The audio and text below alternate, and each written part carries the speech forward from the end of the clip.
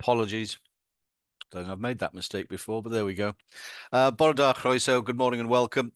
This is the last meeting of the financial year, and as is always the case, it's quite a heavy agenda, so please bear with us as we go through. We've tried to structure the day to give us a number of breaks so that we can get through the agenda in comfort.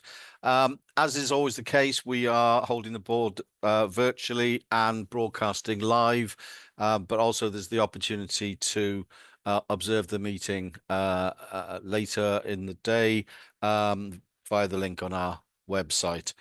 We're providing simultaneous translation facilities for people who are not familiar with how to access those.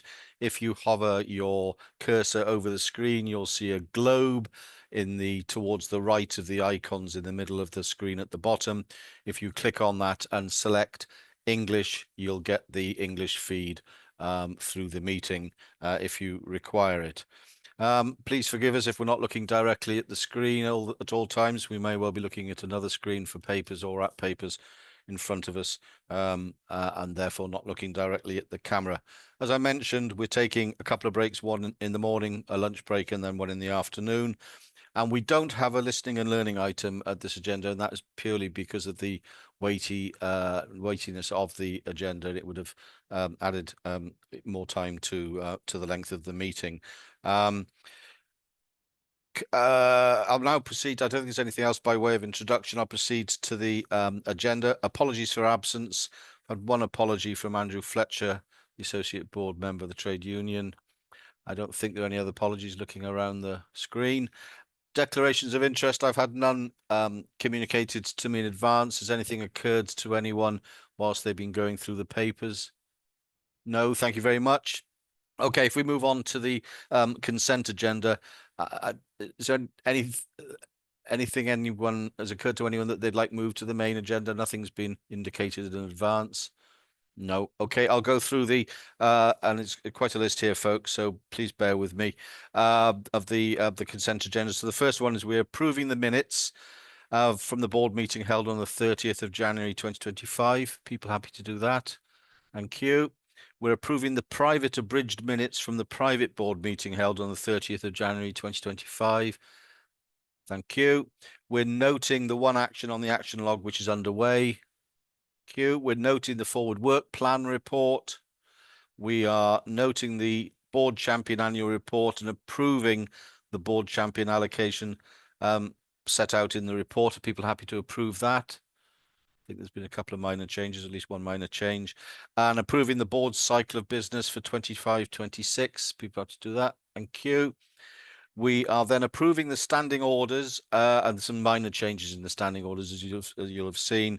And we're noting the annual review of standing orders compliance and noting our self-assessment against the Corporate Governance Code 2024. Okay, people comfortable with that? Thank you. We're noting the board and committee self-effectiveness 24-25 reports, which is item 2.8 on the agenda. Okay, we're approving the estates plan 25-28. People happy to do that? Yep. We are approving the decarbonisation action plan 25-28. Comfortable with that? Thank you. And finally, we're approving the Wellbeing of Future Generations Act statement and objectives. Are people happy to do that? Thank you very much indeed. If we move on then to mine and Ruth's report, and I'll ask Ruth if she, in a moment, if she wants to bring anything specific to your attention. There's two items I think I should refer to. The first is in the meeting with the Minister for Health and Wellbeing meetings report, you'll see that the second meeting we were joined by the Cabinet Secretary, who talked through and discussed the escalation, as people would be aware, our escalation to level 3, which had occurred, I think had been announced the day before or the week before our meeting. And he went through what he expected of us in terms of how we approached the escalation and what we achieved as a result of it. Now, there's going to be, I'm sure Helen will refer to it in her report, but also you'll see there's a substantive item on the agenda that Chris is going to introduce around the escalation and how it works, and what further detail we have at this point in time in terms of what we need to undertake and what we need to do and what work we need to do with the various people within the Welsh Government who will be supporting us through this process, a period of escalation. So there's an opportunity for a discussion on that later in the meeting. And then the other thing, I'd just like to thank colleagues in Swansea Bay Health Board for hosting us in a meeting last Friday. Marion and Ruth joined myself along with Helen and a number of our officers, execs and officers. I was really useful. We went to the cardiac department and to the ED, could talk to people who were using digital applications, could hear both their frustrations and how it makes their life easier and makes working easier. And then we had an opportunity for a wider discussion with Swansea Bay colleagues around where the direction of travel of future digital applications. I'm sure Ruth and Marion will agree with me. It was very helpful indeed. And we are, I've spoken to Chris, and we'll be trying to make sure that we have a regular set of these of visits to talk. Most important for me was actually hearing. We heard from a nurse on cardiac around her experiences of working with the various digital applications. It is very useful to get that background and see it in live, if you like. Those are the two things I just wanted to bring out in my report. Ruth, is there anything you wanted to particularly highlight in yours? Diolch, Simon. Only the NHS Hack Day, which I attended as a judge a few weeks ago. It was just in what can sometimes be a difficult environment. It was just really heartening to see the students, patients, staff coming together to look at some of the problems they face using the NHS and come up with solutions. So I'd like to thank Anne-Marie Cunningham for inviting me along to that, and I look forward to seeing some of those ideas come into fruition over the coming weeks and months. Diolch. Thank you, Ruth. Okay, anyone got any questions or points they wish to raise on either my bit of the report or Ruth's bit of the report? No, thank you. So you've been asked to receive that report, and I'm sure you're happy to do so. But one important thing on my report, you'll see that people are happy to approve the use of the common seal, which I did this morning. Though I'm not allowed to touch the actual seal, Chris has to do that. Okay. Thank you very much. We'll then move on to the Chief Executive's report, and I'll invite Helen to speak to her written report. Helen. Diolch, Chair, Bwrdd pob. Yeah, just a couple of highlights from me. Colleagues will have had a chance to review the update. But the things I'd want to kind of bring to your attention, as you've mentioned, Chair, we have now kind of had our escalations status changed, so we're moving from level 1 to level 3, which is enhanced monitoring, and that is in relation to major programmes. I leave it for Chris later in the agenda to go through the areas highlighted, but just to say that we will work with Welsh Government on the improvement actions that are needed to demonstrate progress and provide the level of assurance that is needed to get us to a point where we're making progress and there is assurance and we can be de-escalated. But working through this as an opportunity, really, in terms of how we can make those improvements both within DHCW and across the wider system. Also worth noting, we received our remit and allocation letter on the 14th of March.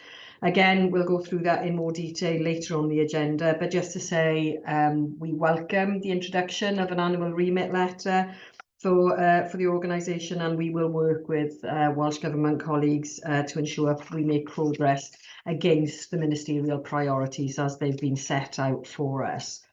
One of those, actually the first priority, is the national target architecture.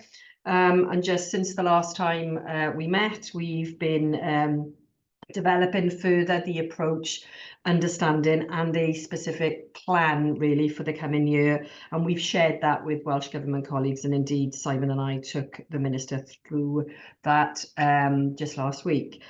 So we will provide regular updates to the board going forward on this priority area of work. We've also, just to bring to the board's attention, signed, I've signed a new memorandum of understanding with the E-Mental Health International Collaborative.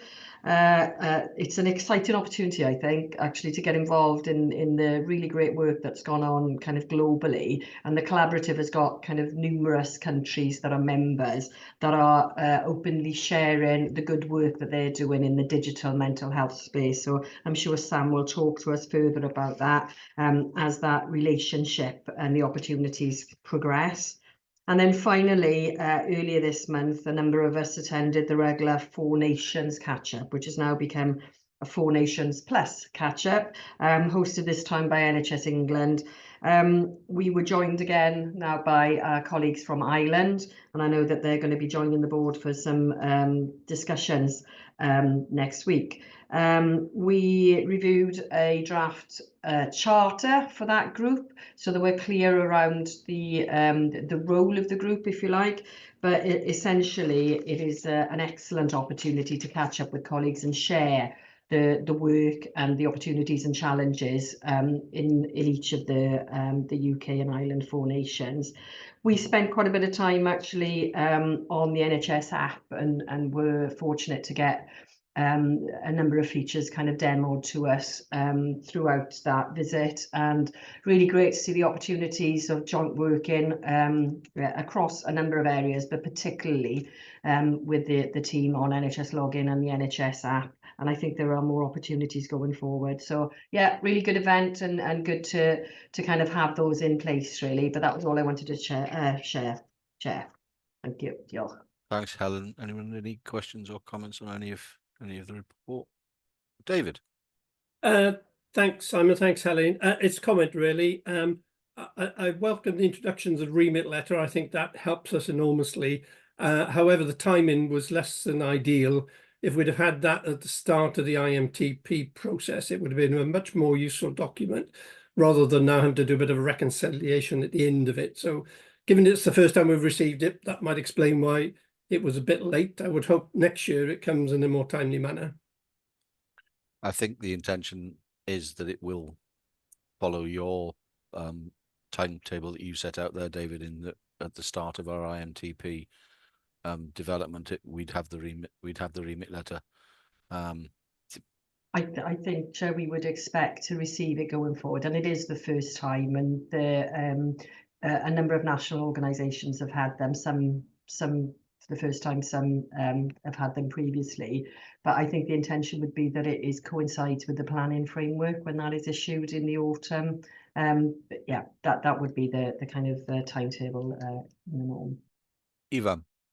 Yeah, just to confirm that, and I'll cover the IMTP and the remit letter in a bit more detail in the next item, but I was discussing with the Welsh Government Director of Planning yesterday, and that is absolutely the intention, is to review the process of the 3 remit letters. 2 of them were new this year, and just to take stock and to aim to issue them with the planning framework before Christmas, and then, as David, you suggested, they then form part of the early stages of our planning framework rather than coming at the end. So that is absolutely the Welsh Government's intention.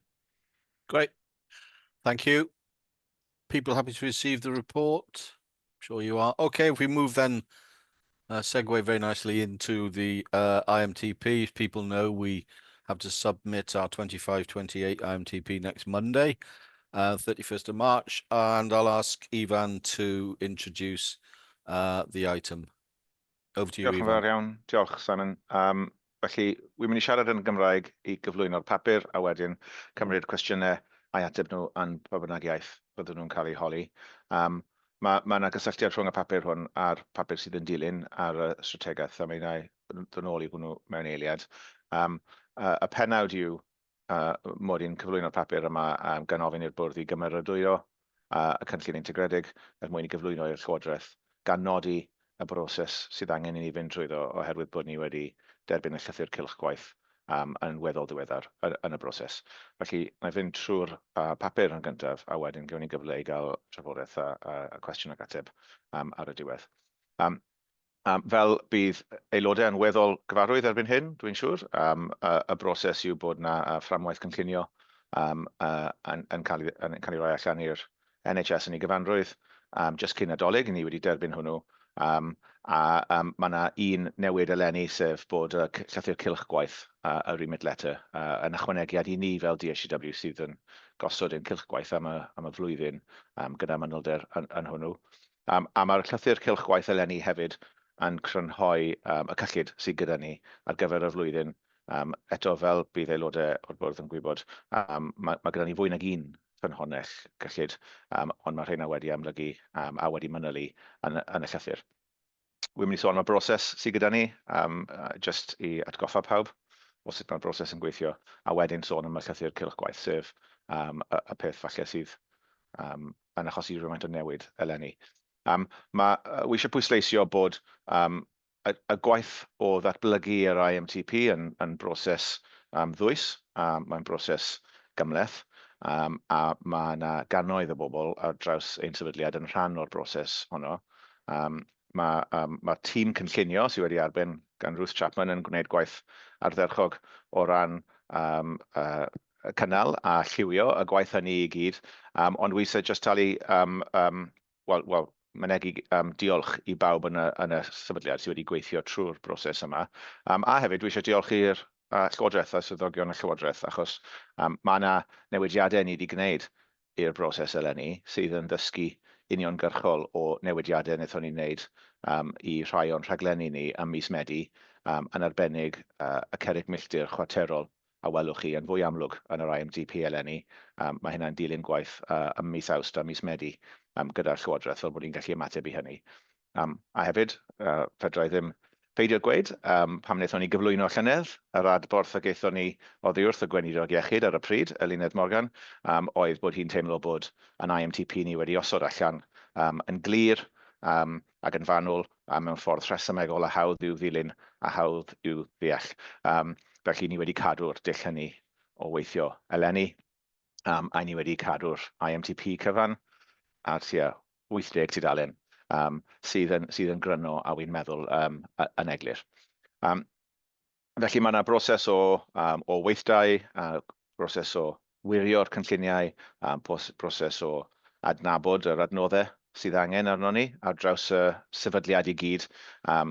Tu cefn i'r prif IMTP sydd â 400 o gerrig milltir, mae yna gynllun busnes un blwyddyn sydd â dros 500 a wedyn o gerrig milltir, a wedyn mae dros 2,000 o geisiadau am adnoddau. A dyma sut I ni'n cael y tîmoedd I gyd I weithio gyda'i gilydd fel bod yna gynllun gwaith ym mhob tîm a bod ni'n gallu deall a berthynas a beth sydd yn dibynnu rhwng un tîm a'r llall. Felly mae fe'n broses gymleth. Ond mae fe'n broses sydd yn gweithio, a broses sy'n galluogi ni I reoli trwy'r flwyddyn, a mae fe'n broses sy'n galluogi ni I adrodd yn fusol i'r Llywodraeth ar ein cynnydd yn erbyn y cerrig milltir hynny ac I reoli newid trwy'r flwyddyn, fel wnaethon ni llynedd, ddwywaith, yn dilyn newidiadau ar gais y Llywodraeth. Felly yn chwarter 1 a chwarter 2, roedd rhaid I ni ail gynllunio, a mae gyda ni'r prosesau I wneud hynny mewn ffordd sy'n gallu rhoi sicrwydd I chi fel bwrdd, neu ni fel bwrdd, a hefyd i'r Llywodraeth mewn ffordd tryloyw iawn. Felly falle bod chi'n sylwi. Wy'n falch iawn o'r broses cynllunio sydd gyda ni, a wy'n meddwl bod e'n broses effeithiol. Eleni, ni wedi derbyn llythyr cylch gwaith, a mae'r llythyr cylch gwaith yn gosod allan I ni beth I disgwyliadau y gweinidog a'r Llywodraeth o ran beth I ni'n gwneud. A mae llythyron cylch gwaith ddim yn beth newydd. 20 mlynedd yn ôl, ro'n i'n gweithio yn y bwrdd iaith, hwnnw'n derbyn cylch gwaith fel mae cylch hydbrech. A mae'r cylch gwaith sydd gyda ni yn ddefnyddiol iawn. Wy'n credu bod yna un peth sydd yn annisgwyl amdano fe, a un peth wy eisiau tynnu allan sydd i'w groesawu. Beth wy'n meddwl oedd yn annisgwyl I ni oedd y manylder sydd yn yr annex i'r llythyr. Felly mae'r llythyr yn 5 tudalen a mae'r annex yn 27 tudalen. Yn fanwl iawn o ran y pethau sydd i ni i'w cyflawni yn ystod y flwyddyn. A mae'r papur sydd ger'ch bron heddiw yn dangos sut fyddwn ni'n mynd ati i asesu beth sydd yn y llythyr hwnnw. Bron dros 180 o fesurau penodol, sut fyddwn ni'n asesu hwnnw yn erbyn y 400 sydd yn yr IMTP mwyn sicrhau bod ni'n gallu newid yr IMTP fel bod ni'n gallu cyflawni y pethau sydd yn y llythyr cylch gwaith i ni wedi cael oddi wrth y Llywodraeth. Beth sy'n annisgwyl fi'n credu o'r fanylder a bod e'n cyrraedd yn hwyr iawn yn y broses. Ar y llaw arall, be wi eisiau tynnu allan yw bod yna aliniad cryf iawn rhwng beth sydd yn y llythyr cylch gwaith a beth sydd yn yr IMTP. Mae'r penawdau, y blaenoriaethau, mae'r Llywodraeth neu'r Gweinidog yn ei roi i ni. Mae y meysydd ar gyfer y cerrig milltir, mae'r rhaglenni a'r pethau sydd i'w cyflawni. Maen nhw bron yn union yr un peth a beth sydd yn yr IMTP, a wy'n credu bod hwnnw yn adlewyrchu bod yr IMTP wedi alunio i'n strategaeth ni, sydd wedi alunio i strategaeth y Llywodraeth, a bod y llythyr cylch gwaith yn amlwg hefyd wedi alunio i strategaeth y Llywodraeth, a felly bod yr holl bethau hynny wedi leinio lan gyda'i gilydd. Falle bod hynny yn beth amlwg, ond o brofiad wedi gweithio yn y Llywodraeth, mae'n hawdd iawn bod mewn sefyllfa lle mae yna gamddealltwriaeth neu bod pethau'n mynd i gyfeiriadau gwahanol. A dwi ddim yn credu bod hynny o gwbl. Maen nhw gyd yn mynd yn union i'r un cyfeiriad, a maen nhw gyd yn gorgyffwrdd ac yn mynd dros ei gilydd yn daclus iawn. Serch hynny, mae yna waith gyda ni'n neud. Mae'r geiriad yn wahanol, ambell waith mae'r amseru tipyn bach yn wahanol, ac ambell waith mae beth sydd wedi flaenoriaethu a beth sydd yn fwy neu yn llai, eto tipyn bach yn wahanol. Felly, y manylder hynny yw beth sydd angen i ni weithio drwyddo dros y 6 wythnos nesaf, a gweithio'n agos iawn gyda swyddogion yn y Llywodraeth i wneud hynny. Ond drafftwyd y papur wythnos a hanner yn ôl ar y pryd o'n i newydd gael y llythyr cylch orchwil 3 neu 4 diwrnod ers i dderbyn e. Mae'n cyfeirio at y risg posib bod yna wahaniaeth mawr rhwng y llythyr a'r IMTP, a felly bod angen i ni ail redeg y broses cynllunio bron iawn o'r cychwyn. Dwi ddim yn meddwl bod hynny yn risg sylweddol, neu'n risg sydd yn debyg bellach. Wy'n meddwl bod yna lot fawr o debygrwydd, a mae smwddio pethau fel petai, fel bod nhw'n llyfn at ei gilydd, a bod ni a dealltwriaeth glir a wedi cytuno gyda'r Llywodraeth o sut fyddwn ni'n adrodd yn erbyn y llythyr cylch orchwil a'r IMTP. Felly wy'n credu bod hwnna yn glod i ni am hwnni, ein tîmoedd ni, bod ein cynllun ni a'r strategaeth ni yn adlewyrchu blaenoriaeth y Llywodraeth, ond hefyd yn credit i tîm y Llywodraeth sy'n adlewyrchu'r gwaith agos iawn sydd wedi bod rhwng DHCW a'r Llywodraeth dros y 12 mis diwetha, bod ni'n annibynnol wedi datblygu cynllun weddol fanwl, 2 gynllun wahanol, ond bod nhw bron yn union yr un peth. Felly dwi'n meddwl bod hwnna'n beth i'w groesawu, a mi fyddwn ni nawr yn gweithio dros y 6 wythnos nesaf mwyn ceisio cytuno'n union sut fyddwn ni'n adrodd. Ni wedi ychwanegu 1 tudalen i'r IMTP, jyst i ddisgrifio'r broses fyddwn ni'n mynd trwy o ran cymharu'r cerrig milltir a wedyn cytuno nhw gam wrth gam gyda swyddogion y Llywodraeth. O'n i'n teimlo bod e'n bwysig bod ni'n cynnwys hynny yng nghorff yr IMTP, achos mae fe'n rhan o'r broses o gyflwyno. Hynny yw, ni'n gyflwyno'r IMTP a ni eisiau cydnabod bod angen gwaith mwyn bod ni'n gallu gwneud y newidiadau hynny. Felly, gyda hynna, dwi'n credu bod hwnna'n yn gobeithio yn crynhoi bleuni ar hyn o bryd, a felly yr argymhelliad o'r papur yw yn gyntaf bod y bwrdd yn cymeradwyo cynllun integredig ar gyfer 2025-28 i'w gyflwyno i'r Llywodraeth, a wedyn y bydd angen i ni wneud newidiadau i'n cynllun busnes ac hefyd i'r IMTP, ond mi fyddwn ni'n rheoli hynny ac yn delio hynny trwy'r brosesau sydd gyda ni eisoes. Rhai ni wedi profi gyda'r Llywodraeth dwywaith yn ystod y 12 mis nesaf diwethaf, ac ar hyn o bryd dydyn ni ddim yn meddwl y bydd rhaid i ni ail redeg y cynllun y broses gweithdai yn ei gyfanrwydd. Mae just asio y llythyr a'r IMTP at ei gilydd mewn ffordd sydd tipyn bach yn mwy am y manylder yn hytrach na'r y darlun mawr, achos bod y darlun mawr yr un peth yn y llythyr a'r IMTP. Diolch yn fawr. Diolch, Ifan. Couple of things. We probably need to have a caveat on approving the IMTP because our standing orders require us to deliver an IMTP that delivers against the remit letter, and there's still some continued assessment going on. So probably when we come to the formal bit, we need to approve the IMTP subject to the continuing assessment that you described, Ivan, to ensure that the IMTP does deliver what the our remit letter requires us to deliver. So I think if we can find a form of words, Chris, that makes that clear that it is approved, but there is continuing work going on. The second point, let me bring David and Alistair in. David. Thanks, Simon. Thanks, Ivan. Thank you for that, Simon, because that was my first question, which is I'm happy to approve the document as we've seen it develop. What I'm concerned about is that there may be some gaps between that and the remit letter. And even in terms of the process you're going through and have gone through to get to where we are today, are there any obvious gaps between the remit letter and the IMTP and what the remit letter is setting out and the allocation of funding as well? So I'm assuming that you're going to consult with Claire on that. But at this point, starting the process, are there any obvious gaps that we should be made aware of? There's so we've been using internally the phrase, are there any showstoppers?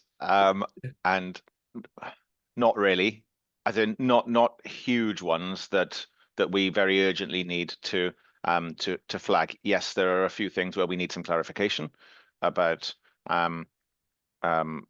when words like comprehensive or full are used in the remit letter requirements, by when and what does that mean? So there are one or two things where I think we just need to clarify where there's potential ambiguity in there.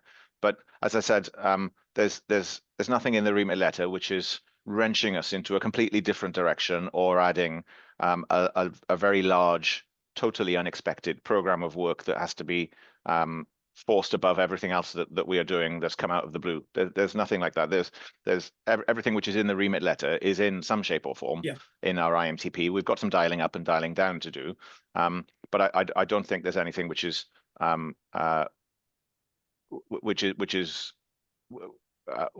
know sort of there's no showstoppers, right? That's the word that we've been using. On the finances, yes, we've so Claire is leading discussions on the finance, particularly the DPIF program allocation with Welsh Government over the last week and a half since the remit letter was received.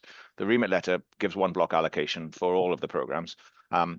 Underneath that, we've been discussing with them what their expectations are in terms of allocations to individual programs. So we're working through those. There is a little bit of trimming on several different programs, mostly in the space of around 10%.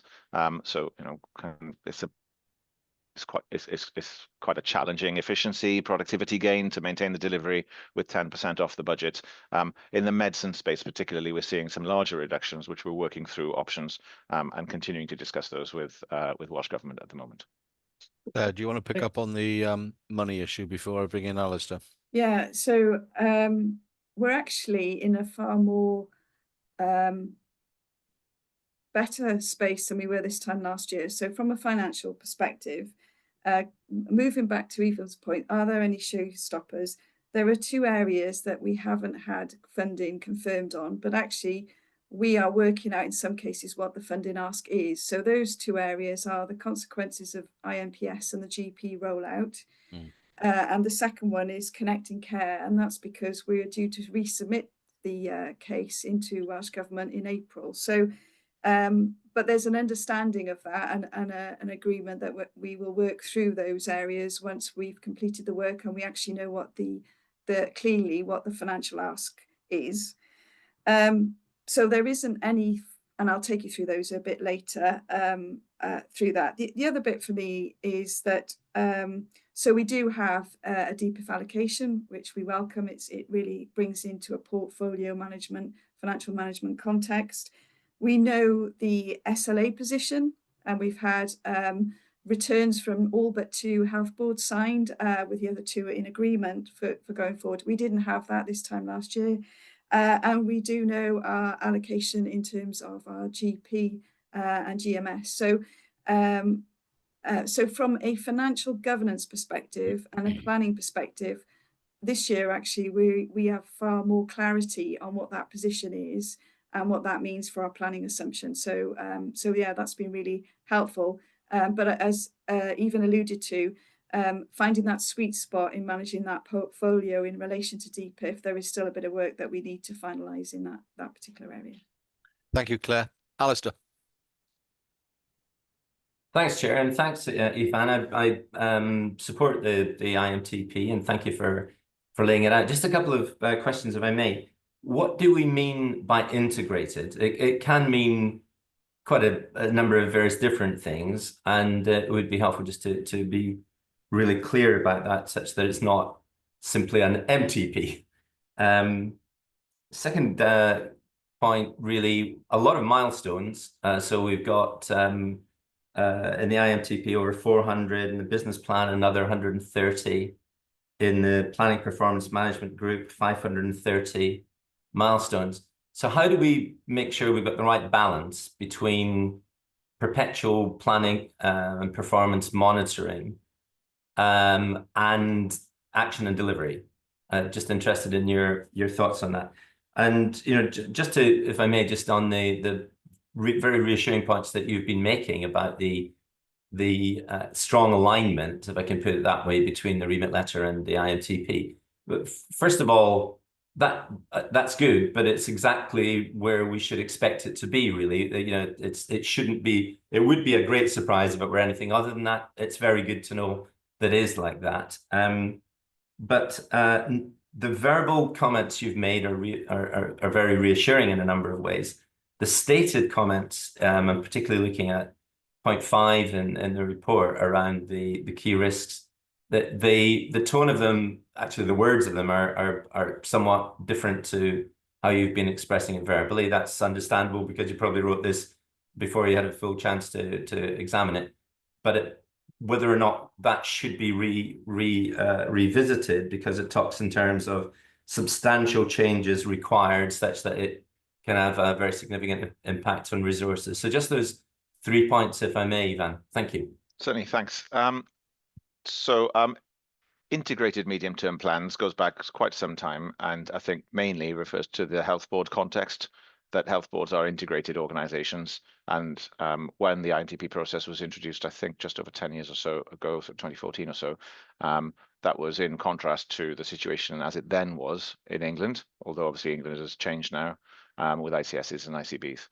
So it's mainly focused on that. I mean, from our perspective, we set out how things are integrated in terms of our technical architecture, our staff and our workforce, the way that we interpret the work that we have to do, which is, I would say you can see that I think IMTPs for an organization like DHCW are quite different to IMTPs for health boards.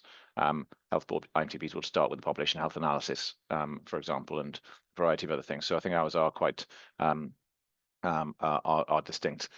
I tend to interpret integrated a little bit more like comprehensive, in that it needs to cover all of the things that we do, and it needs to describe how all of those things come together, so that the sum is greater than, or the whole is greater than the sum of the parts, if you like, as part all aligned to our mission.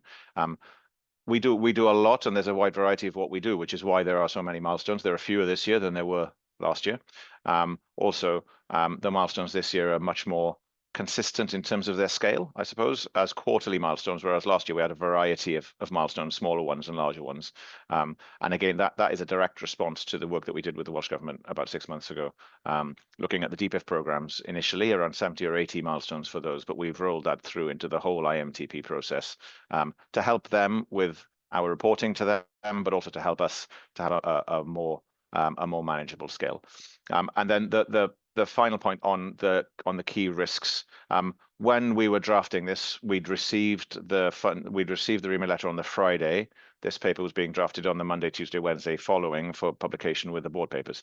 I think risks have a degree of uncertainty, and at that time there was some uncertainty, and we had not had the opportunity to go through the 180 odd deliverables and milestones in the remit letter, and there was a risk that if they were significantly different to where our IMTP was, we would have to do some really quite major rework. As I said in the presentation, my assessment of the likelihood of that risk now is much lower, and that's why what I said verbally is slightly different to what is in the report. And it's only because this has evolved very quickly over the last 7 or 8 working days, which is maybe not ideal, but there are lots of reasons for that. And then for the final bit. Yes, absolutely. We should expect that we're all lined up.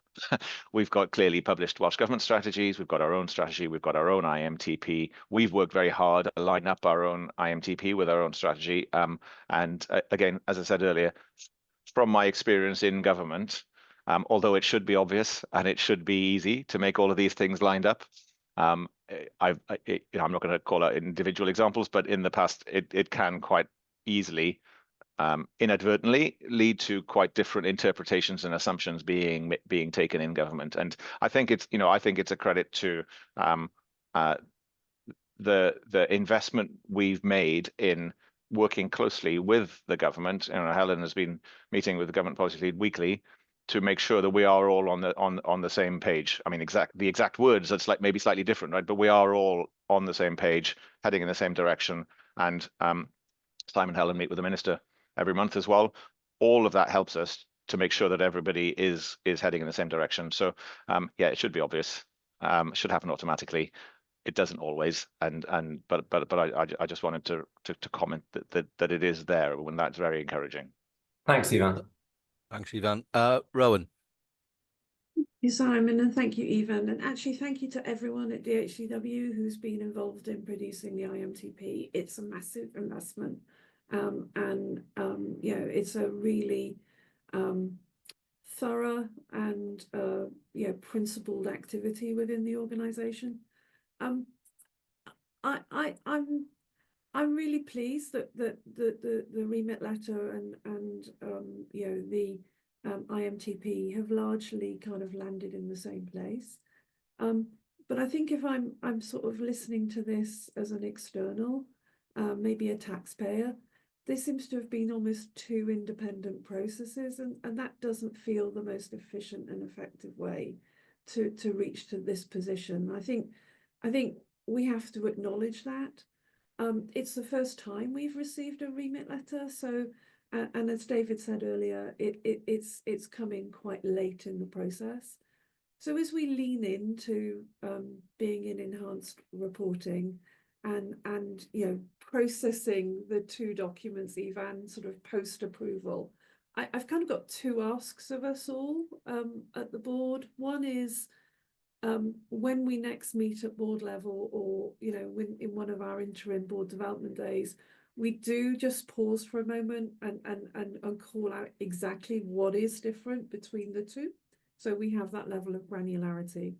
And then my second ask is that we also just check in with each other and see if there's anything more we can do to lean into a process to have something that perhaps is more collaborative next year, so that we can arrive in this position without this level of having to have this conversation. Having read the IMTP, I'm going to commend it to everyone. I think it's a very clear document, so I do want to make sure that we record that this has been a substantial piece of work that has been thoroughly thought through. So thank you, Ivan. Okay, now I think it's worth pointing out that we as a board have had 2 sessions looking at the IMTP. I particularly like the way we approach it, in that one early on in the process, one midway through the process, because the timescales are so tight for here we are on the 27th and we have to submit it on the 31st. So I think that process is really helpful in getting to this point where the board are already comfortable with the, not first initially with the direction of travel, and then the second opportunity we've had to have a look at it with a much more flesh on the bones, much more detail in terms of the contents of the IMTP. So I think it's just important for the record that we recognise that the board have had 2 significant sessions already on the IMTP, lest people think that this is the entirety of our scrutiny of the content of the document. So at this point, I'm going to ask you all to, if you're happy to approve the IMTP with the caveat I mentioned earlier that we need to, that we've talked through through the conversation. And people happy to do that? Chris, did I see you wanted to come in? Don't worry if you don't. Well, no, it was just the caveat, Simon. So approving the IMTP subject to the cross mapping of the 180 plus deliverables to the 400 deliverables we have in the IMTP. The IMTP has to, based on standing orders, deliver those 180. Yeah. We're not saying we can do that with certainty at the moment, but we're approving a plan on the basis that it gives us something to work with. And it would probably make sense then, because I'm sure that would be done by the point of our next formal public board meeting, to have an item on the agenda which updates on how you've approached that, Ivan, in terms of go on. Yes, well, so firstly, absolutely, and so we considered options whether to submit the IMTP with a covering letter, setting that caveat out. But rather than do that, we've included a slide, it's slide 19, I think, in the IMTP itself that sets out that caveat and the process that we will follow. The reason we've done that is, again, from experience inside government, the IMTP document, when we've submitted it, is circulated as a document to various policy leads for their assurance and for Welsh Government feedback to us during that process. And rather than rely on a covering letter sticking with the IMTP, we thought it would be safer to put it into the IMTP so that all officials reading it can understand what it is we're going to do and how we will digest the remit letter. And yes, I think the next SHA board will be May, probably. Yep. Definitely. So absolutely, we want to get to that point. It is a busy period, the April, several bank holidays and Easter holidays, and I know there is a stretch in the Welsh Government policy team as well. But we've already started engaging with them to put meetings in place through April so that we can work with them and go through the steps that we've set out in the paper and in the IMTP itself. Great. Okay, people happy with that approach and to approve on that basis? Thank you. Don't go away, Ivan, you're back on. So item 4.2, the delivery of update on our long-term strategy action plan. Over to you, Ivan. Good. Diolch yn fawr iawn, Cadeirydd. Felly mae'r papur yma heddiw, wy'n ei gyflwyno fe i'r bwrdd i ofyn i'r aelodau nodi diweddariad ar y flwyddyn gyntaf o'r strategaeth hir dymor. Mi fyddwch chi'n cofio llynedd yn y cyfarfod yma, mi wnaethon ni edrych ar yr IMTP sydd gyda ni ar hyn o bryd, sef IMTP 24 tan 27, a'r strategaeth hir dymor newydd gyda'i gilydd, a mi wnaethon ni fwrw golwg dros sut maen nhw yn alunio at ei gilydd. Felly mae'r papur yn diweddaru ar beth i ni wedi wneud yn y flwyddyn gyntaf ar y strategaeth hir dymor, a fe'n strategaeth 6 mlynedd, a felly i ni 1/6 o'r ffordd drwodd. Mae'r diweddariad ar y link, felly dyw e ddim yn y prif becyn i unrhyw un sydd yn gwylio heddiw, mae eich chi clicio ar y link er mwyn gweld y ddogfen sydd fel appendix. Wi just eisiau tynnu rhai pethau allan o ran beth ni wedi wneud yn y flwyddyn a beth ni'n mynd i wneud nesaf. Felly mae 3 peth i ni'n tynnu allan o ran cynnydd yn y flwyddyn sydd yn ymwneud yn uniongyrchol â'r strategaeth a gweithredu'r strategaeth. Y cyntaf yw'r rhaglen adeiladu ein dyfodol. Mae papur bydd Claire yn cyflwyno ar yr agenda heddiw a'r lle i ni ar y rhaglen hwnnw. Cafodd y rhaglen hwnnw i gychwyn tua blwyddyn yn ôl hefyd. Mae fe'n rhaglen bwysig iawn o ran sut i ni'n mynd i newid fel sefydliad i fod yn fwy cynhyrchiol, i fod yn fwy effeithiol, newid ein dull gweithio. newid sut mae tîmedd wedi strwythuro ac yn y blaen. Felly ni wedi gwneud cynnydd da ar hwnnw. Yn ail, ni wedi sefydlu mwy o fframwaith llywodraethiant o gwmpas ein strategaethau ar draws y sefydliad. Oedd papur yn y cyfarfod cyhoeddus diwethaf o'r SHA Board ar y grŵp sicrwydd strategaeth, y Strategy Assurance Group, a sut mae hwnnw yn sicrhau bod ein is-strategaethau i gyd yn leunio lan gyda'r prif strategaeth a hefyd yn cadw gorolwg ar sut mae'r strategaeth yn dod yn ei flaen. Ac yn olaf, a'r peth pwysicach, neu pwysica, yw yr IMTP a'r cynllun busnes am y flwyddyn. Felly, yr IMTP yw cynllun gweithredu y strategaeth. A mi oedd yna, wy'n credu, wrth llynedd oedd yr IMTP wedi alunio gyda'r strategaeth achos bod ni wedi datblygu nhw ochr yn ochr. Ond eleni, wy'n credu welwch chi yn fwy amlwg trwy'r IMTP, sut mae fe wedi enlunio yn benodol i'r strategaeth hir dymor. Yr IMTP sydd yn bennaf yn rhoi sicrwydd i'r bwrdd, i aelodau ac i'n rhanddeiliad allanol bod ni'n mynd i gyflawni yn erbyn ein strategaeth. Hwnnw yw'r cynllun gweithredol i ni'n edrych ar bob blwyddyn. Felly, wy'n sicr yn teimlo bod yr IMTP eleni wedi alunio'n dyn i'r strategaeth hir dymor. Wy'n gwybod bod y tîm strategaeth wedi bod mewn yn y gweithdai cynllunio i gyd yn gwneud yn siŵr bod bobl yn cadw'r strategaeth hir dymor mewn meddwl a bod hwnna wedi gweithio yn effeithiol. A wedyn, dwi'n eisiau mynd trwy y cynnydd yn erbyn bob un o'r blaenoriaethau sydd yn y papur, jyst eisiau sôn am flwyddyn nesaf. Dau beth allweddol o ran pwyslais i ni flwyddyn nesaf. Y cyntaf yw defnyddio y fframwaith rheoli perfformiad. Felly yn credu eto yn y cyfarfod diwethaf i ni gael. Mi wnaeth Claire gyflwyno ar y fframwaith perfformiad.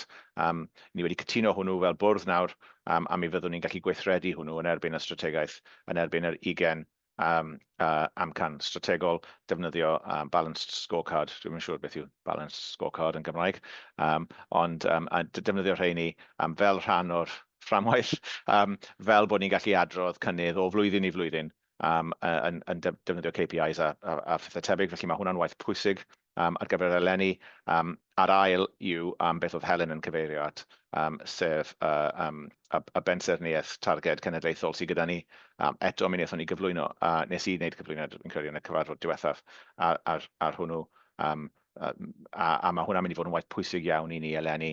I ni'n gweithio gyda'r gweinidog yn fusol ar hynny, a gyda tîm yn y llywodraeth a ddoi mi nes i wneud cyflwyniad i'r sefydliad trwy un o'n cynlluniau 10 talks ni. Oes dros 180 o bobl ar yr alwad, felly mae'n credu bod yna ddiddordeb a brwdfrydedd mawr ar draws y sefydliad i weld sut mae'r gwaith hynny yn symud ymlaen. A mae fe gyd yn rhan o'r strategaeth hir dymor. Felly wy'n hapus gyda'r cynnydd ni wedi wneud dros y flwyddyn gyntaf. Mae yna lot mawr mwy i wneud yn amlwg, a wy'n gobeithio bydd blwyddyn nesaf yn flwyddyn bwysig iawn, a wy'n cymeradwyo diweddariad i chi i'w nodi. Diolch, Ifan. Any questions or observations, comments? Okay, Alistair and then Ruth. Just a quick one, Ivan, and support the update, and thank you for it. Really, I wasn't entirely clear from what you were saying whether or not the remit letter would have an impact of kind of marginal change to the strategy, or whether it would be something more substantial. And just wonder if you could just clarify that a little bit more. Thank you. Well, I think there's as I said, Alistair, I think there's a good, strong alignment. There are some things. The remit letter is interesting because it's got some commitments by government on its own behalf. And some of those are very, very strongly aligned to things that we've set out in our strategy. When we were developing our strategy, we engaged a lot with digital directors, with Welsh Government and with others. And as a result of that engagement, we made sure that the strategy it's a DHCW strategy, not an NHS Wales strategy. And there was some misunderstanding or assumption that we were trying to write a strategy for the whole of the NHS Wales. It is a DHCW long-term strategy, but there are things in it that clearly rely on actions by others. And if I pick out one example, there's things like all data should flow to the National Data Resource. we don't control all that data. We've got a degree of control over national data stores, but there are local data stores and others. The remit letter, the government is clear that it will direct health boards to flow data to the national data resource for direct care and secondary care purposes. So that is really welcome from my perspective, from our perspective. And I think there are several areas in the remit letter that strongly align with our strategy. I don't think because the government has looked at our strategy and how the government can support our strategy. It works the other way around, right? We support the government's policy as a primary, but we are headed in the same direction. So there's nothing which would require, I think, us to tear down and to rewrite our strategy. There has been, there are always developments, and there are things that maybe we would write slightly differently today than we did 14, 15 months ago when we were finalizing the strategy. But that's why we've held this separation, that the strategy needs to stay stable for 5 or 6 years. It's the IMTP that changes to adapt and to compensate for the context that we work in, and changing ministerial priorities, changing IT opportunities and various other things. And I still got confidence in that as an approach. We'll keep an eye on it. If things change radically, then we may need to come back and refresh our strategy. But at the minute, I don't think we need to do that at all. Thanks, Ivan. That's really helpful. Thank you, Ruth.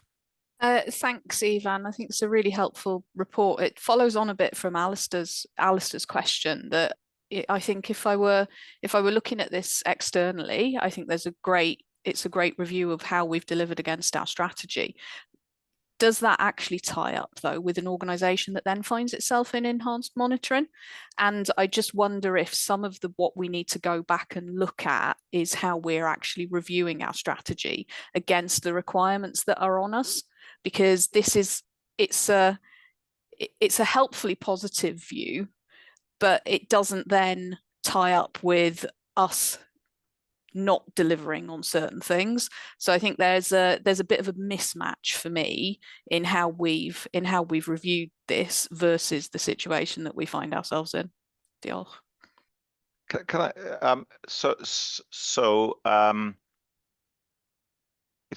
It's not the whole of DHCW which has been escalated.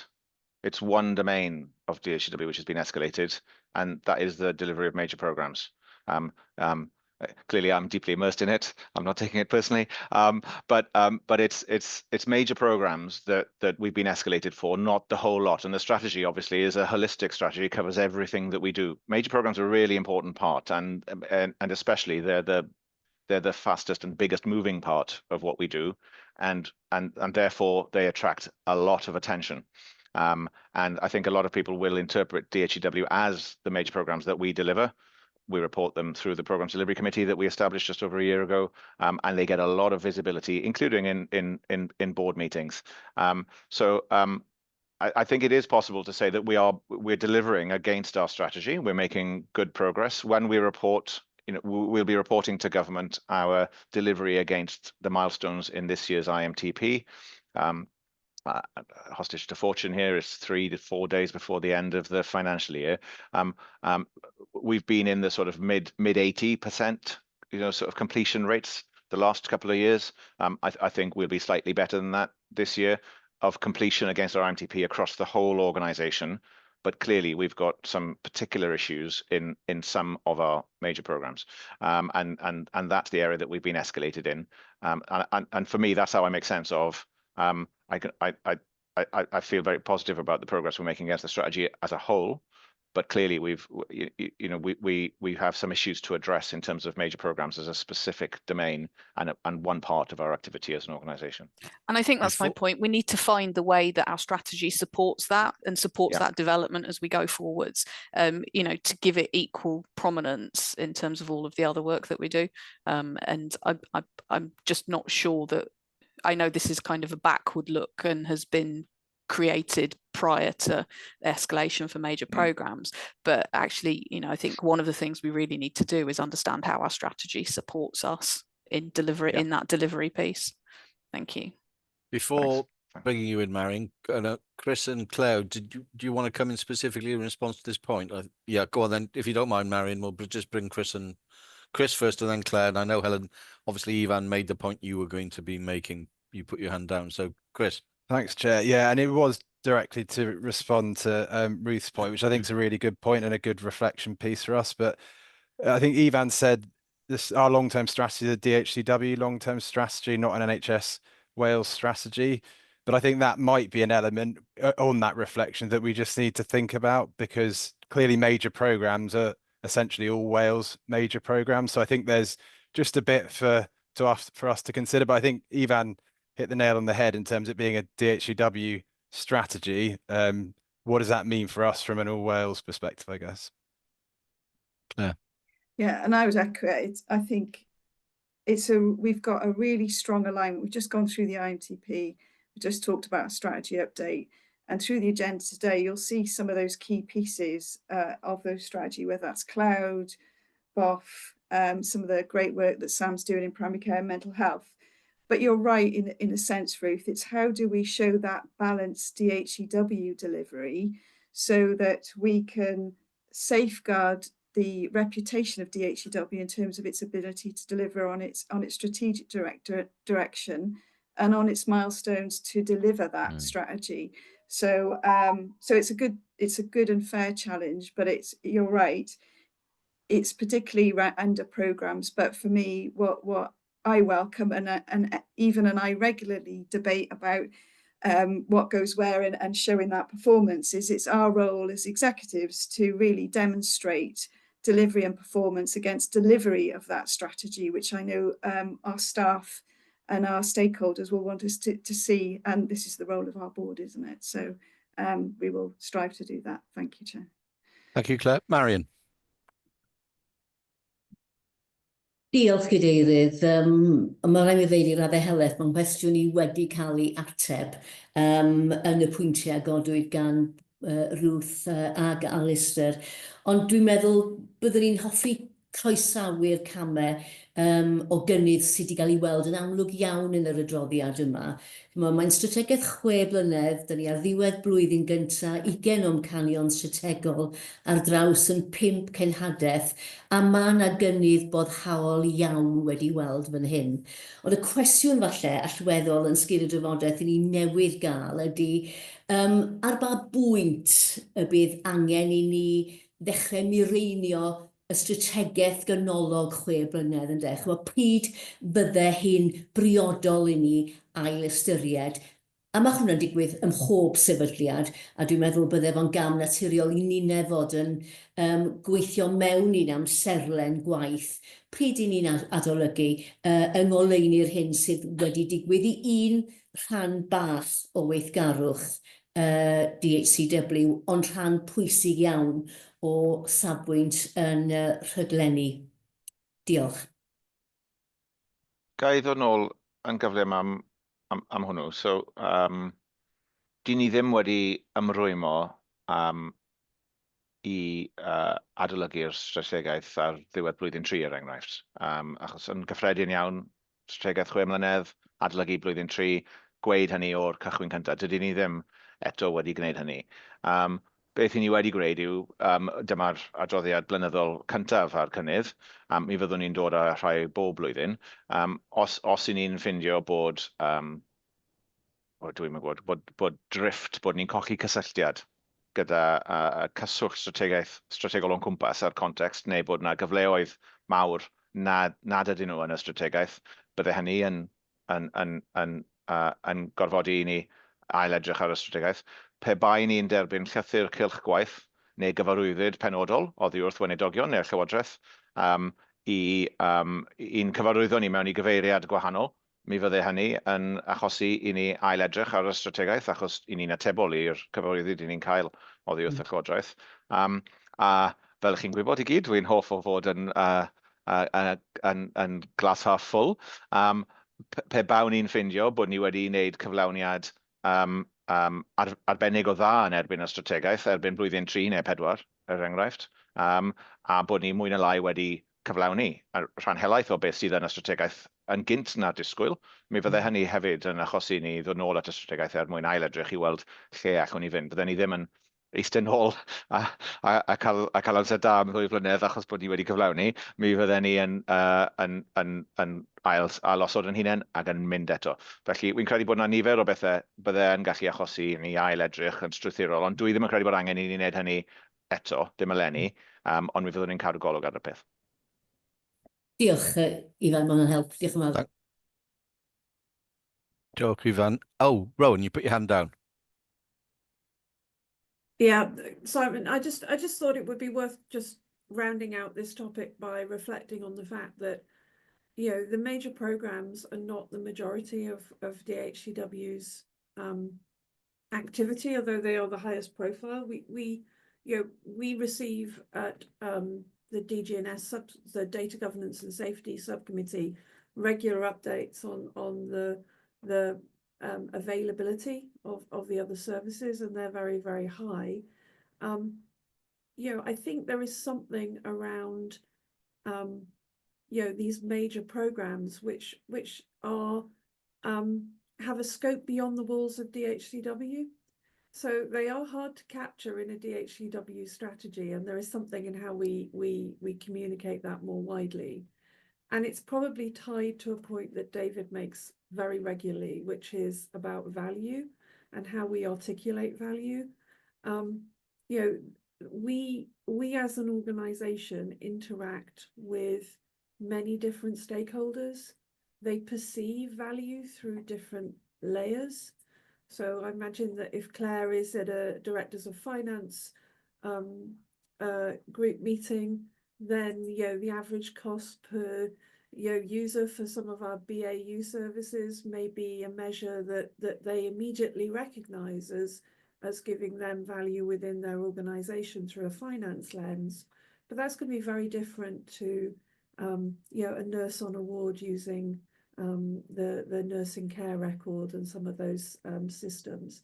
So I think it is a challenge for us. It's one that we regularly discuss as a board. I think that's important to say in a public forum. It is something that we do challenge ourselves to. And actually, I think I'm going to throw it out and say I would be very interested to actually invite perspectives from across the NHS in Wales on how they evaluate the value of digital within their businesses or within their organisations, because I think we have the data and the capability within the organisation to articulate what we do in those ways. So this is a system-wide conversation. So I just wanted to reflect on that. And even digital in healthcare is moving at such a rate that the strategy may warrant an update in 2 years rather than even 3, because innovation is at a pace. But I think this is something that the exec are very open to. They bring to our board development days, and continually challenge us as a board to have these discussions. So I think that was just something I thought was worth adding at this point in the day. Thanks, Rowan. Ivan, is there anything you want to add in conclusion? Yeah, I'll just respond to Rowan's comments. I think really interesting, valuable comment to reflect on, and it's busy from day to day, but still we get the chance to reflect sometimes on the bigger picture and where we are. Board members will know that I'm quite challenging to myself very often. The one thing, not to go back to the last item, but the one thing that didn't go quite as far as I was hoping was how do we surface our business as usual in the IMTP sufficiently prominently in terms of balance against our programs? It's human nature to be attracted to bright, shiny new things that are moving fast. That's what we do. That's how we've evolved. And the programs that we deliver, DHCW programs and the national programs that we deliver, they are generally bright, shiny, complex things that are moving very fast. And so they take a lot of attention from us and from all of our stakeholders. In some ways, at least as important, if not more important, is all of the core services that we provide that are being used by tens of thousands of people right now, this minute, where we're delivering a 5 nines and a 6 nines service availability because they just work. And as a final reflection, so that is a conversation that I have within the NDL program all the time. The NDL program is exciting and new, and it's pushing us into AI, but the data products that it will deliver, my message to the team is that we want them to be simple, boring, and bulletproof. They're just there. They just work. They don't change, and everybody can then rely on them and always rely on them. And they're always resilient, and they never go down, and they cope with whatever scale. And it's quite difficult to report something like that in the IMTP. And that is something which we're continuing to explore in the planning team. How do we bring the importance, the scale, the breadth of those things that we do that are an utility? Digital is an utility in many ways. How do we bring that sufficiently prominently? So we'll keep looking at it. Absolutely, I agree. There are things that are moving very, very fast in terms of artificial intelligence. But on the other hand, there are also things that move much more slowly. Our IT underpinnings, our technology platform and technology layer. And again, our national target architecture will help us to understand how different layers move at different speeds and report on those, maybe with more balance and more visibility. Ruth, you want to come in? Yeah, sorry, just very quickly, Simon. I think there are two different questions here, though, aren't there? There's one, how do we express ourselves to the wider world? And that includes our stakeholders out in the health boards around what we do and how we do things. And the second is, what are we actually monitored and assessed on? Because if when we go into our monthly JET meetings or whatever assessment meetings that we're having with Welsh Government, they are specifically only looking at major programmes, then our behaviour as an organisation will be driven towards putting our resource into fixing all of this, as opposed to necessarily running all of the, all of the good things and all of the unseen things. So I think there are two separate things, aren't there? There's our external, how do we explain that, and then there's our what are we actually assessed on, and is that balance right? And I know it's something health boards struggle with, isn't it, in terms of getting the balance right between working in the prevention space but actually being assessed on waiting lists as the primary thing that ministers etc are interested in. So there are two aspects to this, I think, that we just need to be aware of before we get stuck in a space where we're just trying to really talk about the boring stuff that we do really, really well, versus then actually being assessed on the delivery of the major programs, which might only be a small part of our overall business. Go on, Helen, briefly. Yeah, no, very briefly. Well, just I think really good kind of discussion and reflections actually in terms of where we find ourselves. I suppose just to kind of reassure board members in terms of the way that we report in through the IQPDs, and particularly through the JET meeting, is to describe the story of the organisation, isn't it, and the performance and how we've delivered against kind of the plan, but also how we're delivering all of the routine services that we deliver each and every day. So you're right, it's a balance. But we've got to make sure that conversation is happening in the round. I think the de-escalation will give us the focus around the major programmes, and some of the kind of more detailed discussions on those. But there is the breadth of other stuff that we do that we need to ensure is reported, and we do ensure is reported through those mechanisms. Okay, thank you, Helen. Thank you, Ivan. We're asked to receive this report for assurance. I'm sure we're happy to do so. And we move on then to the People in OD Development Strategy, People in OD Strategy Action Plan update. And Sam Morgan will introduce this item. Sam. Thank you, Chair Bwrdd. Sam Morgan, Director of People and OD. So thank you for the opportunity, Chair. This verbal update refers to the progress being made in delivering our people strategy, and I'm sure colleagues will have read the paper included in the pack. But I just briefly wanted to draw your attention to some of the key points in the paper. So our People and OD strategy was written in 2022 and sets out all of our priorities against 6 key areas, and it leads us through to the end of 2025. The focus of the strategy is to build a high-performing, engaged and resilient workforce that aligns with DHCW's strategic objectives. So we're going to be shortly engaging in a refresh to ensure that our people strategy aligns with our strategic ambitions and the changing nature of the world that we find ourselves in. And the paper I'm presenting today provides an update on the progress between April 2024 and April 2025. So in terms of the different areas, extraordinary leadership is one that is front and centre in terms of what we are strategically focusing on. There's been good progress over the last year with the development of a leadership programme for managers, and that's been developed with the King's Fund and delivered through the King's Fund, and that was for senior level leaders across the organisation. We've also introduced quarterly senior leadership development events as well, and this is really to develop a strong network of leadership and to create a forum where people can learn, share, connect together and understand more about our strategic objectives and work together on those. We've also launched a talent cohort for bands 6 to 8, recognising that we need to ensure progression through those bands and really helping shape that pipeline coming through. And we've continued to embed our emerging talent programme for band 3 to 5 as well. And we've partnered on Bwrdd, which is the Wales Institute of Digital Information, on that front. Really pleased to say that 60% of our vacancies have been filled through internal promotions. So early indications are that the work we're doing in this space is having an impact. But I'm sure there are other things that we're doing as well that is impacting on that positive development. So our second indicator is around a great place to work, and we draw relevance to our staff survey, which has just completed. This is the All Wales Staff Survey. We continue to be one of the top performers in terms of levels of engagement across the wider system. And there are many positive indicators that have come out through that recent survey. So we've performed particularly well in flexible working and team working. That's creating that environment where people can balance work-life balance, which is really important. And there's also really good progress being made in patient safety as well, in terms of how people are feeling the confidence is growing in our safety protocols. So some really good things coming through there.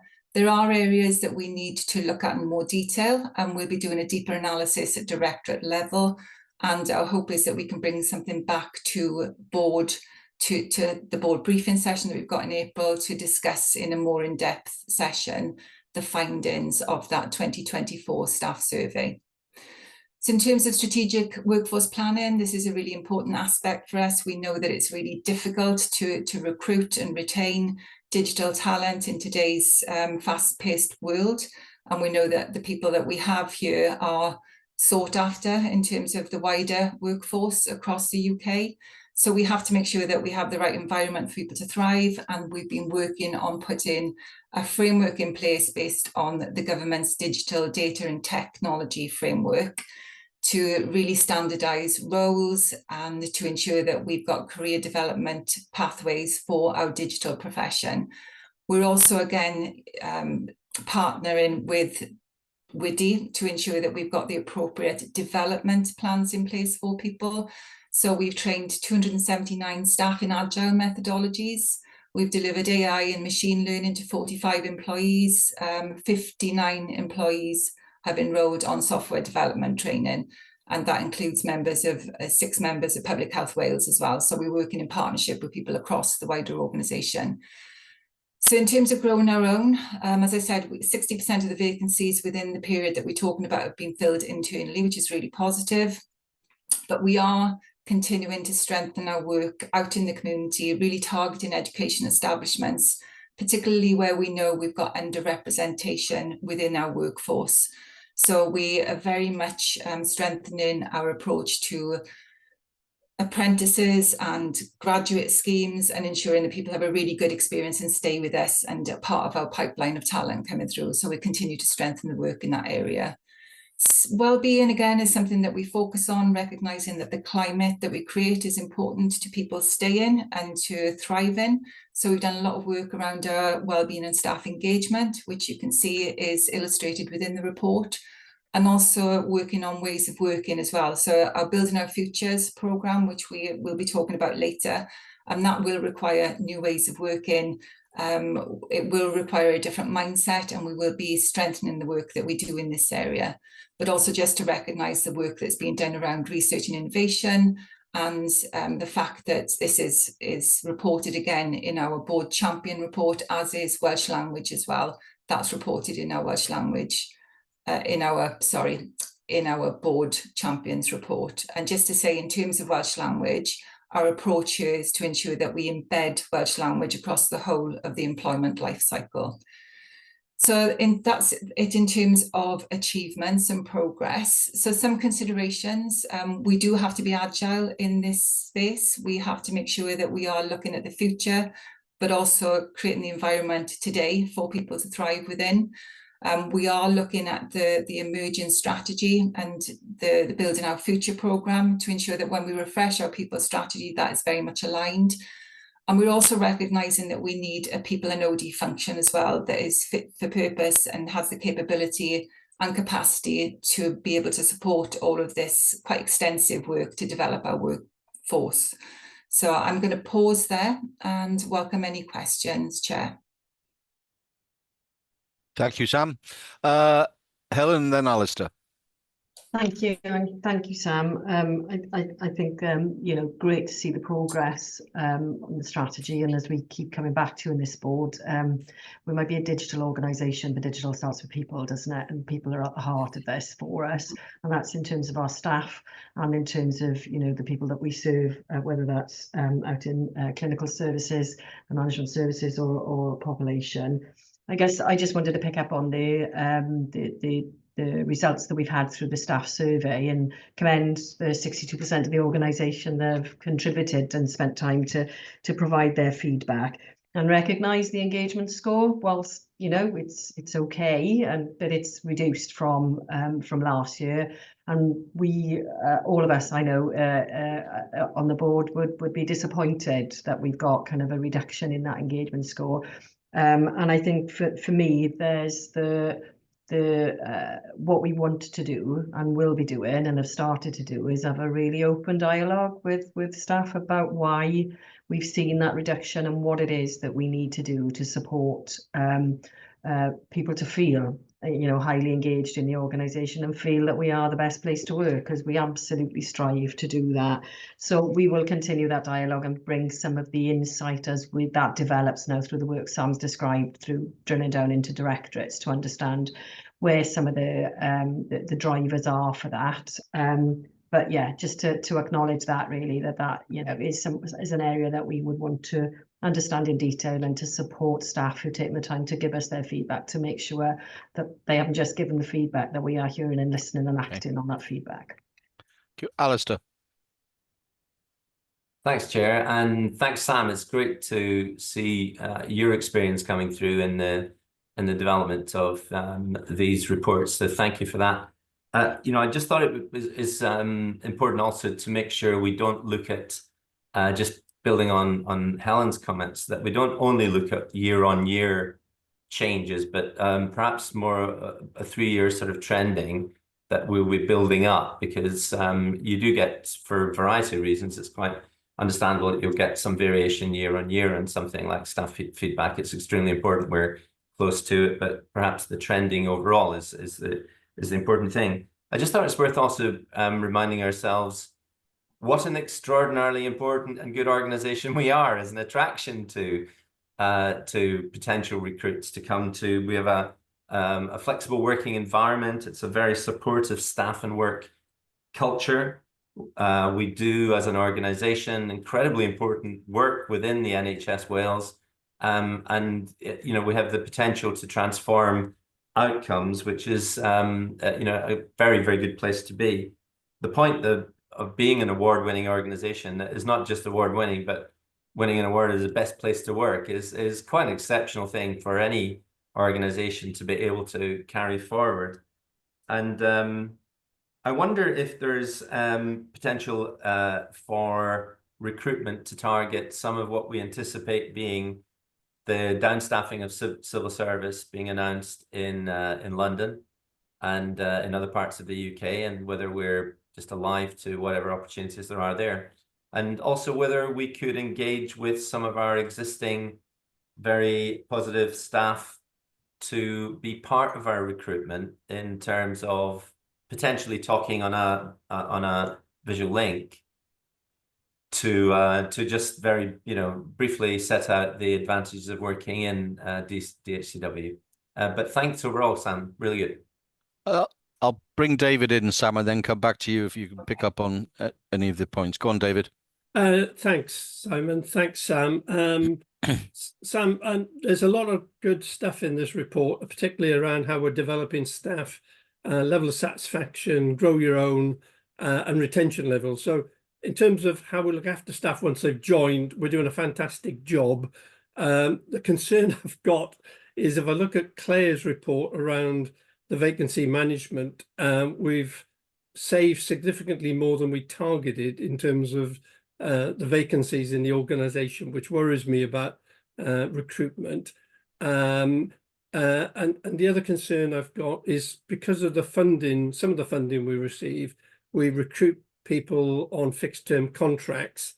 I don't think that's helping us at all. And maybe we need to take a little bit more of a risk in terms of advertising for people on permanent contracts, even though the funding is only fixed term, with the view that once they've joined the organisation, we can probably redeploy them onto other programmes once the funding for that piece of work has run its course. I know that's difficult to manage, but I think we have to be a little bit innovative around how we recruit some of the roles we need, given the level of vacancy we've got at the moment. Sam, do you want to pick up on those points? Thank you. I'm going to go to David's points first of all, in terms of that balance between fixed term contracts and permanent contracts. And we are doing work on that, David, to look at the resourcing model, the optimal resourcing model against the backdrop of how we are funded. And I think, you know, as Claire spoke about earlier, there are some chinks of light in terms of our funding model this year.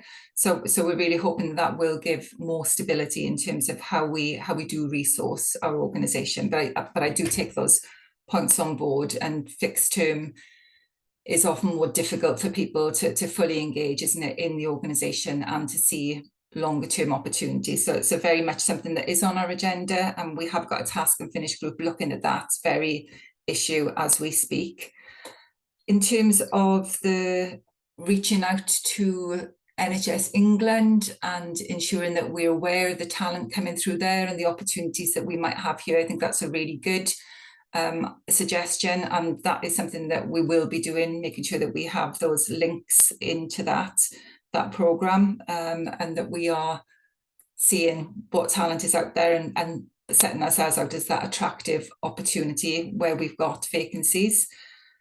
Trends, I think that's another really important aspect to look at. We've got a lot of organisation change happening at the moment, and we are trying to manage that change as well as we can. I think there has been a lot of uncertainty, which I think has impacted people's engagement and morale, which we're working very hard to kind of improve and understand more. But I think that trending is really important, isn't it? Because it can help you see the cause and effect, and then learn from that and see what we need to put in place in terms of preventative measures for future. So yeah, take on board all of that really good feedback, and thank you for your positivity and for your kind of stretches in terms of thinking as well. So thank you. Claire, you wanted to come in. Yeah, I wanted to come back on David's point really, which is our common purpose is really to drive digital to make it a force for good in health and care. And to do that, we have to have the capability of us and within DHCW to drive it. And as you're aware, as part of building our future, we are shifting from a programme-based product and service delivery model to a product and service-based model. And part of that shift is growing our own as part of our core capability within DHCW. And that will reduce the need to have fixed term employment and actually create opportunities for people in Wales to learn and develop and drive the digital agenda within health and care. So, and actually that is in the longer term a more efficient and effective way of delivering digital. So alongside Sam Morgan, we are and as part of that programme, we are passionate actually about ensuring that long-term capability growth within Wales. And quite frankly, the Welsh Government have recognised that in the way that they have funded, and you'll see that in my presentation later, and switching some of our funding into core to enable us to do that. And that will drive in a more efficient and effective programme delivery. So Sam and I have got some work to do. We're working on the cultural change associated with that, and actually the shift to that delivery model and the capability and skills that we need. We're all working as part of that process, underpinning Sam's strategy. So just to give you assurance, I think we're moving to a better place, David, where we can retain our staff because we can offer them more recurrent employment within DHCW. And actually, by doing that, we are going to deliver much better services, digital services for health and care in Wales. And Sam's strategy and the work that we're doing alongside the BOF programme will help deliver that. Thank you, Sam. Thank you, Claire, and thank you, Sam, and thank you for the contributions. We've been asked to receive the report for assurance, and I'm sure we're happy to do that. So thank you once again, Sam. We're going to take a break now. I suggest we come back at 25 to, so that's just over a 10-minute break. If I can remind you to switch your microphones off and your cameras off, and I'll see you all back here at a touch before 25 to midday. Thank you.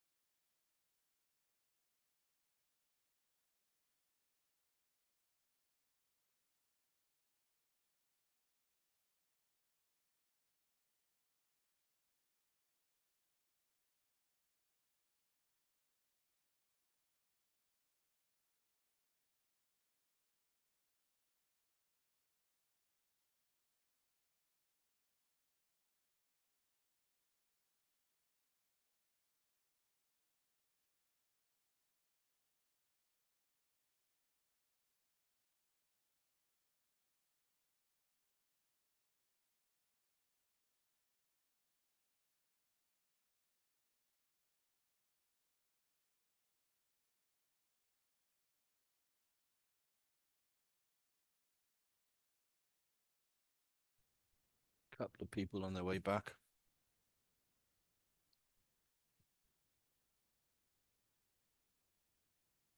Okay. Sam and Rowan.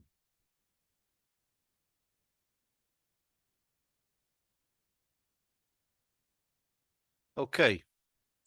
Welcome back, everyone. With the exception of Claire, this is entirely populated by people called Sam presenting. So we'll start off with Sam Hall, Director of Primary Community and Mental Health. And you're going to give an update on your area of the business. Sam, over to you. Yeah, Chair, thank you. I just want to say I was the first Sam. All of the Sams followed, but it's handy that I'm in primary care, so that's pretty good. So thank you for the opportunity to update on the work of the Directorate. And I just wanted to note that the paper mentions the IMPS situation. As many people in primary care are heavily involved in this, but there's a separate item to follow, so I won't cover that in this bit here. Taking the primary care area first of the PCMH title, you'll be well aware of the work that we do across GP practices in Wales.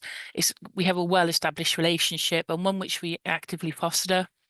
Our people are out across the country visiting practices, supporting training, fixing and replacing kit throughout the year.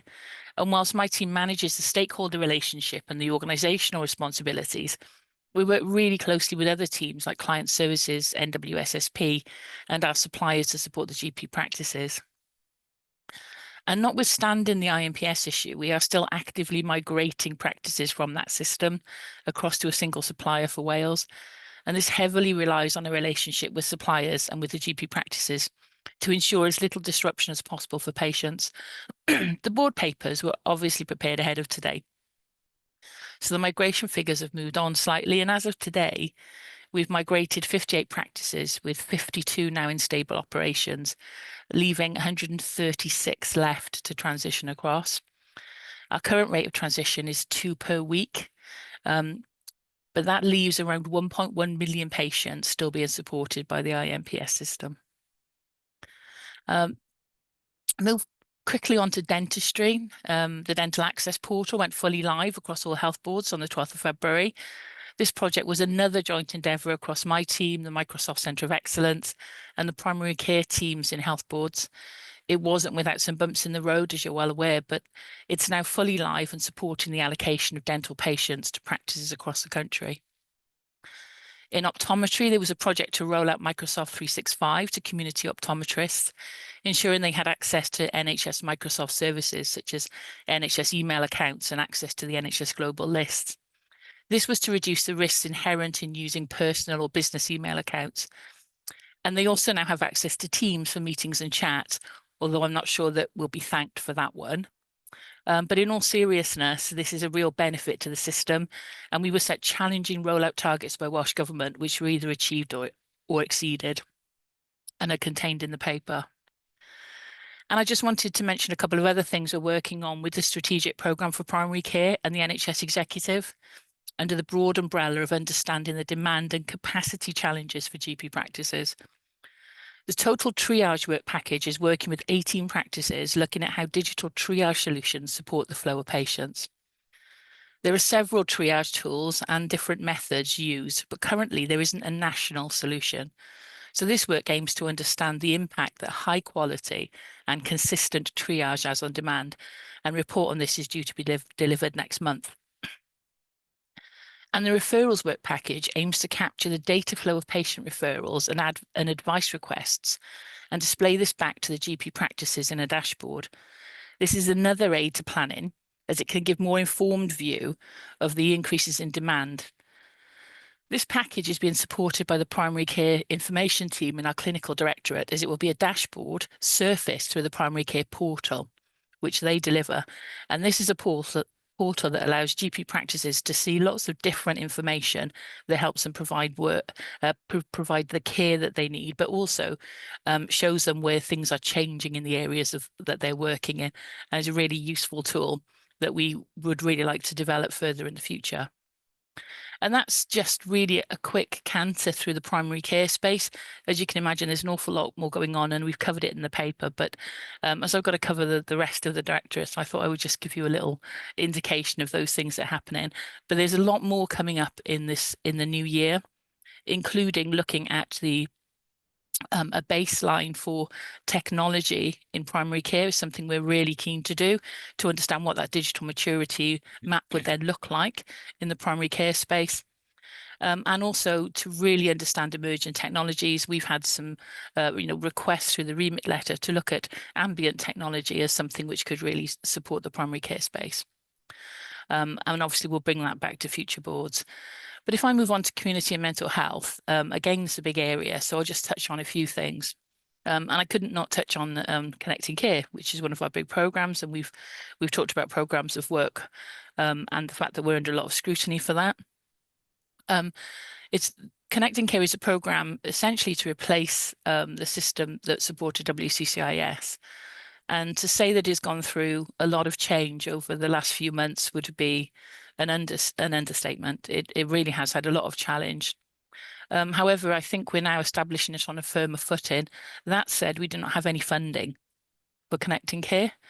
It hasn't had anything allocated to it, but it does feature quite heavily in the remit letter. So this is something we need to address quite swiftly. And this will, we hope that will be sorted with the submission of a business case to the Digital Investment Panel. It'll be the May panel, so the submission will be in April. And we're going through that draft of that at the moment. So just quickly to touch on what Connecting Care looks to cover, and that is not all delivered by DHCW, but we will support where we are able in all of the work streams. But it comes together to give a holistic picture of that community and mental health space. So it's health, that's the mental health and community health systems, and essentially where DHCW will be supporting local ownership of implementations. These things will be supported by local health boards, but with DHCW helping to aid that, and where some health boards would like our support more strongly, we will step into that space. Social care is being led by local government through an established group of senior leaders there. And again, we have offered our help and support in that space, but understanding that the leadership for that is in the social care arena. There's a lot of work being undertaken on digital and data designs, which we're leading on with lots of stakeholder engagement to ensure that national designs in health support practitioners to deliver excellent and safe care. And also allows that Welsh Government can monitor the situation easily without putting too much pressure back on the clinicians to create and to collate lots of data. So how do we make that easier and smoother to do? The integrated care record, that's to, there's a lot of work around this space, but it's really to understand the full journey of people through the health and care landscape, and also to have a to say it's a single record is probably not the right way to put it, which is why we're calling it integrated, as there are many records, but it's to be able to have a common view for people who need to access that information to help patients through their health and care journey. And then Care Director, which is the current system, it will live on for another year or so, about 18 months. And there's some BAU support work there. But apart from that, work will be required for data migration and exit from the system to allow us to get off it in time for it to come to end of life. Again, there's much more detailed information in the paper on the activities of the last 12 months. But I think on this programme specifically, the establishment from work with the NHS exec and with partners to understand a clearer governance structure has probably been one of the biggest benefits that was achieved in the last year, because that absolutely gives us a much firmer footing to understand what is required of DHCW. And I think that was very hazy at the beginning of the process. So it's really good that we're now in a much better position for that. And then in the mental health space, I've been really impressed with the passion and the dedication coming through from the strategic program for mental health. I'm lucky enough to chair the outcome group for digital and data for the program, as well as sit on the overall program board. And it has been hugely encouraging over the last few months to see the engagement coming through from health boards and government, and the drive to really see improvements and innovation in this important area of healthcare. So hugely pleased to be able to be part of that.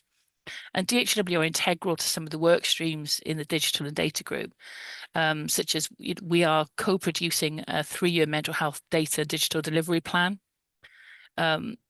Huge piece of work which will show how we get from where we are to where we need to be over the next few years. And as you can imagine, digital and digital tools for practitioners and patients will feature really heavily in that. We've also done a piece of work mapping and baselining the use of digital technology to deliver mental health services across Wales. That is going to the next board. So we've been working on that for the past few months. But that is a huge eye-opener for just, how different it is across the Welsh map currently. So that'd be really interesting, and also give us something very firm to start a lot of the work, the development work we need. And then also we've been working on the development of the National Specialist Perinatal Care Record in Wales, supporting new mums and their mental health care. So there's a lot more happening in this space. And again, I'd be happy to update in the future.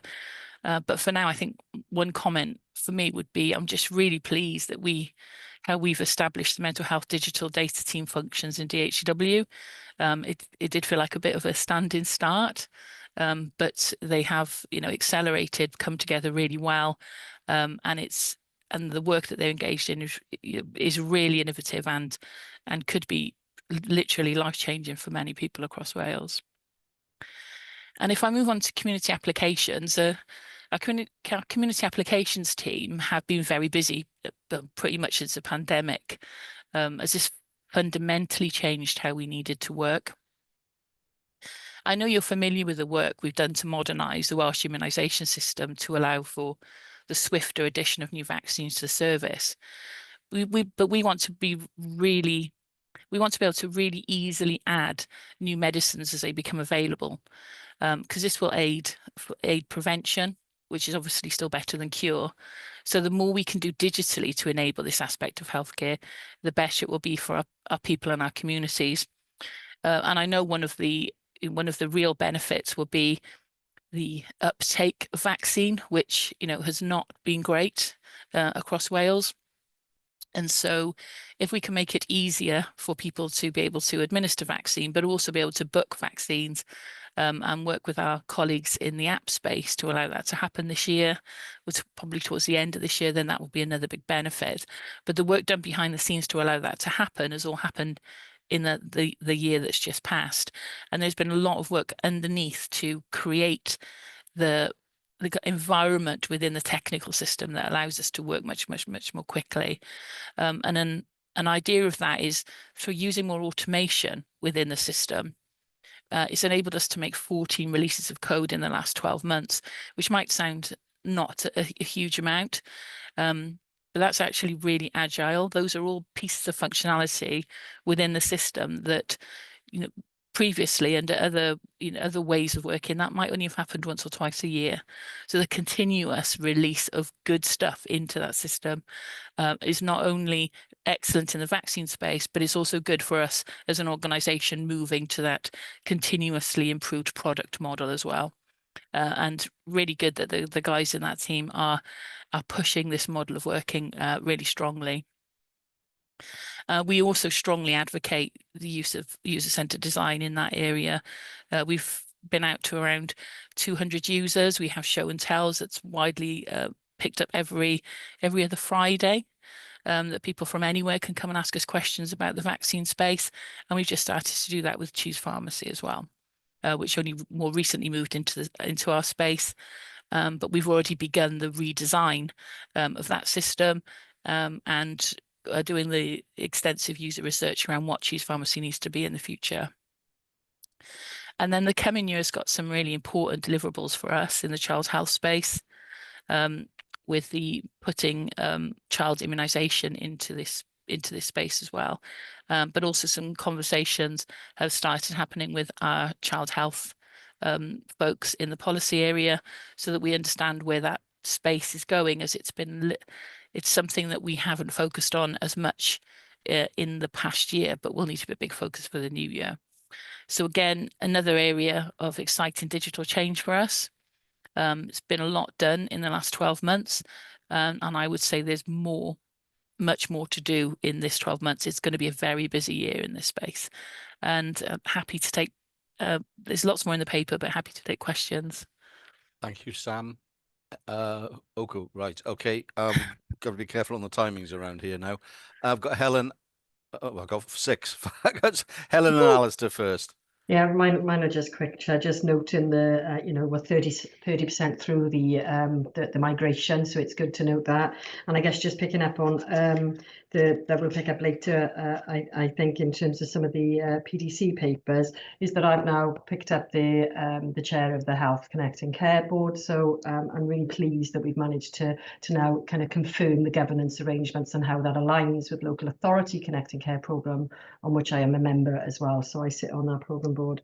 And just to note, actually, the really good news around kind of Choose Pharmacy and the redevelopment. And just yesterday, my family member had their strep throat diagnosed and treated with antibiotics through the sore throat test and treat programme. So yeah, service. So yeah, really good to see kind of that being invested in. Thanks, Sam. Yeah, I've been a user of that too. I'll ask people to come in and then ask you, Sam, to wrap up at the end. I think it probably, because there's so many coming in. Alistair and then Ruth. Yeah, I'll keep it quick, Sam, just to first of all say strongly support this. Great to see the progress. I wanted to just have an understanding of how do we collect our information on mental health priorities. Is it invariably through mental health practitioners, and if so, do we feel that they're accessing the information that is in the way that we need to have it, in order that we build the right strategies to be able to direct towards them? So just on that, thank you. Okay, Ruth and then David. Thanks, Sam. Really strong work here outlined, which is really great to see. 2 questions. One is, in primary care, we have a particular way of working that's really successful, and we had a load of success going out as the primary care team. I just wonder what, as an organisation, we can learn from that way of working when we think about how you successfully go out there with stakeholder engagement and user-centred design. Perhaps that answers my question, but I'd be interested in your reflections on that. And secondly, connecting care. One of the most important things we can do in terms of significant patient harm that we know occurs across Wales, because these things aren't integrated or haven't been integrated well enough. Obviously, we're talking about a national programme, but there are lots of locally developed or wish to be locally developed solutions around this. What is it that we need to do to make sure that actually everything does remain integrated, and we focus on that one solution which will contain the information and avoid that patient harm which will come from you know, information not being shared appropriately across the systems. Diolch. Have you got a pen, Sam? I got David and then Rydian. Thanks, Simon. Thanks, Sam. Some really great work you've done in this space, so thank you for that. I've got a question around the triage work package that you talked about briefly. Once that piece of work's complete, is there any consideration to that type of functionality being added to the NHS Wales app? Because I think that could unlock GP practices offering up appointments to patients if they were triaged through the app before being allocated an appointment. I had a similar thought. Rydian and then Marion. Can you hear me? Yes. You can. Okay. I'm just going to make a comment on the last thing, David. That's what Babylon tried to do. So we need to proceed with caution, with a upfront triage before accessing medical professionals.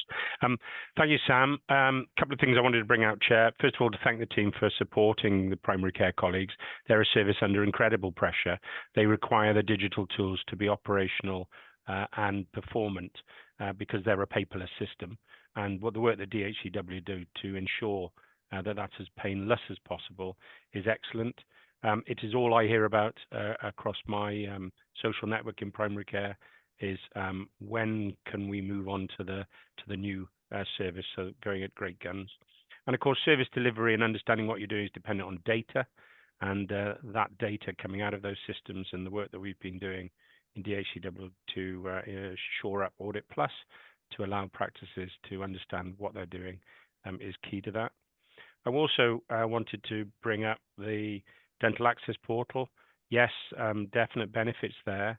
It did again highlight the necessity to work out for a permanent solution to data sharing and information governance, and we are part of that collaborative approach with key stakeholders, including Welsh Government, to get ourselves to a position that the data is shared across and along the patient pathways and within the national architecture, so that we can deliver the primary benefit of improving quality of care for an individual, but also system-wide learning. And I think that is important. Two other things quickly. Ophthalmology. Most complaints about care are related to poor communication, usually between handover. It may sound simple, onboarding a network of people onto what most people use daily, email, but this information contains personalized information, which means it needs to be cyber secure, and we can reassure the public that the networks that we're using enable that safe communication between professionals. And finally, an encouragement for anyone to have vaccines. I myself am of a certain age and invited for certain things and attend, and as healthcare professionals, I think we have a duty to ensure that we take all those services on offer to make sure that we can stay well to serve well. Thank you very much, Chair. Thank you, Rudyard. And finally, Marion, and then I'll come back to you, Sam, to attempt to address all of those points, questions, issues. Marion. Thank you, Chair. And on that last point by Rhidian, I can confidently say that I am also taking up any vaccines offer, and it's such an important area. Thank you, Sam, for a brilliant update. Primary care touches the lives of the vast majority of the people of Wales, so it's really heartening to hear such progress happening across a range of different programmes and activities. Can I just turn briefly to the mapping of the baseline of mental health technology to deliver mental health? And you made the comment that it was an eye-opener, I think were your words, in terms of the inconsistency of approach, how different it is across Wales. And I just wonder whether, as part of this piece of work, you will be able to identify what correlation, if any, there is between the quality of our technology, our enabling digital technology, and the quality and effectiveness of mental health services across Wales. Diolch. Okay, over to you, Sam. Thank you. I'll try and take them in order, and hope my notes are right. So, Alistair, you asked about the mental health data and where will we get in that data from? So, we did, you may remember, I spoke about the discovery we did with Cwmtaf, and then we went out to other health boards to verify some of that data and just validate it. And that was talking to professionals, but also talking to people with lived experience as well. And so we handed that information over and those priorities over to the strategic programme for them to own. And so that became the baseline of some of this digital work. But we are absolutely getting out and about and talking to people and having those conversations, because you're absolutely right. There is something around the perspective from the clinicians, and they absolutely need good digital tools to do their job, and they need good data on which to base the quality of their service and to understand the demand and capacity of it. But then there's also something about the end user, the people that receive that care, and how they find that process. And so we are doing that in a very much more holistic approach. And so, you know, that is a big driver. That lived experience piece is a big driver of the strategic program. So I do feel that we have a good run of data, and we're getting very, very good information through, because it's not just the data, it's the information behind it. The data will tell you one thing, the information will tell you something else. And in the mental health space, it is absolutely the real life activities of the practitioners and the people that make the difference. So absolutely key part of this piece of work. Ruth, you mentioned about the with people going and doing their own things, how do we keep that, how do we try and keep that integrated and together, and to make sure we don't lose that, we don't lose that flow of data between really important services. Absolutely critical. It's the real driver for the integrated care piece of work. But you're right, if everyone has different systems and those different systems all work and talk in a different way, how will that impact that? There's a couple of things that will help support that. One is that, you know, a set of agreed standards, we all worked on the requirements together with the health boards to understand that there is a common set of requirements for these systems. So they should be looking for the same things, even if they end up with a different supplier. The other thing is there's not many suppliers in the market. It's likely that there will only be one or two, but potentially 3 suppliers in the mix. They are all used to working together. And that's something that, you know, we've had conversations with the suppliers. We brought them all in. We've done supplier sessions. So there is that. But then the overarching piece is the consistency and the direction by Welsh Government to make sure that that the information does map through and does follow the patient is really key. So it's that strong policy direction, and then also the governance of the connecting care overarching piece. So there has been a lot of work around that governance, and as Helen mentioned, she's chairing one of the boards, the connecting care health piece. There is a connecting care social care piece, and then there is an overarching a governance structure then that says, are you all doing things and moving in the same direction, and how are we showing that that's happening? So I think the governance will be really strong in putting that. Plus, I don't think that it's anyone's desire to do something that will be a backward step, and that backward step would be not to be able to integrate. When you're moving to new systems, that's your opportunity to get it right. And I really believe that in the heart of all of the people working across health and social care, they do want to do it right. But the governance will hopefully make sure that we keep that at the forefront of how we do things. David mentioned triage and the functionality for the app options, and as Rydian said, you know, there are lots of things in the triage space. There are things which will make it easier to understand the care pathways people need to go on. Yes, the app may well function as part of that in the future, but at the moment, we're just trying to understand the impact that triage has. And we could probably guess that it's going to be a good thing, because people don't always need to go see their GP. But how does that work? How is it applied consistently, which is what we currently don't have. And we have some practices who have tools, other practices that don't have tools. Is there a better way? Is there something globally that could be done? And we've had conversations with our 111 colleagues. Is there something that could be a national model for triage? So I think we need to work through all of those steps first, come to the end of this piece of work and understand what value that triage is really adding, because it isn't something that has a national investment currently. So it isn't something that is currently paid for, holistically, and everyone has the same opportunities. So I think getting to that baseline at the moment is really key. Thank you, Rydian, for all of the points you made. They were all absolutely, brilliant, and I'll pass on to the teams as well. But we do know that it is a hugely pressured system. We are hearing this all of the time in primary care, and we don't just hear it, we see it. We're sat there, we're out in those practices. The demands are incredible. And yes,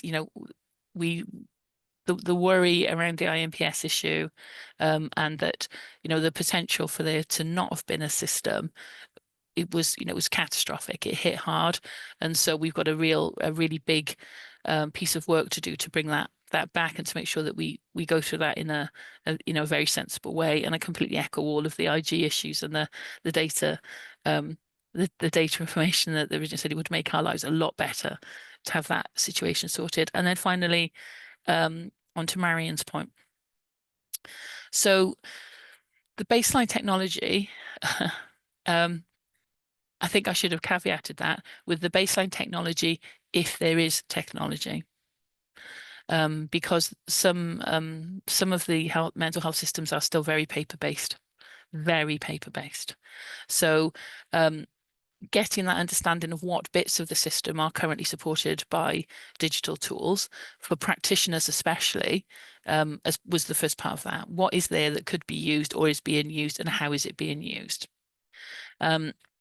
Then there is a second piece to look at what digital tools are being used to support people through their kind of self-care journey digitally. What tools are available to them that could potentially take pressure off, or is taking pressure off the current situation, and where could these be used more? So does it impact quality of care? I mean, it must do. I don't think I don't think I'm the person to be able to say that digital, well, I can say actually digital is better than paper. I absolutely know that digital is better than paper, because what digital allows you to do is to share that information quickly and safely. And so that absolutely has an impact on care. And we shouldn't, you know, we can't lose sight of that overall. If everyone doesn't have access to those systems or isn't using the systems available, then it will absolutely have an impact. Are those systems of good enough quality to be, you know, achieving a really high standard, then that's probably the bit that we really need to focus on. So what are the right things? What are the right tools? And I think having the strategic program in place now, they will really push that right tool for the right job. They don't want anyone turned away from mental health. They want there to be something for someone. You shouldn't be, you know, you shouldn't have to turn up and with a mental health issue and be told we'll see you in 6 months because you're on a waiting list. What is it that we can do now, whether that is access, you know, digitally to something that will help support you? What are those tools? How can we give some quality to the system? And that's the real focus for us. That's where DHCW can really help. And so, you know, that's why my teams are working on this baseline now to see how far do we need to go, because we don't think we're starting from a very high base with a lot of space in a lot of the space. Thank you. Sorry. You finished? That's okay. Yeah. Yep. So thank you, Sam. And well done for covering all of the points in order, and without missing any of them out. So thank you very much. Thank you. I mean, it's obvious the interest in your area of work and the scale of the work that's going on in your part of the your bit of the DHCW world, Sam, as you've gone through that report. So we congratulations to you and the team for all the work that's going on, and obviously still much more to be done. Moving on then to the next item, and you've mentioned this a couple of times, that you're going to give an update, is the update on where we are in terms of the IMPS GP digital system. Over to you again, Sam. Okay, thank you again, Chair.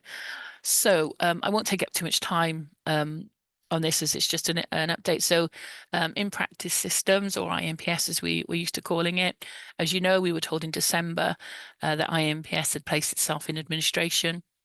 But as we were already migrating away from the system, with IMPS having already taken the decision to leave the market in Wales, we had commenced that migration work already.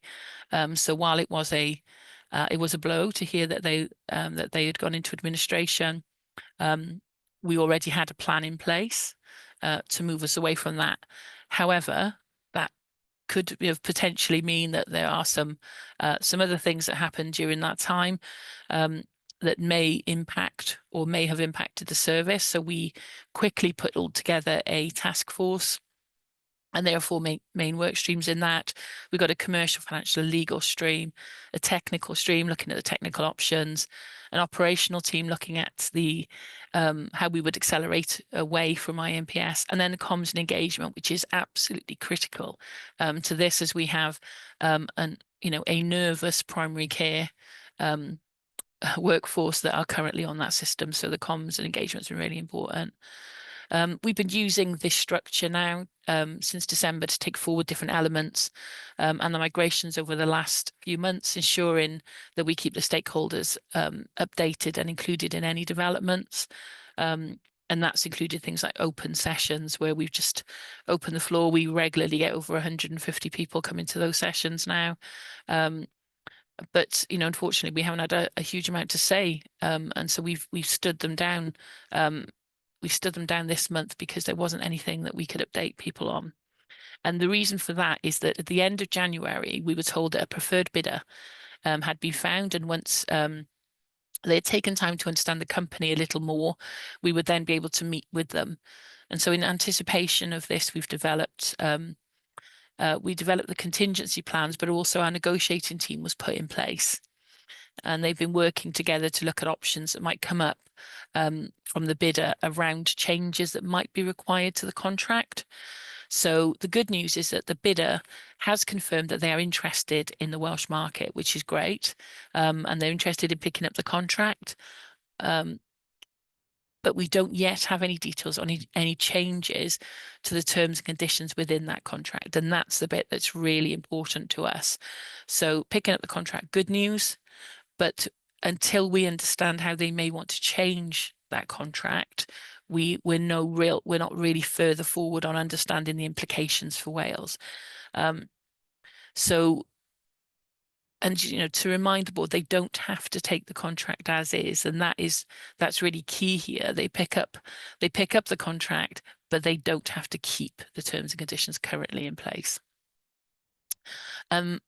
Whilst we're in this, we're also in this with our Scottish colleagues and our Northern Irish colleagues, and we have regular meetings with them, and we talk to them all the time. We were talking to them just yesterday, and they have different requirements. So each of the contracts currently in place are all very different. So the bidder has to get their heads around all the different nuances of the different contracts. So it has taken a lot of time. We originally were told it tends to be around a 12-week process. We're 9 weeks into that process now. So we would hope to be getting into the meat of negotiations, but that really hasn't kicked off yet. We have had an initial meeting with the bidder, but the contracts weren't discussed at that time. It was just more of a meet and greet session. So we are just now waiting for those meetings to start, so that we can start then giving our stakeholders more peace of mind. Obviously, in the paper, there's a breakdown of what the contingency plans are, with the overarching aim of maintaining the service for all our practices, and that's the absolute bottom line. And even though we are currently, myself and Sam Lloyd have been talking to Directors Digital, who are supporting the health boards with sharpening their business continuity plans. Should the system have been made unavailable, the plan is that they will never have to use them. We are just belt and braces everything at the moment, because it gives peace of mind that we're doing that. But we are still hopeful that we will come to a good resolution with the negotiations, and that we will be able to maintain the service while we gracefully remove ourselves from it, with as little disruption to patients and practices as possible. But obviously, as the time is ticking on, we're having to review those transition plans, and we're having to refine them pretty much weekly as every week goes past. Actually, in a good way, as every week goes past, we're taking more practices across at the same time. But also, should we need to accelerate quickly, we are adding more pressure into that acceleration plan for sure. But that is actually the update at the moment. There's very little more I can share. Sorry. That's fine. No, that's very helpful. Rowan and David. And Sam, I just want to say congratulations on steering a really clear, principled path through this period of uncertainty. You know, we've had, you know, continued assurance that you're on top of the situation and communicating effectively with external parties. So thank you. Thank you, I've got to Rowan. say, really. David. Thanks, Simon. Thanks, Sam, for the update. Sam, you mentioned that there's some uncertainty about one of the options, which is continuing with a new supplier who picks up the contract, or a new form of the contract. With regard to the other two options we've got, do we have a handle on what the cost of each of those is? So we understand what might be required over and above what we've currently got in our budget. Yes, so basically there are the unknown costs of continuing are obviously around. We don't know what may change in the contractual budget, but there's also a requirement, or there could be a requirement as this goes on longer, for us to provide more money to the administrator to keep the service running. So it's that cost. Do we have an idea of that? Yes, we absolutely know how much each quarter costs. Okay. And that's something that we've already discussed with Claire about how would we be able to do that, because we would need to do that very quickly. So if the administrator was to come to us and say, we are getting low on funds, we need you to make a payment potentially within 2 weeks. How could we do that? How could we make that happen? So yes, we do understand that. We know how much it costs to keep things running and to keep the lights on. So there's that one. The other one is the contingency for if something did happen with the current negotiations, or we were to lose the bidder decided actually, and looking at it, it's not great, we don't really want to go ahead. Two things. Firstly, there is a second bidder. There were two bidders that kind of made the grade and were suitable. So at the moment there is a period that the first bidder gets to work on it. If that bidder fails, my understanding is that the second bidder could step in. If not, then our contingency is to do this partial in-housing, which is to pick up, to talk to the other suppliers about, so for instance, a data center supplier, to look at those contracts where we would potentially novate them into DHCW, so we continue that, and then also run the software ourselves if we needed to. We don't have costs on that. We've been making some assumptions on what that might cost. And that will depend on whether there is no sale, because if there is no sale, then it gets very legally complicated, but potentially that's when the software is available to be taken out of escrow and brought into DHW world. But obviously they're kind of very commercially led discussions on when that might happen.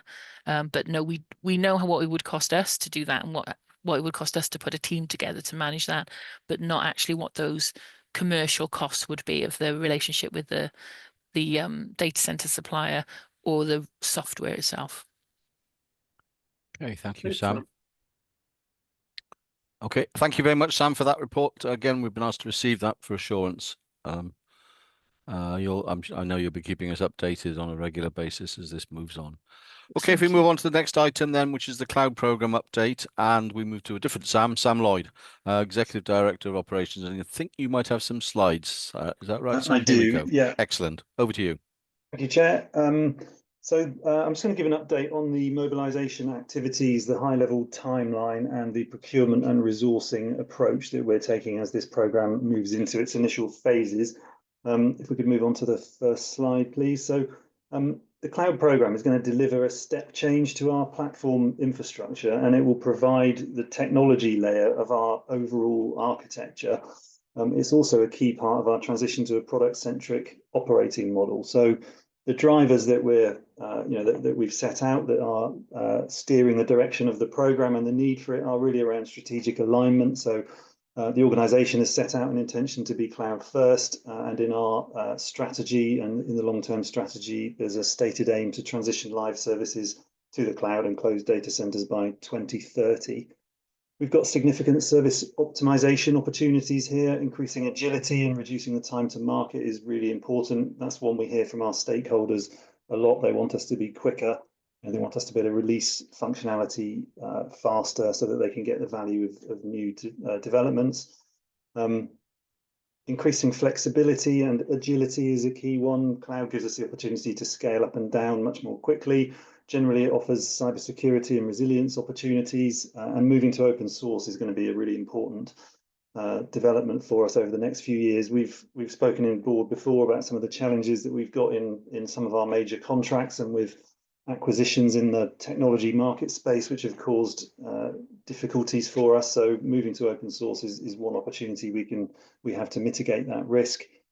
There are financial benefits as well. So it's there is a long-term cost avoidance opportunity in moving to cloud, and also enabling the capital to revenue shift.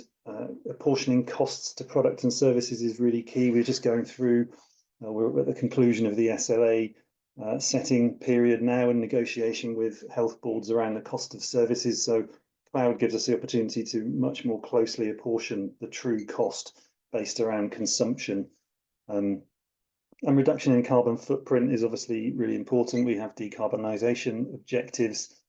So data centers are generally much more carbon, or large scale hyperscale data centers are generally much more carbon efficient than smaller facilities that individual organizations can run. And also, because we'll only be paying for that which we consume, there isn't the overhead of running huge volumes of kit, which is sitting there consuming power and increasing our carbon footprint. In October, we submitted the business case to Welsh Government, and this was after some questions which we resolved was subsequently approved at the Digital Investment Panel in January. We have been provided with indicative funding over 2 years, and Welsh Government have asked us for a review after 18 months, which will assess progress and then release further funding. So we're currently working with Welsh Government to understand what those review criteria are to make sure that we can structure the programme accordingly so that we're ready to, we're meeting them over time and we're ready to pass that review process after 18 months. Funding is as indicated in the table there. So we've got a total of £8.1 million over the 2 years, and that's split into capital and revenue as shown there, 4.2 and 3.9. And our current work on programme phasing indicates that that is about what we need over the next 2 years. So we're in a solid position to move forward financially. Next slide, please. So we are doing some work now as the programme is essentially moving from pre-mobilisation into a mobilisation phase. So pre-mobilisation has been business case development and approval, pre-market engagement to get some views from the market as to how this sort of work is successfully delivered at scale elsewhere. And now we're in the mobilisation phase. We're focusing much more closely on the ITT, so the invitation to tender definition documents, making sure that we've got the procurement strategy agreed, making sure that we've got the requirements properly defined, establishing programme governance, bringing in the resources that we need, and so on. So we've given ourselves a date of issuing the ITT in May. We've got some enabling work that needs to take place. We've got some network connectivity that we need to establish, and so on. And then mobilisation activity, which will include some of the technical readiness work that we need to do within the cloud environment. So making sure that the landing zones are properly configured to deliver some of those benefits that I outlined earlier. Doing the detailed planning, those things will continue to take place over the course of the coming calendar year, with an expectation that we will award the contract to the supplier who will undertake the migration activities in the late summer or autumn. So we're aiming for August and September to have that main contract awarded. And then the first migration waves will commence from Q4 of the coming calendar year, coming financial year, and then the delivery phases will proceed in waves according to the plan which we'll be developing over the next couple of years. So we are looking at a 3-year programme. Some key milestones within that are the programme review, obviously, which I mentioned, which is due to take place in September 26, and that major contract award. So that's the overall kind of structure that we're now working within. So if we could move on, please. So the resourcing approach that we're taking, this is very much about building a blended team. So we're really keen to ensure that we're operating this program in a way that we're actually building capability within the organization. So we're in the process of bringing in some of the program roles that we need. So there's a program lead who has already been recruited and will be joining us in April. There's some other program managers and program support officers who will be coming in over the course of the next few months. We're also bringing in some architecture resource to help us get those requirements properly defined so that we can go to market with a tightly articulated understanding of what we need to achieve and what we want from the suppliers that we bring in. It's also really important to be clear that this is tied to the organisational change programme that we're running within operations and within DHCW more broadly, and bringing our people on the journey is crucial to this. Sam talked earlier about growing our own. So Helen, Chris and I had a visit to our data centre, one of our data centres, a few weeks ago, and we saw there the pride and the professionalism with which our teams are managing those core underpinning facilities. And we really need to want to bring those people along with us. Their skills are going to be essential in this work going forward. So we need to transition the teams that we currently have who are managing our on-prem environments into the new world of cloud. And as we'll see when we come onto the procurement strategy, that's a big part of what we're doing through the onboarding of suppliers to make sure that we've got that baked into the approach. So if we could move on, please. So this is the commercial strategy that we're starting to put together. So and we tested this through the supplier engagement that we did, the pre-market engagement. So it is our expectation that the work will be split into 3 lots. So there's the technical readiness activities. This is about building the landing zones, making sure that we've got proper automation and self-service capabilities built in from day one, making sure that cost control is a key part of the design. So those kind of operating model capabilities that we need to develop are founded in making sure that those landing zones are properly built and configured.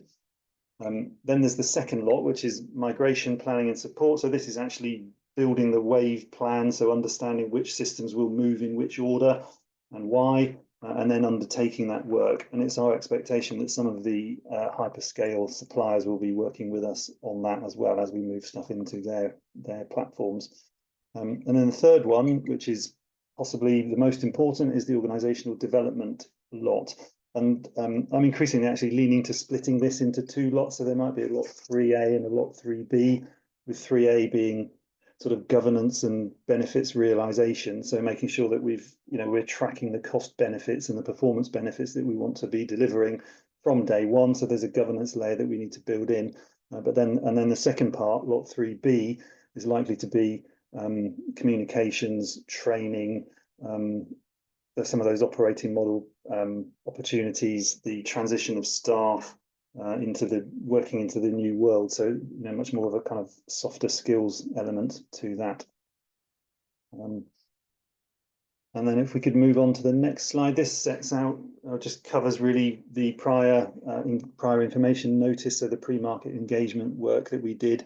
So we launched this in November. We had a webinar where we had 65 suppliers. We've had quite a large number of responses to the note that we put out. As I said earlier, this was really around just testing the views of the market as to how this kind of work is successfully delivered elsewhere. There are lots of suppliers that are doing this all the time. It's something that lots of organisations are doing. So we were really keen to to learn from those organisations and to seek advice from the market as to how to go about it.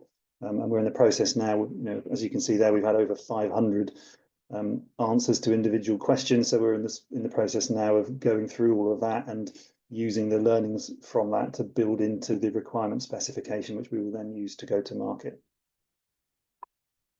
So moving on, the next slide gives an indication of some of our procurement options. So lot 1, which is the technical enablement lot, there is an opportunity to use some existing contractual arrangements that we have to deliver elements of that, which enables us to move quite quickly in that space and do some of that technical enablement work in advance of some of the other procurement. So we're exploring that as an option now.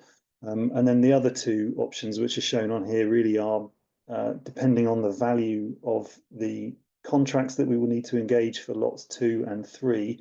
those are the indicative timelines based on quite an extended period of evaluation, which is really important, but then also the contractual sign-offs, Welsh Government approvals, SHA board approvals, and so on that we need to go through. So, and then the wave plan that we saw on one of the preceding slides is based around a commencement in August and September, which is aligned with this plan.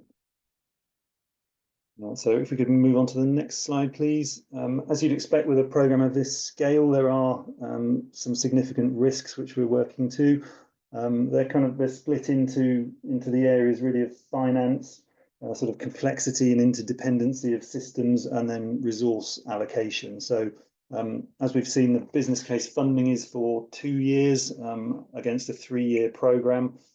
So really, that governance and benefits realisation part that I mentioned is going to be critical to making sure that we're keeping on track and delivering the benefits that we need to, and then making sure that we agree appropriate gateway processes with Welsh Government for that review call, which is scheduled or will be scheduled for September, is going to be crucial in unlocking that remaining funding.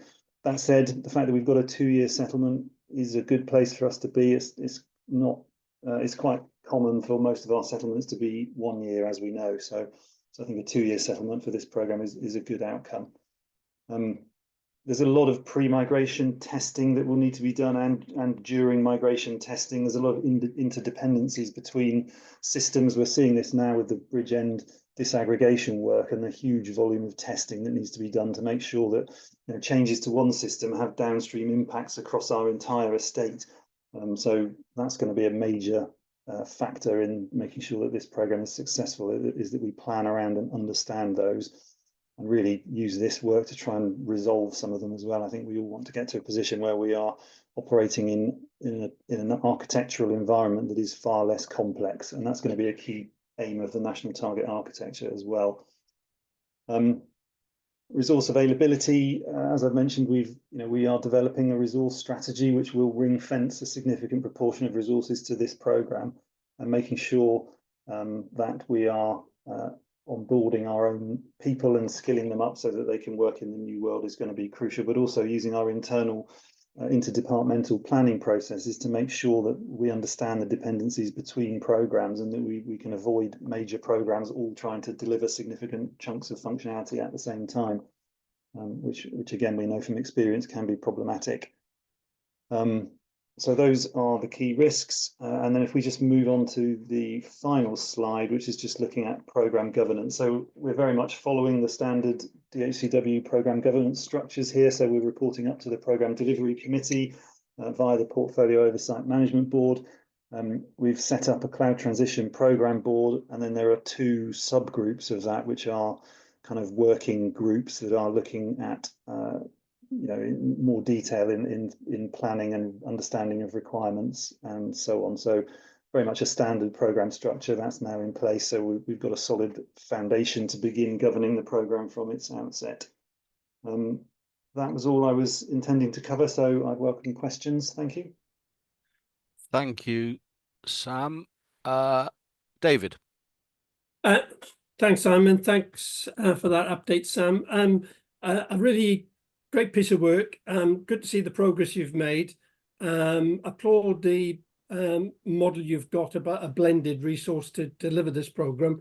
Just to pick up a point I raised earlier, have you got any issues with the recruiting the roles that you need for the team? And given that our funding settlement is for 2 years, are we recruiting on a full-time basis, or are these fixed-term contracts?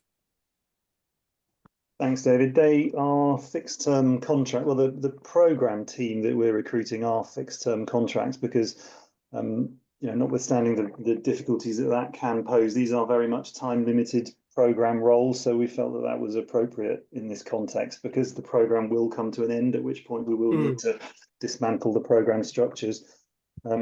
Recruitment to those roles is underway at the moment. As I say, we have been successful with recruiting a programme lead, who will be, the overall kind of programme manager, and other roles are being recruited now. I think we're relatively confident that we will find the people that we need. If obviously that becomes more problematic, then we'll have to look at other recruitment strategies. We can always use agency contractors where we need to, for example, in, if we can't recruit some of those program roles to fixed term contracts. Okay, thanks. Okay. Thank you. Marilyn. I think we partly answered my question, Sam, about, thank you, Chair, and thank you, Sam, for that presentation about how we're going to address the needs and should it arise that there is a shortfall. Going forwards, about the balance of growing our own to recruiting in the future, how are we sort of demonstrating that for people who were really, I know Sam talked about some of the initiatives we're doing, but how are we balancing that and future-proofing that for making sure over time we're going to be able to, undertake that balancing act? Yeah, thanks, Marilyn. It's a really important question. We're not planning at this point to recruit any additional permanent roles in as a result of this programme. So the programme structures that we're establishing are purely to govern the programme and to do the work. And part of that work is to transition the skills of our existing teams from working in an on-premise kind of environment into the cloud world. So it's our expectation that the teams that we have at the moment will become the teams who are running the cloud environment. So we're not looking to bring in loads of external resources and displace people that we've got already. It's really important that we take those people with us, and we retain their skills and expertise and experience and their commitment and their passion, most importantly, for the cause, I think. Doc, thanks for that. Sam Morgan. Yeah, I was just going to respond in that we are very much looking at strategic workforce planning. So we're trying to understand and anticipate future focus as well as what we're currently looking at today. And in doing so, Marilyn, looking at the balance between short-term resource, long-term resource and funding, as we talked about earlier. But it's all of that mix, and that's the piece of work that we are doing with the task and finish group as well. So as well as that long-term strategic workforce planning piece across the whole of DHCW, we're also looking at a task and finish group who are looking at this in more detail in terms of that planning, that scenario planning for the future. So I hope that helps in terms of the work that we're doing, and hope it helps assure board that we are working on these as we speak. Thank you, Sam. Okay, thank you very much, Sam Lloyd, for that update and report. And I suspect that you're going to be reporting regularly through the programme to the board on progress. If we move on then to the next item, the strategic procurement report, I'll invite Claire, the Executive Director of Finance, to present this report. Are you going to take them one by one, Claire? Is that the easiest thing to do? Well, yeah, we can do if you like, and yeah, they're pretty short and sharp, I think, today. So we've got two for approval for the board today. The first one relates to a memorandum of understanding that we have currently with the Government Digital Services, GDS, which is contracted. So our contractor is the Cabinet Office, and this relates to the Welsh immunisation system that Sam was alluded to earlier. Our internal reference in the papers is P642.19D, and the value of this, excluding VAT, is 4 million, and with a term of 2 years until March 2027. This enables DHCW to use the gov.uk Notify, which is our messaging service that we use to deliver texts and letters currently. Obviously, this is compliant with Public Contract Regulation 2015, and this contract will be allocated annually, and the funding has been agreed via the vaccines budget. So I'm looking for approval of the board to take this contract forward today. Any questions? No? Are you happy to approve this? Thank you. Moving on to the next one, Claire. This one is a modification of a contract. So we previously, through the Lindra board, had approval for a 10-year contract that was related to the Welsh point of care testing. This is our internal reference P384. We are looking for a 2-year extension of this contract up to September 2028. Just to note, this contract was previously novated from NWIS, and the original contract was for 10 years and a value of £1,856,911. The value of the extension for 2 years is 132,000, and it's an annual value of just over 66,000. This is to enable us actually, as post the rollout of LIMS and risk, to really understand the Welsh point of care testing requirements that will adapt to this new system and give us time to do that. And this is not a substantial change to the original contract, and therefore we've got legal assurance that such modification is compliant. So again, I'm looking to the board to approve this 2-year additional unsubstantive change to this particular contract. Any questions or comments? Perhaps I'll ask off. I couldn't work out what the variability between the number of devices across health boards, and I couldn't relate that to the size of health board or the size of population, but maybe it's a level of detail that you don't need to worry about. But yeah, maybe you could pick that up with yeah. Sam Lloyd, and he'll be able to provide the information relating to the usage per health board. But it is a national contract, yeah. Okay. Any questions or comments? People happy to approve that contract? Thank you. I think if you're happy, Sam, we'll break for lunch now, because I think we'll be able to pick up some time after lunch in the items there. And I know people don't need to move around a bit just to keep alert. So if we break for lunch now, and we will come back in half an hour, so that's 1:10. 1:10, so you can be back a couple of moments before 1:10. Please remember to turn your cameras and your microphones off. Thank you very much.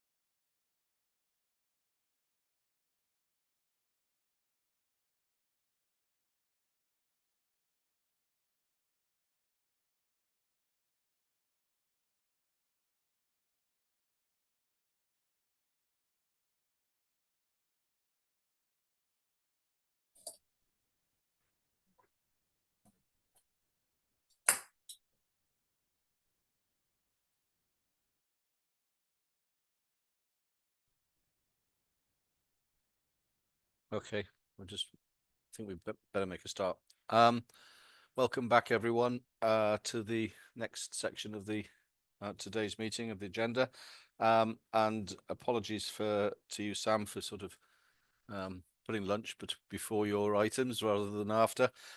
So if we move then on to item 4.8, the DHCW Strategic Equality Plan report, and Sam Morgan, Director of People and OD, is going to introduce. Over to you, Sam. Thank you, Chair. So this is the second of 3 papers that I'm presenting on. There will be quite a lot of overlap, just to make colleagues aware, because it's pulling from the same data. So this is a report that is the second in a biannual update on the progress of our Strategic Equality Plan, which runs from 2023 to 27, and it's demonstrating our ongoing commitment to equality, diversity and inclusion. So the particular period that I'm reporting on for this paper is October to March 2025. There are other areas of work that this pulls on and we report through, that's a gender pay gap, which is next on the agenda, and the workforce race equality standards, which we update into Welsh Government, but that has now been incorporated into our SEP update. So we've talked quite a lot about the work that we're doing in this area to make DHCW a really inclusive place to work and to create those conditions that people feel that they're able to contribute their very best work and feel embraced and included. So the report itself reports against 5 different commitments, and you'll see that the first of those commitments is supporting our people, something that's critical, and Helen's already talked about people being at the heart of our organisation, and all of the ambition that we have is dependent on our people thriving. So that's what we have as our first commitment, and the report outlines a number of different initiatives and activities. And as you can see there is a lot going on, and we have indicated in there the amount of people that are engaging with each of the activities, and that's actually increasing, and that gives us an indication that people are leaning in to ED&I and are participating and becoming more familiar with diversity and how we embrace that. So the second commitment is around ensuring everybody's educated and held accountable. Very important for us to help people understand the difference and the value of difference. So again, lots of work that's highlighted in the report. I'm not going to go through all of it, but just to highlight, you can see that Marilyn has actively taken part in this work as well, and our sincere thanks to Marilyn for the role that she plays in championing this at board, and to all of our other board colleagues as well. It's really pleasing to see that the anti-racism foundational module, which is on ESR now, we've had high levels of engagement with that, and we've got 82% compliance. But we don't want this just to be about compliance. This is more about how people feel and how people are included and how people embrace ED&I. We're also using data to track and understand starting points and how the work that we're doing in this space is making a difference. And that is really, really important to do. Just to pull out some figures from the report, you can see that Black, Asian and minority ethnic populations in DHCW held steady at 12%. And that is almost double to the data that is in the 2021 census, which says that 6.2% of the Welsh workforce is made up of people within this minority group. So we are ahead in terms of our representation, but we can still do more and we can still do better. You can see in the report that staff turnover has increased from 6% to 7.6%. So we're exploring that at the moment through the lens of ED&I, and we will bring further insights back to board on that, and we will triangulate that as well with the staff survey that we talked about earlier. So that is something that we do want to dig into deeper. But back to the point that Alistair made previously, we do need to look at that on a trend basis. We're looking at a snapshot in time there, so we do need to look at it in terms of a trend.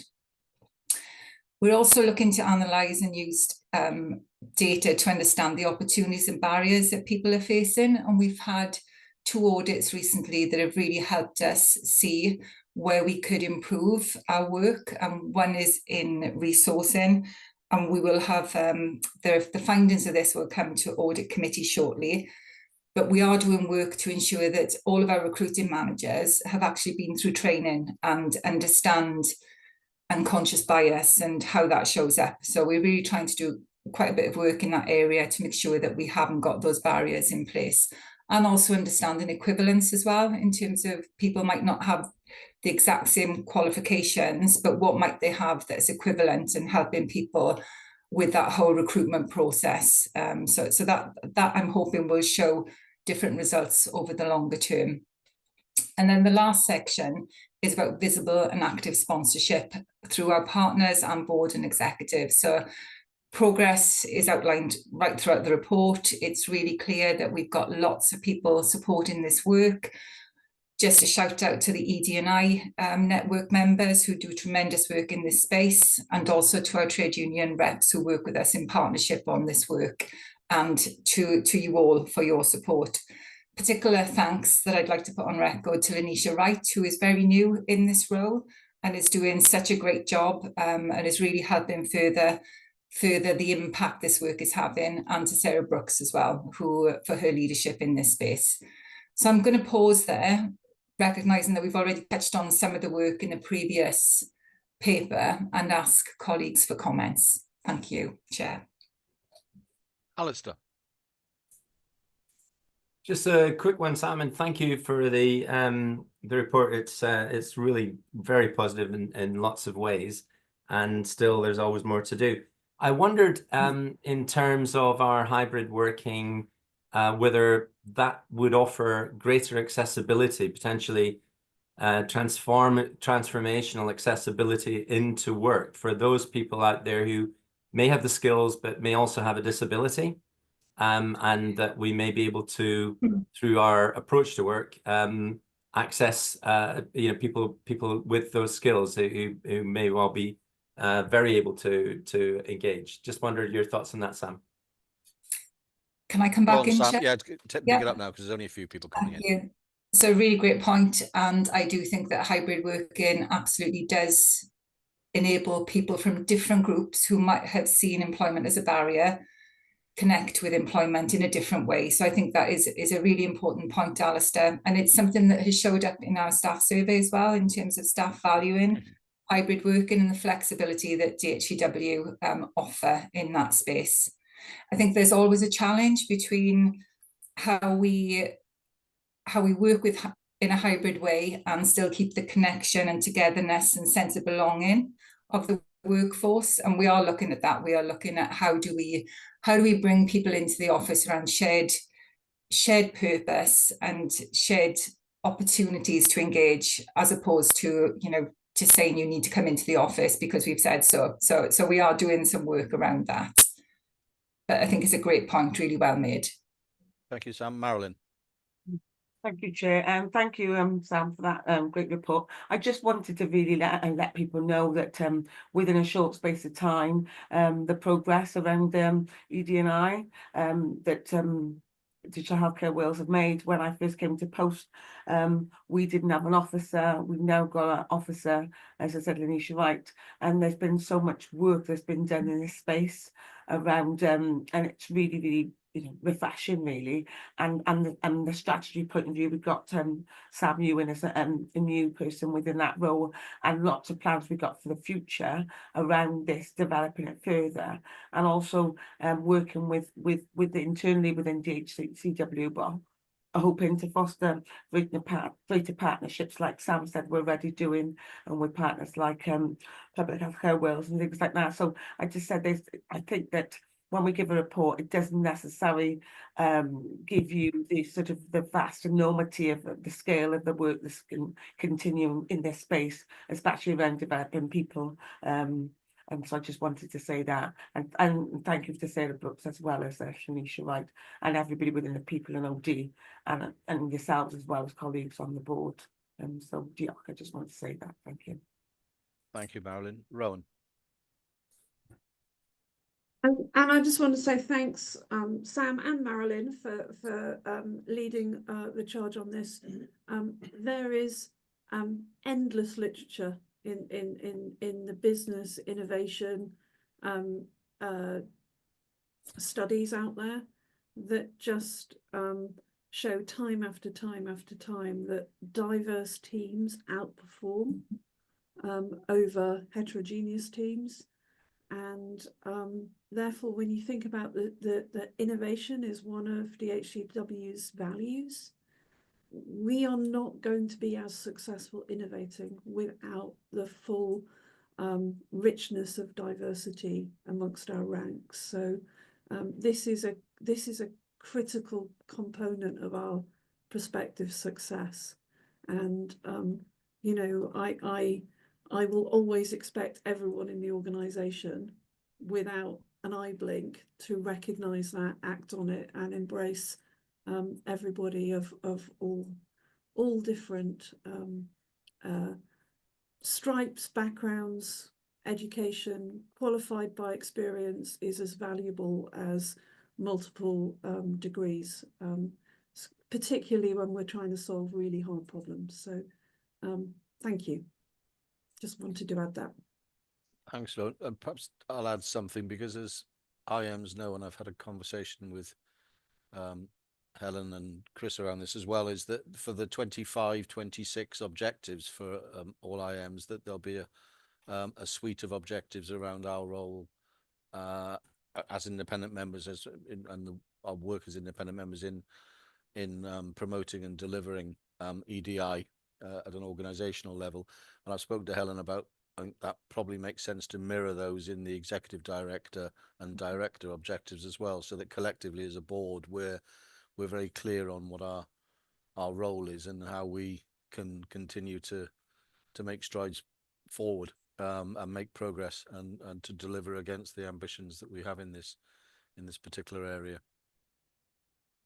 Sam, anything you want to add by way of conclusion?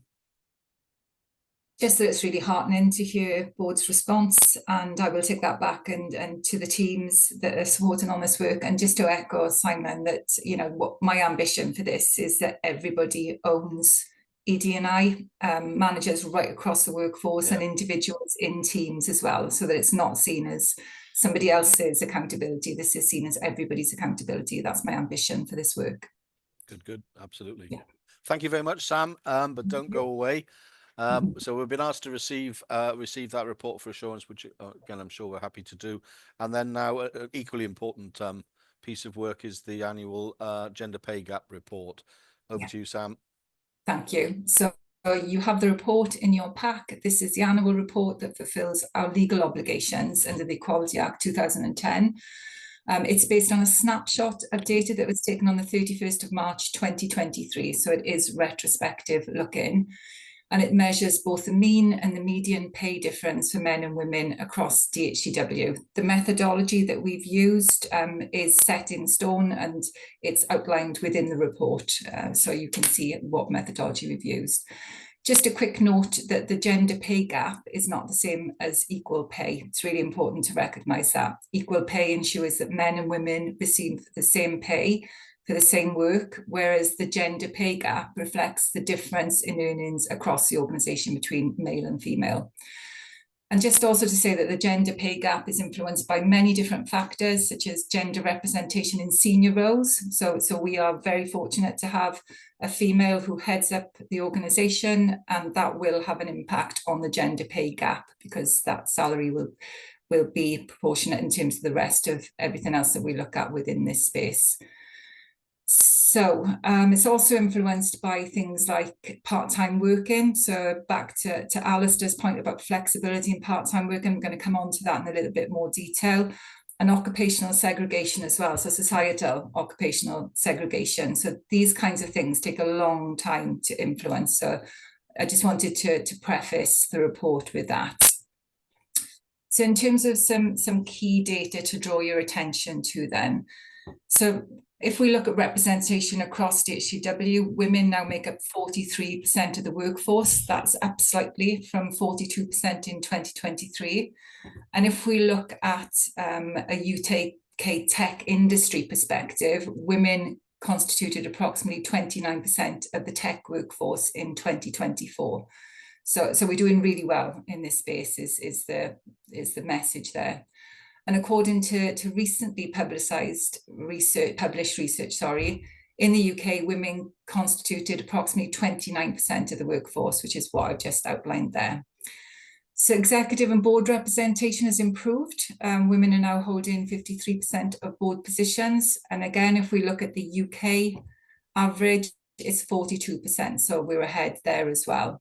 Female representation in mid-level roles. So when we talk about mid-level roles, we're talking about 8A to 8D in this perspective. That's increased, particularly at band 8A. And we can see that numbers have grown from 39 in 2022 to 58 in 2024. And that will have impacted our gender pay gap positively.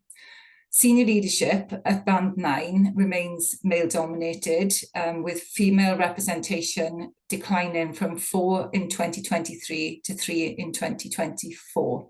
But male representations, we've had recruitment into this group that has increased. So it's just something for us to be aware of and to ask the question, you know, is that pipeline into band 9? Are there any barriers there for females? So just something for us to think about.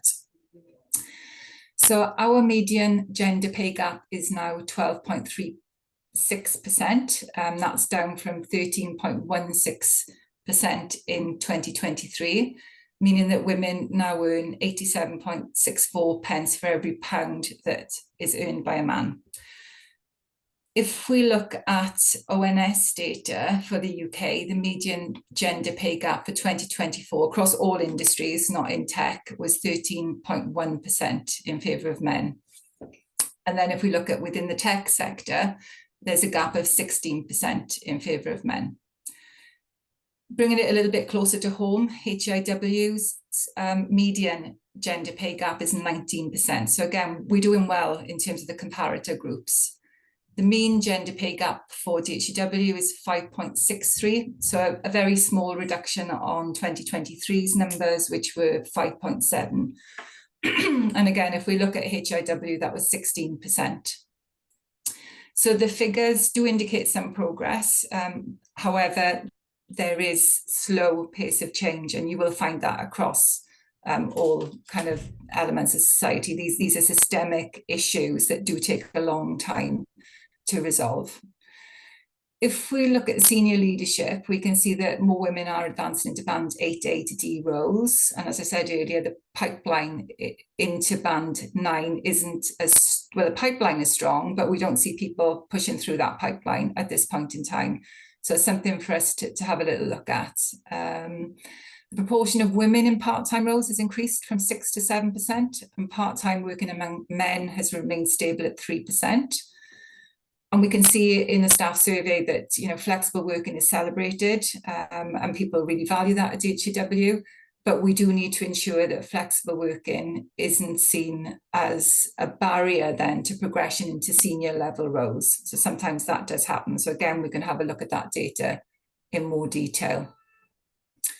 If we look at the talent pipelines, 43% of talent in the talent cohort are women. So that again shows that we're progressing in that area. And we are very much monitoring our recruitment data as well to look at not just recruitment, but leavers. And again, I'd like to come back with some leavers data in a future meeting to talk to you about leavers through the lens of ED&I as well. So really positive progress is the summary, really positive progress. We compare very favourably across our comparator groups, both across the NHS and in industry, but there's still more work to do, and we are still looking at making sure that embedding flexible working is across all of the different grades throughout the organisation. We're looking at ensuring that we've got data-driven monitoring and that we're understanding issues and barriers as they present. And then we're continuing to look at strengthening leadership development pathways as well. And back to Alistair's point about flexible working, you know, that is critical for the female workforce. Female workers are still more likely to be carers and to have young children as well. So it does open up a different opportunity in terms of talent for the future. So I'm going to pause there, Chair, and ask if, do we have any questions? Thanks, Sam. I've got a few, so perhaps I'll take everyone and then you can come back, wrap up all the questions at the end. So Okay, get your pen handy. David, first, David Selway. Thanks, Simon. Thanks, Sam, for the update. You mentioned that band 9 is probably where we've, from what I've heard, got the biggest problem, and there's been a bit of a growth in the band 9 level. Has that growth come from people within the organisation getting promoted from band 8 into that grade, or is it down to recruitment of external people into that grade? Have you got the data to sort of shed some light on that? I haven't got the data to hand. Oh, sorry. No, go on then. Go on, Sam. But I was just going to say, and my colleagues can come in here, but my understanding is the majority of the roles into band 9 have been externally recruited into. Okay, thanks. I can do a deeper data dive for you, David, and come back to you with that. Perhaps put it in your little section in your next report on. Great. Okay, Marion, and then Helen. I'll speak in Welsh if I may, Sam. Diolch yn fawr am yr adroddiad yna, a mae fy'n sylw fi'n ymwneud ag band 9 hefyd, ac yn dilyn cwestiwn David. Yn amlwg, mae yna duedd ar ei lawr os ydych chi wedi mynd o 4 o fenywod lawr i 2, ac mae'r canran wrth gwrs yn lleihau hefyd gan bod maint y tîm wedi lleihau. Ych chi wedi adnabod y broblem, felly dyna'r cam cyntaf, a mae'n galonogol iawn clywed hynny. Os gyda chi darged felly, ych chi'n amlwg yn mynd i ystyried pa gamau, pa ymwriaethau y gellir di roi fel bod y sefyllfa yn gwella.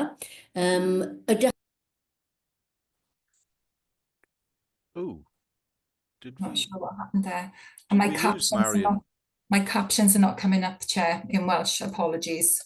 Sorry, you didn't the get Welsh the translation. Translation isn't coming up for me. Sorry.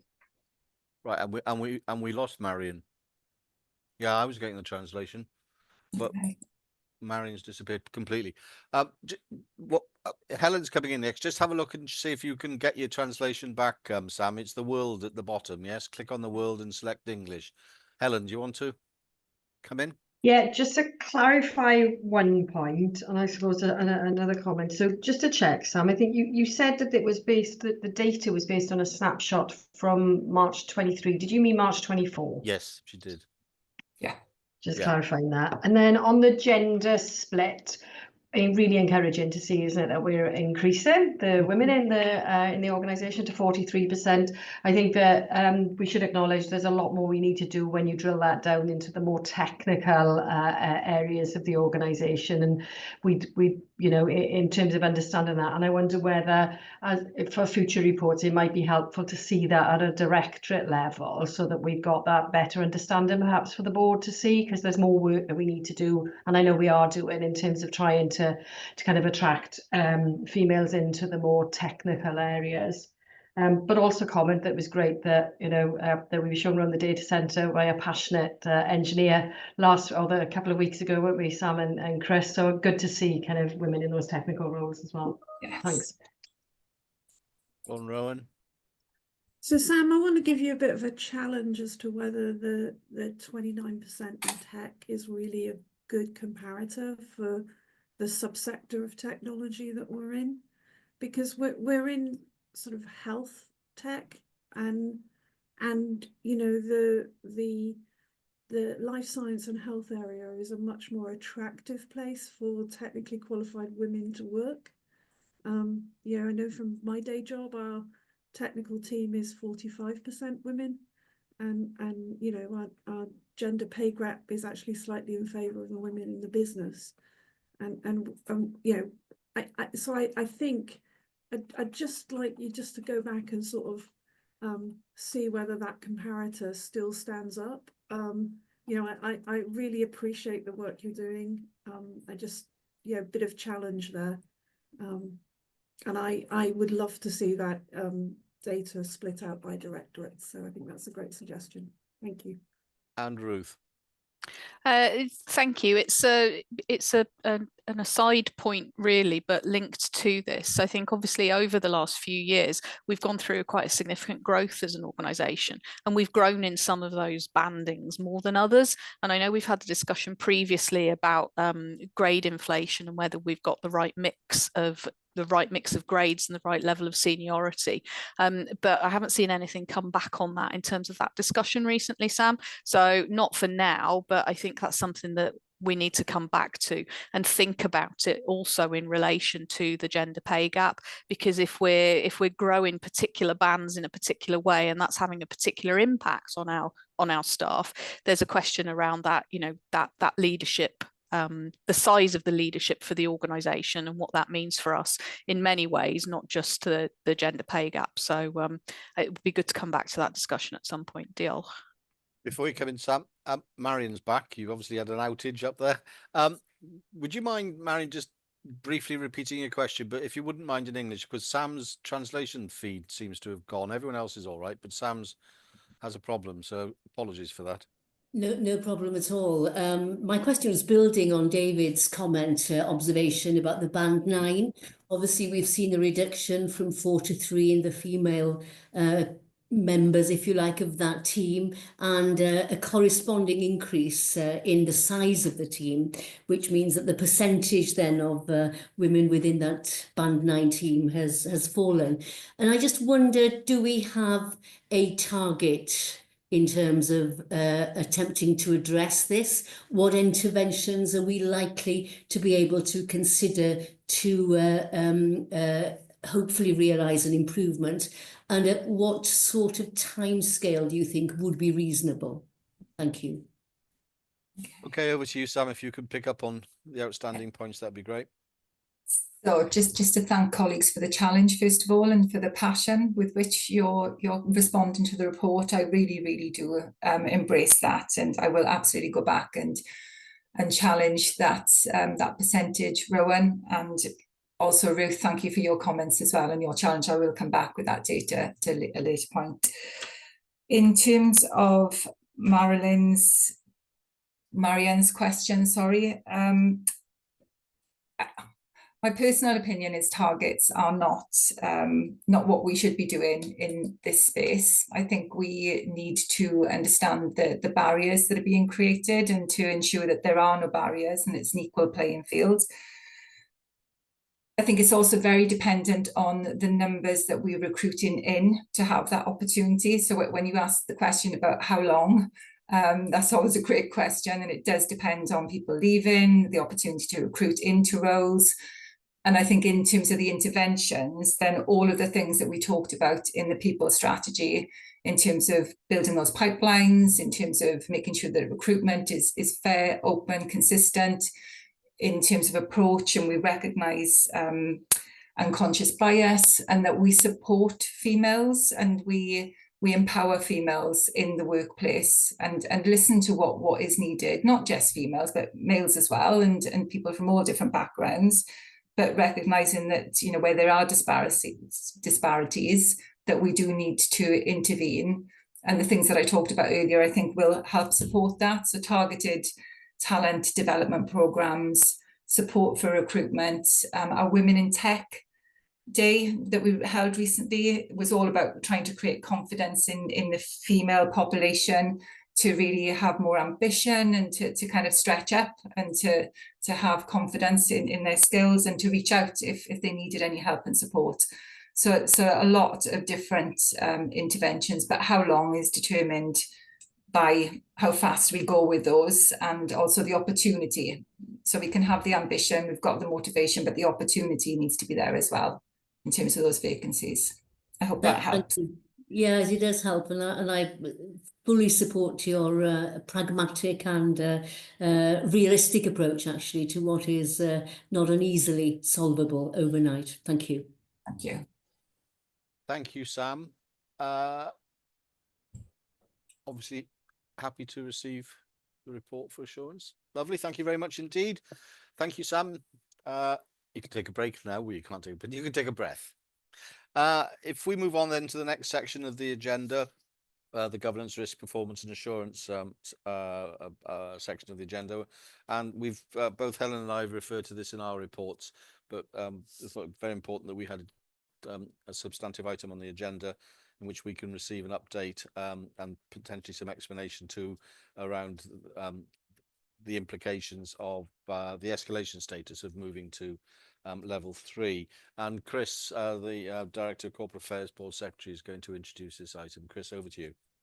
Diolch, Chair. Yes, I'm just going to run through a quick report on the escalation framework and then where DHCW sit within that. So, as you say, Simon, DHCW's escalation status has changed since the last board meeting, hence the report.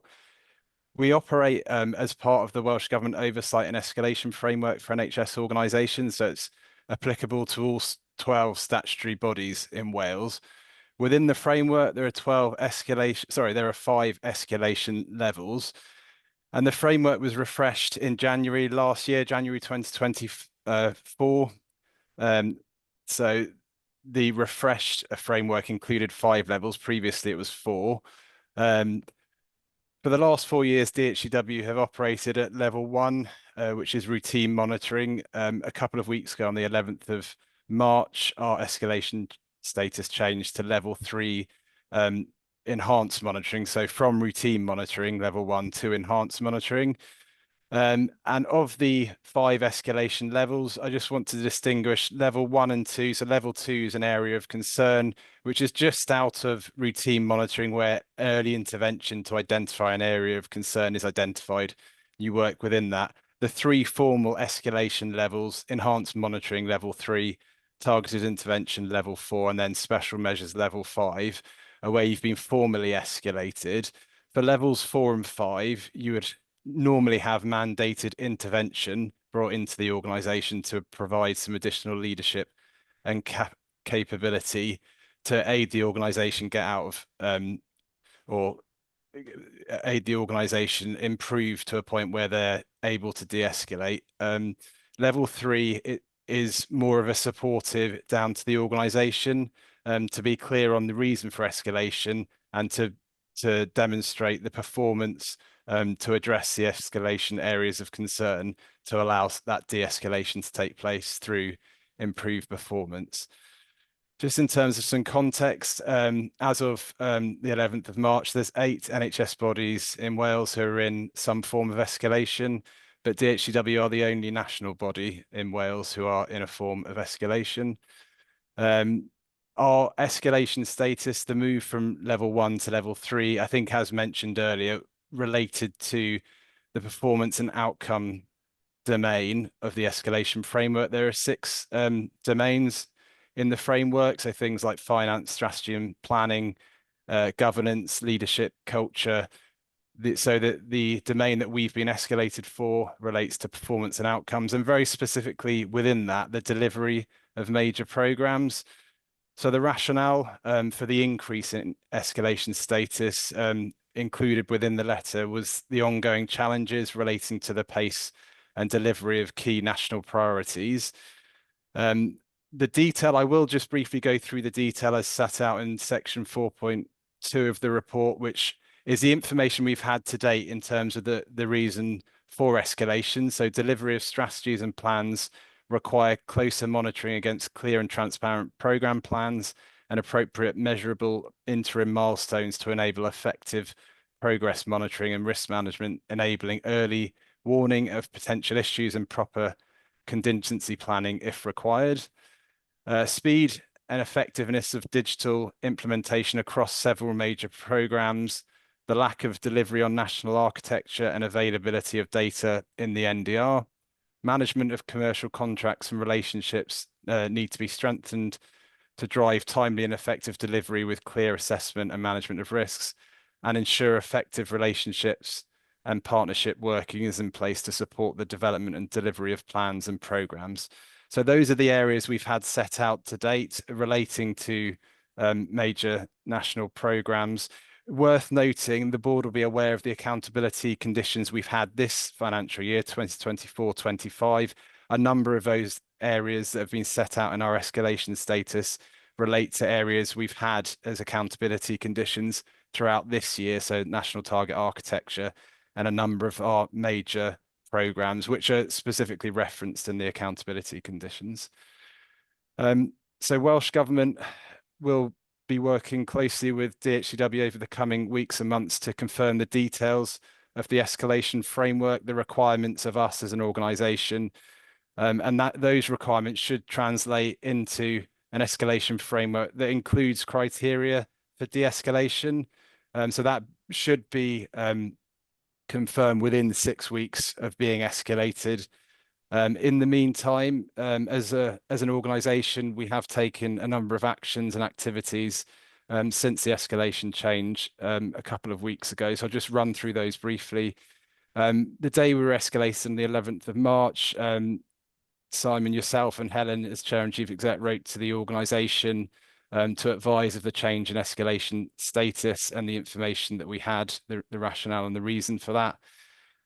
At the monthly meeting, Simon and Helen have, with the Minister, the Cabinet Secretary and the Director General and NHS Wales Chief Executive joined to update on escalation status. That was a week after the announcement of escalation. And last week, myself and Helen hosted a spotlight session for all staff within DHCW just to explain what the escalation framework is, what it means, and what we know in terms of DHCW's escalation status. We had just over 420 staff attend that briefing, and we had lots of engagement and discussions through that process. Then last week, as board members will know, we had an additional in-person board briefing session called by Simon to discuss the escalation status and the position for DHCW.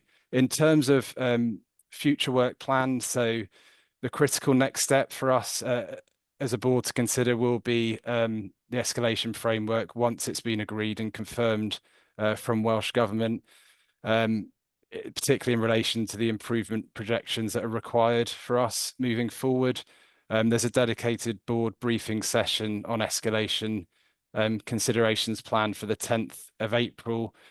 And Simon, I know you're keen that at that session we get into some of the detail around how the board oversight and monitoring of escalation takes place going forward. It'll also allow some initial discussion on points raised earlier around how does this relate to other things like a long-term strategy, etc., to be considered. And we will also then need to consider, once the escalation framework has been confirmed, impact on any partners or wider system impacts and how we communicate that, particularly as the escalation relates to major programmes, which is predominantly delivered in partnership with other NHS and other bodies that we work with. So just to conclude, DHCW need to improve performance in relation to major programmes as set out in the escalation status. That'll be tracked and monitored through mechanisms agreed by Welsh Government.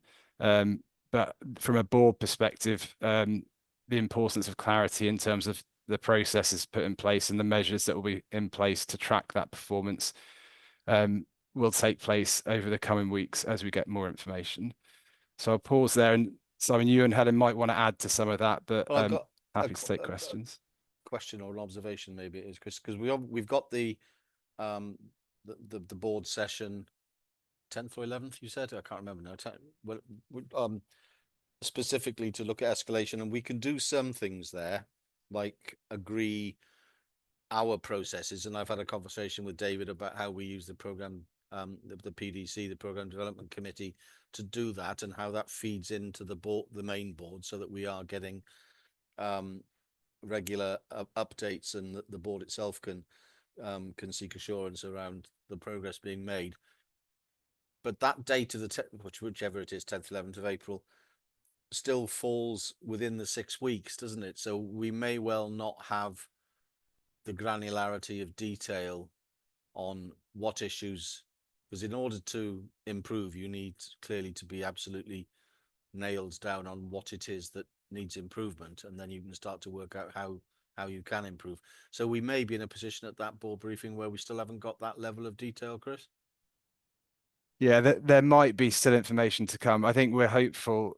I think, Helen, there's a meeting next week that we're hopeful will give more information, and whether that's the full escalation framework or whether that's additional information relating to this, so that we at least have a bit more. But Helen, you might want to comment on.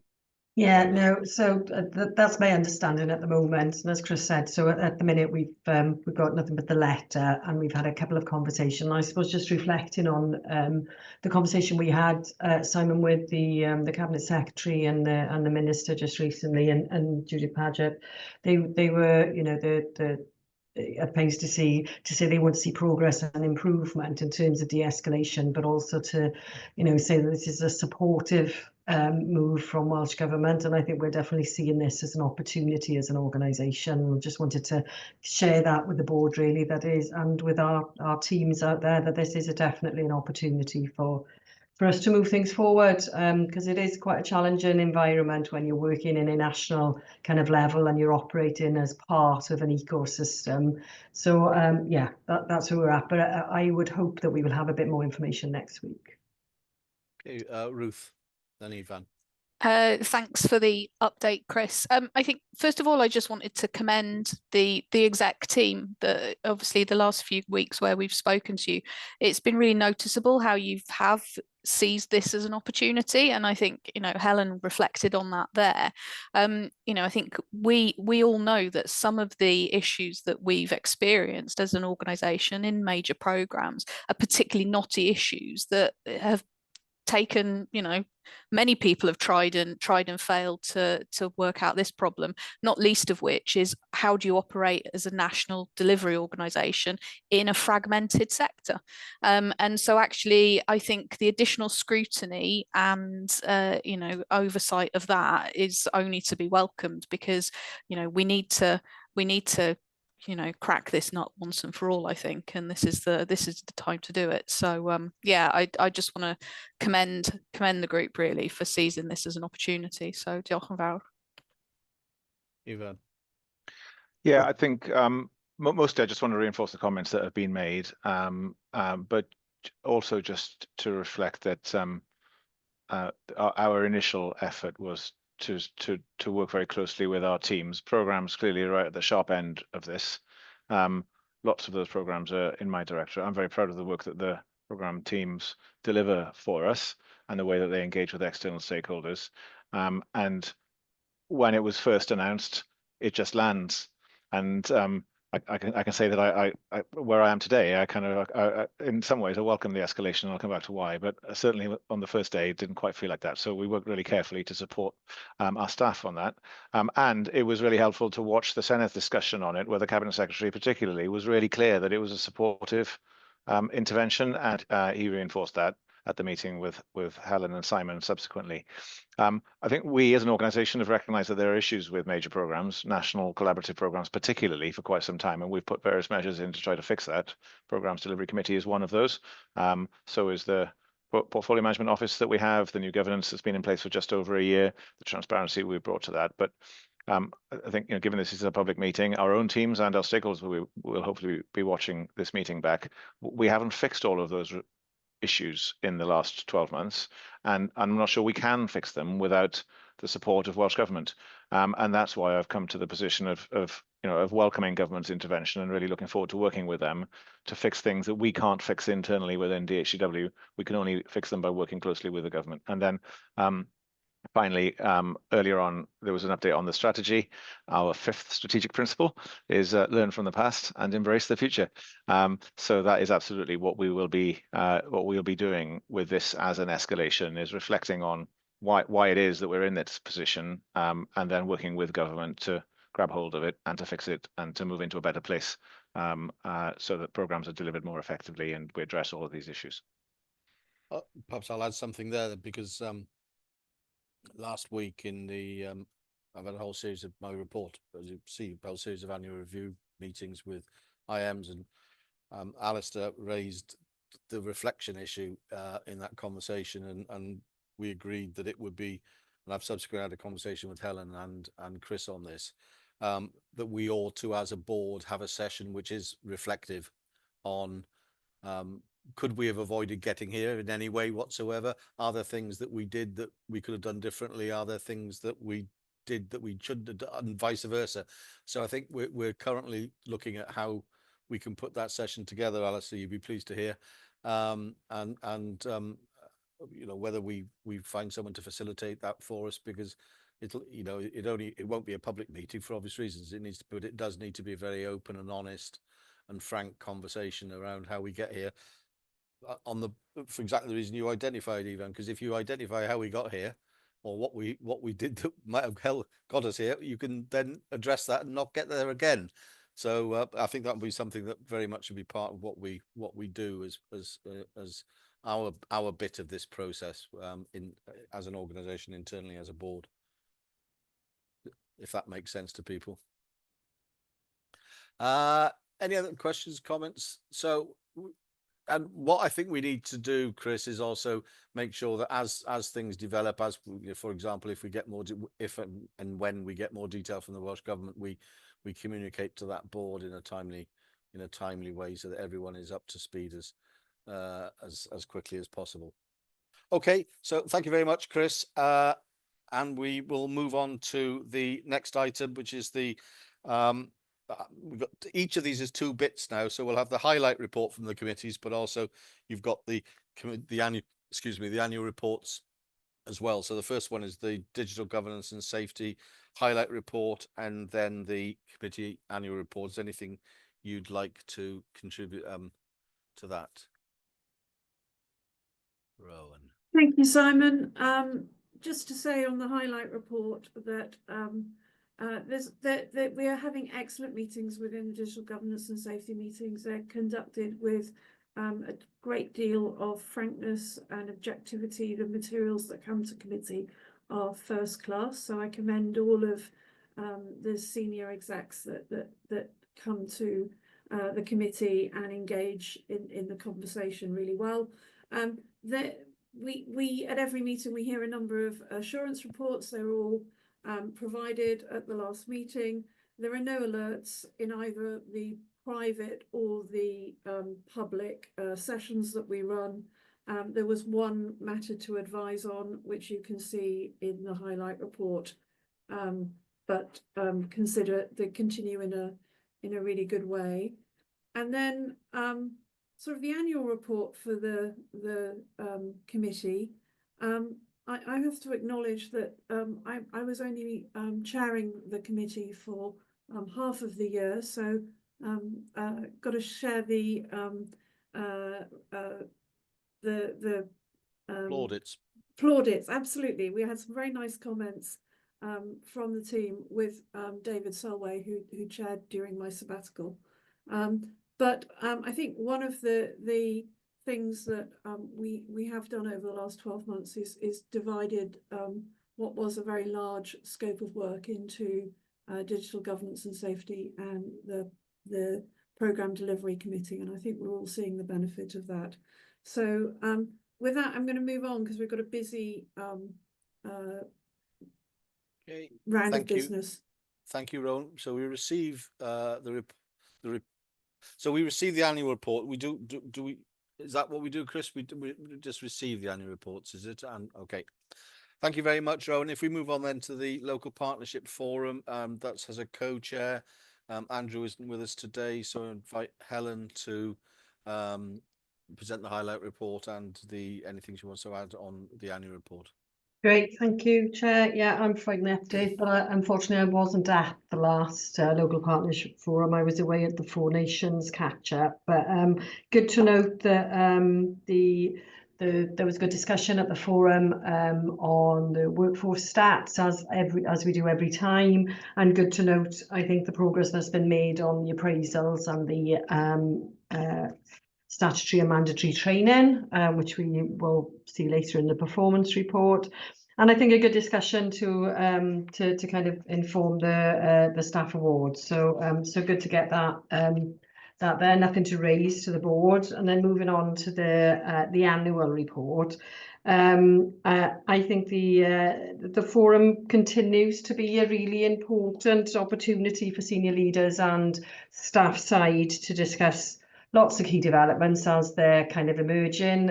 We take some of the kind of early thinking on things that we think will impact the organisation and therefore impact on the people in the organisation to that forum. They also have an important role in reviewing policies. and how we're taking things forward. So I think that's really effective.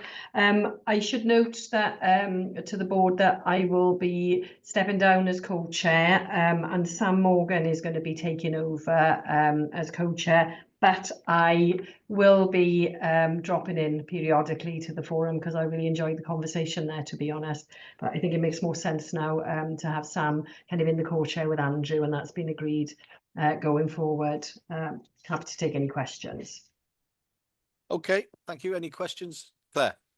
Yeah, on page 5 of 7, this year Helen and I have been joint chairing the committee, and I actually chaired on your behalf while you were at Four Nations, Helen. So I think we need a tick in that box, and that will improve our performance up to 75% at least. So just for correction, thank you. Thank you. We'll make that correction. Okay, thank you. We'll receive that the report and the highlight report, and we move on to exactly the same with the Programme Delivery Committee. David. Thanks, Simon. I'll start with the highlights from the last committee meeting. In terms of alerts, I just need to make you aware it's in the report, but I just wanted to pull them out. That we still have 3 programmes which are not progressing in accordance with plan, largely through or completely through factors beyond our control. That's Digital Maternity Cymru, the National Digital Eye Care Programme, and the Welsh Intensive Care Information System. Those have been flagged previously, and they're essentially on hold at the moment because of circumstances beyond our controls. We still have two major programmes without a chair in place, which I don't think is healthy for us: the Welsh Community Care Information System and Connecting Care. We reviewed all of the risks, and we're reasonably happy that we had things in place to counter those. And we, in the private session, did some commercial stuff around the Welsh Intensive Care System and the IMPS thing that Sam's already mentioned. With regard to the annual report, this was essentially our first year as a committee in operation. The feedback from members was good. We overall, we feel that we are fulfilling the remit that we were given in setting up the committee and overseeing major programmes. Given the escalation that we've had, I have agreed with, even in the agenda setting meeting for the next meeting, that once we've got the specifics around the escalation, we should do a development session for the committee just to make sure that if there's any learning from the escalation that we as a committee need to do, then we need to build that in. And with that, I'll just pause and, in the interest of time, and stop questions if there are any. Helen. Yeah, just a clarification. I think I am now the chair of the Health Connecting Care programme, and I think it was meant to say Welsh Intensive Care Information System, and we do also now have an identified chair for the critical care programme, which is Mandy Ryani, who is a previous executive nurse director at Hywel Dda. Okay. Thanks, Helen. Thank you. Okay, any other comments or questions? Ruth. Thanks for the report, David. I love the Programme Delivery Committee. I think it's been one of our biggest successes over the last year, and it's the counter to my earlier points around sometimes we present a very positive view, because actually what we have consistently done at Programmes Delivery is present a really clear, transparent view and seek to understand why things are red and also why things are green. And we're very clear about that. And there's been significant work from Ivan and his team in particular to get the right information to come up to that committee so that we can have proper board oversight of these programmes in a way that we didn't previously, because the programmes were outside of our control largely. And so I think, you know, it's worth saying that actually for me this is one of our key strands of governance for some of the all of the major programs, and I think the way that the committee has been set up over the last year is a good success and will set us in good stead for moving forwards in our escalation status. So I just want to say thank you for that. Rowan.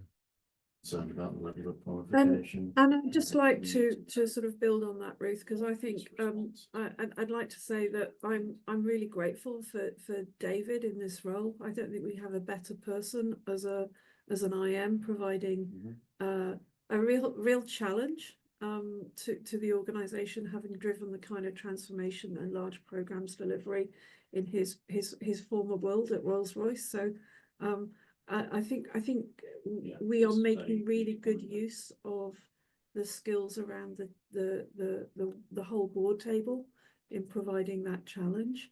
And again, you know, I would also want to commend the IMs and the execs that come to PDC and have really open conversations with us about the kind of challenges that are being faced. So, you know, we obviously need to do more of it and crack through it to meet the expected standards from Welsh Government, but I think it's been a really good start. Thank you, Rowan, and thank you, David. We received that report. Moving on then to the remuneration and terms of service committee report. Nothing from I want to particularly pick out in the highlight report. Everything is there as you see it. On the annual report, there's just one thing, is that the report was written either on the day of or the day before the last RATS committee meeting, so we just need to adjust the attendance figures, because you see it's either 67 or 100 for some people, depending on whether they did or were or weren't able to attend the meeting. So we just need to update that, Chris. And then apart from that, there's nothing else I'd want to bring to people's attention. And people, I think, Rowan, is that as a legacy hand, as they call it, or is it a new hand? Helen, that's a new one. It is a new one, and you just reminded me. The same goes for the Programmes Delivery Committee. I think that needs probably updating in the attendance column. Yeah. Okay, thank you. If we then move on to the Audit and Assurance Committee and ask Marion to do the same as everyone else has been doing.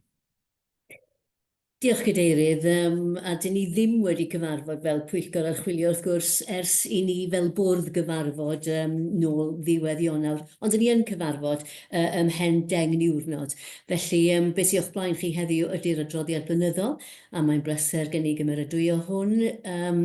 A dwi'n eithriadol o ffodus yn bod ni'n cael cefnogaeth rhagorol gan y tîm llywodraethiant ag aelodau o'r tîm gweithredol sy'n mynychu'r pwyllgor. I ni wedi gweld y pwyllgor yn parhau I aeddfedu, a dwi'n falch iawn o hynny. Ac I ni wedi cynnal sawl sesiwn effeithiol iawn, dwi'n credu, plymio dwfn fel petai y deep dives yma, yn arbennig ar faterion cyllidol a rhai o'r prif heriau sy'n yn wynebu ni fel sefydliad. Dyn ni wedi cyfarfod a holl ofynion yn cylch gorchwil, ond gai jyst dynnu sylw at un mater, sef adroddiadau'r archwilwyr mewnol.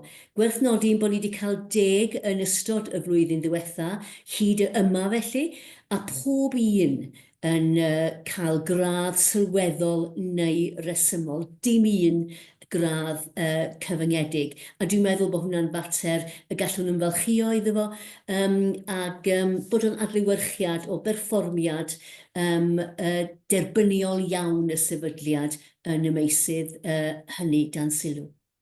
Diolch yn fawr. Thank you. I was just checking our microphone was on. Thank you, Marion. Any questions or comments on that report? No. So that completes the committee reports, highlight reports and annual reports. And then we'll move on to the next item, which is the finance report. What we've done is we've broken it into this year, 24-25, and then we'll come back after the break, I think it is, for 25-26. Looking forward. So Claire, if I hand over to you to do the finance report 24-25. That's great. And I can split it, but if you like, Chair, I could do it all at once, if that's No, let's helpful. split it because we'll forget what Okay. we want to ask about 24-25 by the time you finish 25-26. Okay, no problem. Okay, so I've got some slides, as you would obviously imagine, and I'll talk you through. We're nearly at the last week now of this financial year. I cannot believe we're nearly at the fourth year of DHCW. It's quite remarkable. So I'm going to take you through, if you move to the next slide. I'm going to take you through the first half, which is to talk about this year's financial performance. That will be as at the end of February. I'm going to take you through a couple of the trends to have a look at, talk about our core directorate performance, our organisational run rate. I'm going to touch on the Digital Priorities Investment Fund. I'm going to talk about savings and the capital plan, highlight a couple of risks, although there aren't that many, you'll be pleased to know, as we've only got a week to go. And I'm also going to highlight what this all means in terms of our annual accounts and how that all fits together. Then you're going to have a cup of coffee, and then afterwards I'm going to show you what next year is going to look like.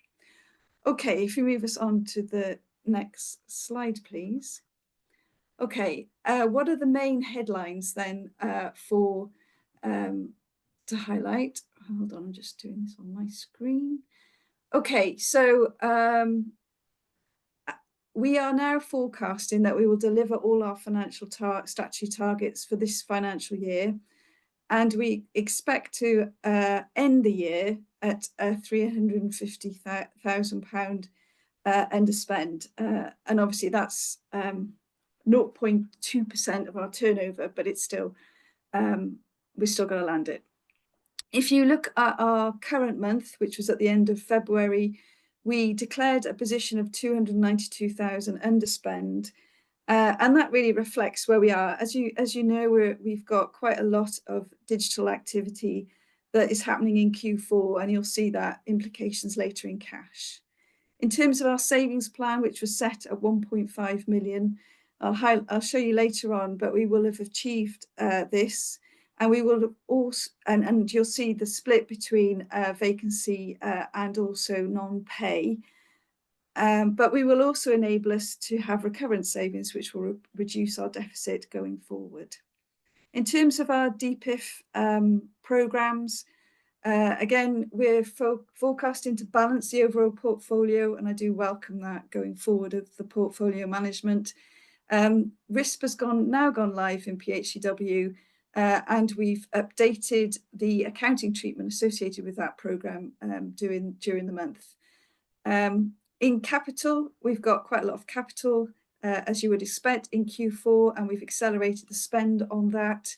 Again, that will be impacted with RISP and Link, and I'll touch on that in a second.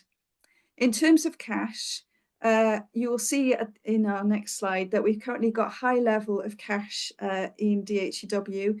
We have a year-end target of 2 million. And again, given where we are with some of the programmes, it's likely that we will manage that and achieve our targets along with Welsh Government, because there are a number of programmes now where some of the cash will go into April.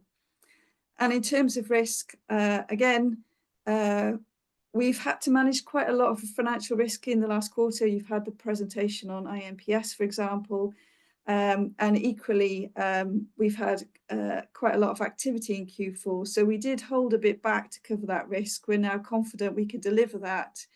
And therefore, we've released those provisions that we've had and handed the money back to Welsh Government. And obviously, hot topic is that we've had the remit letter. And I'll show you later after the break as to how we will manage and meet our financial break-even position next year. Okay, if we move to the next slide. The next slide really summarises the overall statutory positions and where we are at the end of the month of February and where we expect to be at the end of the year. So from a revenue position, as you can see, they're all green. So we are looking to achieve our financial position. We were underspent just under 292, and we're expecting to land the position around about 350,000. Our capital, we spent 10.8 million. We still have quite an amount of capital to spend in the last quarter. That is obviously affecting our cash balances as well. And again, it really links to the two big programs, which are LIMS and RISP, which are really happening in Q4. In terms of our public sector pay, we achieved above the target at 97%. And again, we've touched on the cash, which at the end of February was 10 million. Okay, if we move to the next slide, please. This then breaks down the sort of how we've balanced gains and losses over the year to end at this was the position as at the end of February at 292,000. We've had gains within clinical and also corporate governance, but they've helped to offset pressures that we've seen, particularly in primary care and mental health, which has really reflected that Q1 disbursements for connecting in relation to WCCIS and Connecting Care, which accounted to 395,000. And within operations, again, predominantly front-end loaded, where we had some non-recurrent costs really reflecting the data center migration, but we've also undertaken some of the cloud transition prep, and they've also sought some technical advice in that space. So I'll move on to the next slide, which really reflects the sort of run rates for the year. And again, total spend for the year is anticipated to be 172 million, with 70 million, just under 71 million related to pay and 101 million related to non-pay. And you can see the sort of kick up in the light blue, which is the non-pay towards the back end of the back quarter, and particularly in the last month, where it really is reflecting again a lot of the activity around vaccine related to the letters, which is obviously we approved the gov.net earlier on in this board, but we've also had quite a lot of activity within DSPP and also within Connecting Care, and we've also undertaken a bit of the work in relation to our integration hub. So quite a kick up towards the end of the year in terms of the non-pay element of our run rate. Okay, if we move on to the next slide then. Okay, so this really details the split of our digital spend in terms of our digital priorities investment funds. It totals 32 million budget allocation. To date, we've spent just shy of 29 million, and we anticipate that we will spend the full 32 million allocation.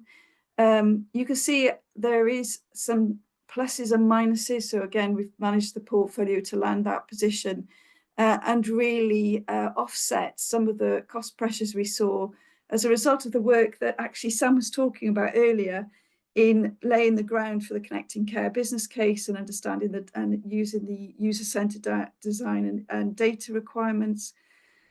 And yes, and there are quite, so we've landed, we anticipate that we'll land that position towards the end of the year. I don't propose to go through each one at this point. Okay, so move us on to the next slide, please. So this one breaks down our savings target for the year. So we had a savings target of 1.5 million shy of. By the end of February, we're anticipating to land 1.3 million. We've actually landed more than that at 2.7. And we've recovered those funds and reinvest them in some cases, but also returned them to Welsh Government. And you can see from the graph on your left that those gains have predominantly been within managing our vacancy factor, although we have had a significant non-pay gains as well. And looking forward, the recurrent savings target has been overachieved. We will actually achieve 1.7 million, and that will also help to support the underlying position going forward. I know Simon will be watching that figure closely. Right, if we move to the next slide, which is really a breakdown of our capital activity. So our capital budget in total was 16.1 million. 3 of that is our discretionary capital, which we've invested predominantly within our infrastructure parts, but we've also invested quite a bit in our infrastructure in terms of our estates and facilities. That work is due to be complete at the 31st of March, and the firewalls that predominantly take up the other spend have arrived and will be fully installed. So that means that we will be able to fully commit to our discretionary capital. And in relation to our digital priorities investment funds, you can see that the outstanding balances, so to date we've spent 10 million against a plan, but we've still got 5 million to spend. That predominantly sits within the RISP programme, and again we'll manage that and deliver that before the end of the year. So quite a lot of work going on in Link and RISP at this point in the year. So I'll move on to the next slide.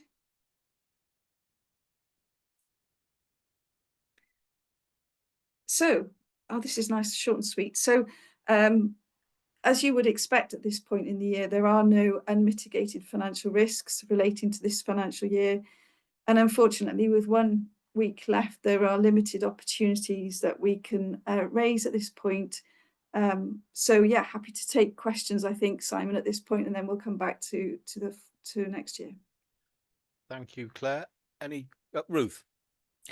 It's kind of my perennial question, which feels essentially pointless, because whenever I ask it every year, it's about forecasting, and it's always, you know, slightly hairy that we have so much spend and such a high profile in Q4 every year.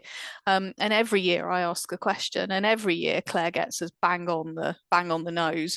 But if I don't ask it, I'd have nothing else to say apart from well done. So, I think the question is, Claire, will we ever reach a point where we will have smoothed our profile more? Because it is a risk, regardless of how well we've done it so far, to get, you know, on the nose, to land that jumbo jet on a postage stamp. It's not sustainable to keep doing that and loading everything at the back end. I know you've done a lot of work in smoothing that out, but I'm just interested in your reflections on that. Yeah, so if you look at the variation is predominantly in DPIF, yeah, and therefore which inevitably, and this year has been particularly tough, if I'm being frank, that the decision making around the funding allocation happened so late in the year that we ended up with a peak. Yeah, so it can be more uniform, and it will be more uniform as we move to a more product based. I'm looking at my colleagues now. It better be a more product based delivery model, because we will have more certainty around our funding and the activity relating to that funding, and therefore we can procure and deliver that in a far more uniform way. So we're getting there, I think, Ruth. I don't think we've got a long way to go, but I do think most of the variability this year has been a reflection of the variability and certainty around our allocation, and therefore it has become very, very back end loaded. And I have to say, we've worked very closely with the Welsh Government finance team, particularly over the last quarter, particularly with uncertainties around procurement with INPS, for example. And that's really helped us plan more effectively. But I would say the finance team and the Welsh Government team have worked really hard, and we've supported each other to get to this position and optimise the funding in whatever way we can. Yeah, so we'll get there. David.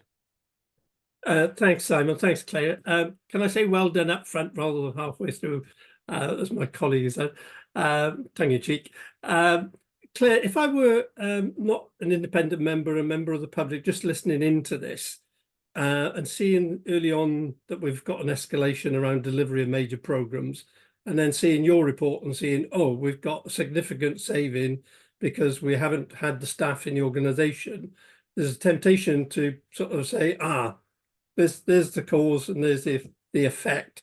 As an independent member who chairs the Programmes Delivery Committee, I don't think that's the case. But what I would like to do is give Evan and or Sam an opportunity just to comment on, there must be an impact of not having those people when we planned to have them, hence the saving. So how has that manifested itself in terms of delivery of the things that Welsh Government want from us? Yeah, shall I go first? Go on. Yeah, go on. I think it's a dynamic relationship, David, in that and we've raised this several times at the programs, or we've discussed it several times at the programs delivery committee, that the late confirmation of funding in the year or the short runway on the funding which government is allocating to us leads us to, I wouldn't say forces us to, but leads us to hedge our bets on recruitment, either by delaying the recruitment of people or by taking people on fixed term contracts, and then there's a slightly greater turnover of those individuals. The more stability we can have in funding runways, then the more stability we can have in the establishment and the recruitment of people into those posts, and so on. What we've done is in 24-25 particularly, twice in 24-25, we've effectively reprofiled several of our major programs. So in Q1 we did that because the DPIF allocations were changed in February of 2024, and so in April and May we worked with program boards to reprofile the NDR particularly, but some other programs, and then in August and in September again there was another reduction to the DPIF allocations in year, which we worked closely with the team. And earlier on in the meeting today I talked about some of the real positives that came out of that, which were the quarterly milestones and the other focus in terms of process. But inevitably, if you reduce the money, you reduce the headcount and you reduce the delivery, or you slow the delivery. And I think generally we've tended towards slowing the delivery. We kind of flatten the delivery curve, which postpones the achievement of outcomes, and it postpones the benefits that accrue from achieving those outcomes ultimately. And we've tried to be as transparent as we can back to government on the impact of the funding reductions so that they're fully cited on the consequences and the choices that we are making. And then we assure those through our management board, through the program boards, both of which are monthly, and since September also in our monthly reporting to Welsh Government on DPIF specifically, and on IQPD, which is the Integrated Quality Performance and Delivery meeting with government, which was stepped up to monthly. So there is an impact. And we track it through our milestones changes, we track it through a bunch of other mechanisms. We try to set out the options and choices that we're making as clearly as we can to our stakeholders through program boards, to government through our monthly reporting. But yeah, if you reduce the money, then delivery slows, and if the money is released on a quarterly or a 6 monthly type cycle, which is where we currently are now, then that makes it harder for us to plan delivery and to recruit staff compared to where programs used to be, which were more on a 2 to 3 year forward funding allocation letter type position. And these are the sorts of things that I'm sure will come up in our discussions about the escalation status with Welsh Government, that we'll work through and understand what the sort of portfolio level impact of that is, and what adjustments we might make working with government in order to strengthen delivery effectiveness, timeliness, and the other things that are in the escalation statement. I hope that answers the question. Is that what you were expecting? Yes, it pretty much is what I was expecting. Thanks. Yeah, yes, there is an impact, David. I think that was the long and the short of it. Sam, was there anything you wanted to? Oh, Sam Morgan's got a hand up. Go on, Sam. Yeah, just to agree with what Ivan said, and to say, David, that I'm particularly interested in understanding any correlation between staff survey results. So we have had feedback around certain areas that have reporting burnout or close to burnout, and I'm really interested in looking at whether or not there's any correlation between vacancies taking time to recruit to, or this is a situation that was just explained then. Again, I'll come back to you when we've got more detail on that one. Yeah, the other thing I always keep an eye on these circumstances, Sam, is the sickness levels too, because that's another good early indicator that there's an impact. Sam Hall. Yeah, just briefly, and it kind of echoes what Ivan said, although for both the programs, for iCare and for Connecting Care, we didn't actually receive any money. So we had very little program money. We didn't have any development money for iCare, and for Connecting Care, we didn't have. We've done a lot with what we had within WCCIS budget to stretch the staff, but I agree, You know, we have stretched the staff in that space, and Claire has managed to help find us some money to keep us going in that space. But it was a huge ask to do what we had to do over the last year without any funding. But that has got us, you know, will get us into a position where we know where we're going now. But it isn't sensible, the move into the product space where you fund teams, not big chunks of money. I mean, obviously there will always be things that need big chunks of money because that will be big replacement things. But actually you should be doing continuous innovation and continuous improvement with really good, well-structured, well-founded and funded teams that have the capability and the capacity to deal with these things as they come by. That's how my teams want to work. I'm pretty sure that's how most people in DHCW want to work. But sadly, the structure we currently work under doesn't allow us to do that very well. So, you know, that has to change. That's something we've been trying and lobbying for. But in the current situation, I think we're doing a lot with not a lot, frankly. Thank you, Sam. Rowan, you want to come in? Yes, thank you, Simon. And I just wanted to sort of build on what Evan and Sam were saying, because what tends to happen is we push out you know, milestones because we haven't quite got the resources, or we deliver things with thin air. And if you're delivering something out of thin air, Sam, and there's been no investment, it tends not to be monitored, measured, and declared a success. It's kind of invisible. And when things get pushed out because of availability of budgets, you get held up for essentially not delivering, right? Because it's not delivered within the date. And that is difficult for this organisation, but I would suggest it has even more serious consequences for the citizens of Wales and our capacity within the whole of the NHS in Wales to really move onto the front foot, which I believe is where everyone wants to get to, where we can be more predictive, more preventative in our healthcare, deliver more through digital. We've already heard from Sam Hall today describe, you know, the opportunities for delivering mental health services digitally. And Sam spoke about those being life-changing. Actually, they're life-saving. We know suicide rates are not where we want them to be.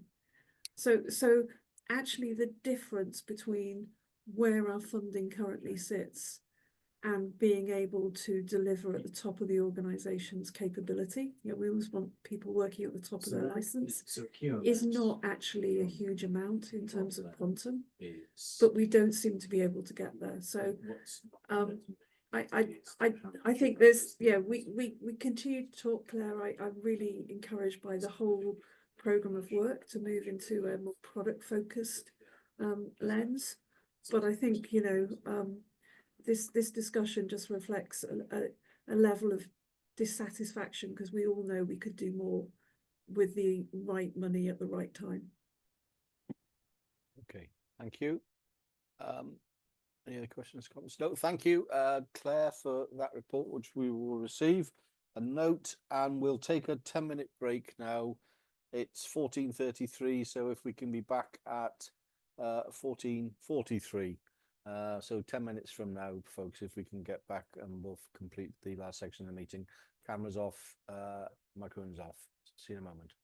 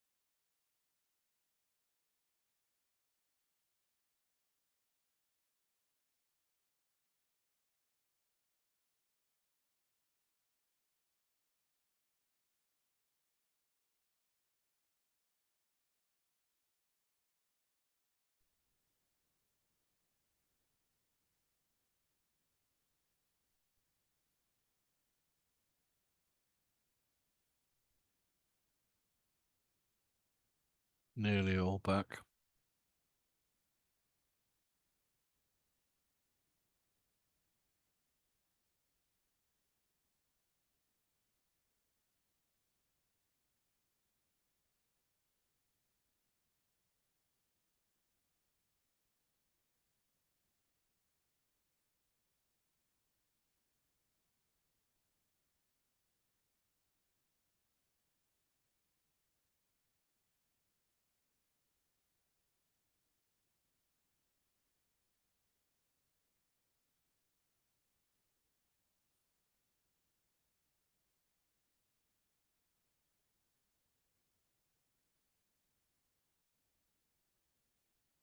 Okay, we'll make a start.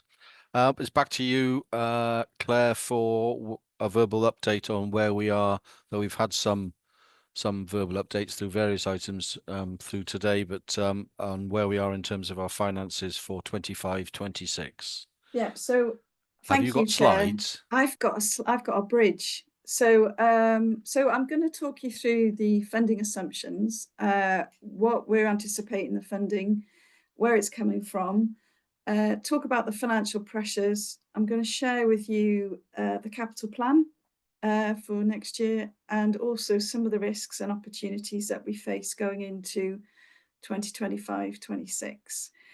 So Ella, if you move us on to the next slide, please. So rather than talk you through these bullets, I'm going to flash up the next slide, which is a bridge, and cover it by walking you through it, if that's okay. Right, okay, so what this is showing you is where we are today, which is the baseline of 25-26, to where we'll end up in terms of total funding for 25-26, which is 174 million, and highlight where we are seeing funding increases and decreases from. So starting at the far right then, DHCW had a baseline position in 25-26, which was 61.1 million. It will receive 430,000 from transfers for MEG. Now, these are made up of 3 items, which is the Choose Pharmacy funding, optometry funding for the licenses for Office 365 that Sam was talking about earlier, and 50,000 for the dental referral management top-up. So that is the discrete levels of funding that we get specifically from Welsh Government. On top of that, we get the 23-24 pay mapping, which is 3.2 million.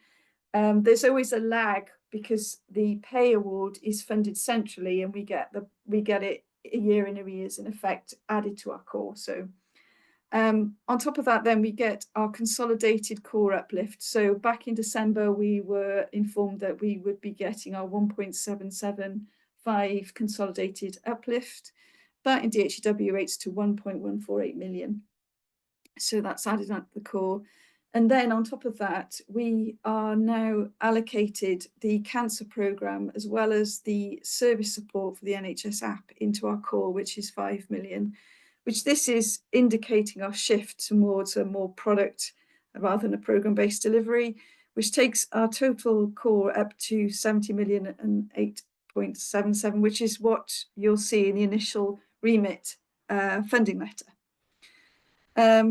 Within that, we will obviously anticipate the 24-25 pay award funding, which is 3.521 million, which will take our anticipated core funding up to just shy of 75 million, at 74.398. We obviously have our depreciation added onto that, which is 8 million, which will take us up to 82.465. So that is our core allocation in a sense for DHCW. We then have our primary care allocation. So again, just like our core, we've got the GMS allocation of 19.176. On top of that, we'll have our pay funding and our uplift. What we haven't bottomed out yet is the 2.935, which is our current view. It's not. This is the one we're not sure of at this point in time, because this relates to the GP migrations from INPS onto EMIS. So again, depending on the outcome of the forthcoming weeks, it will determine what that value, what the rate of transition will be, and therefore what funding requirements we will need. But so that 2.9 million is yet to be finalised, and will be, and the idea is that will be finalised when we have a greater understanding of what that number needs to be. We then have, so that really covers the GMS and the primary care aspects of DHCW. The next section really is the DPIF allocation funding. So that equates to 20,161,000, which is the digital programs. And we've then got 1.271, which I can't remember now what it's for, but that is related to a program funding, which takes us up to 126.511. And then in addition to that, we get our 33 million All Wales licensing allocations, though that is funding from health boards and trusts in relation to our Microsoft contract predominantly. And then we finally have 14.1 million, which relates to our SLAs and recharges. And this year, for the first time, we are starting the 1st of April, knowing that all health boards have agreed to the SLA funding and recharges. Sorry, so that takes us to 174 million and 24 funding for the year. And I've just remembered what the 1.271 is. That is health boards' contributions to the DPIF funding for LIMS and RISP.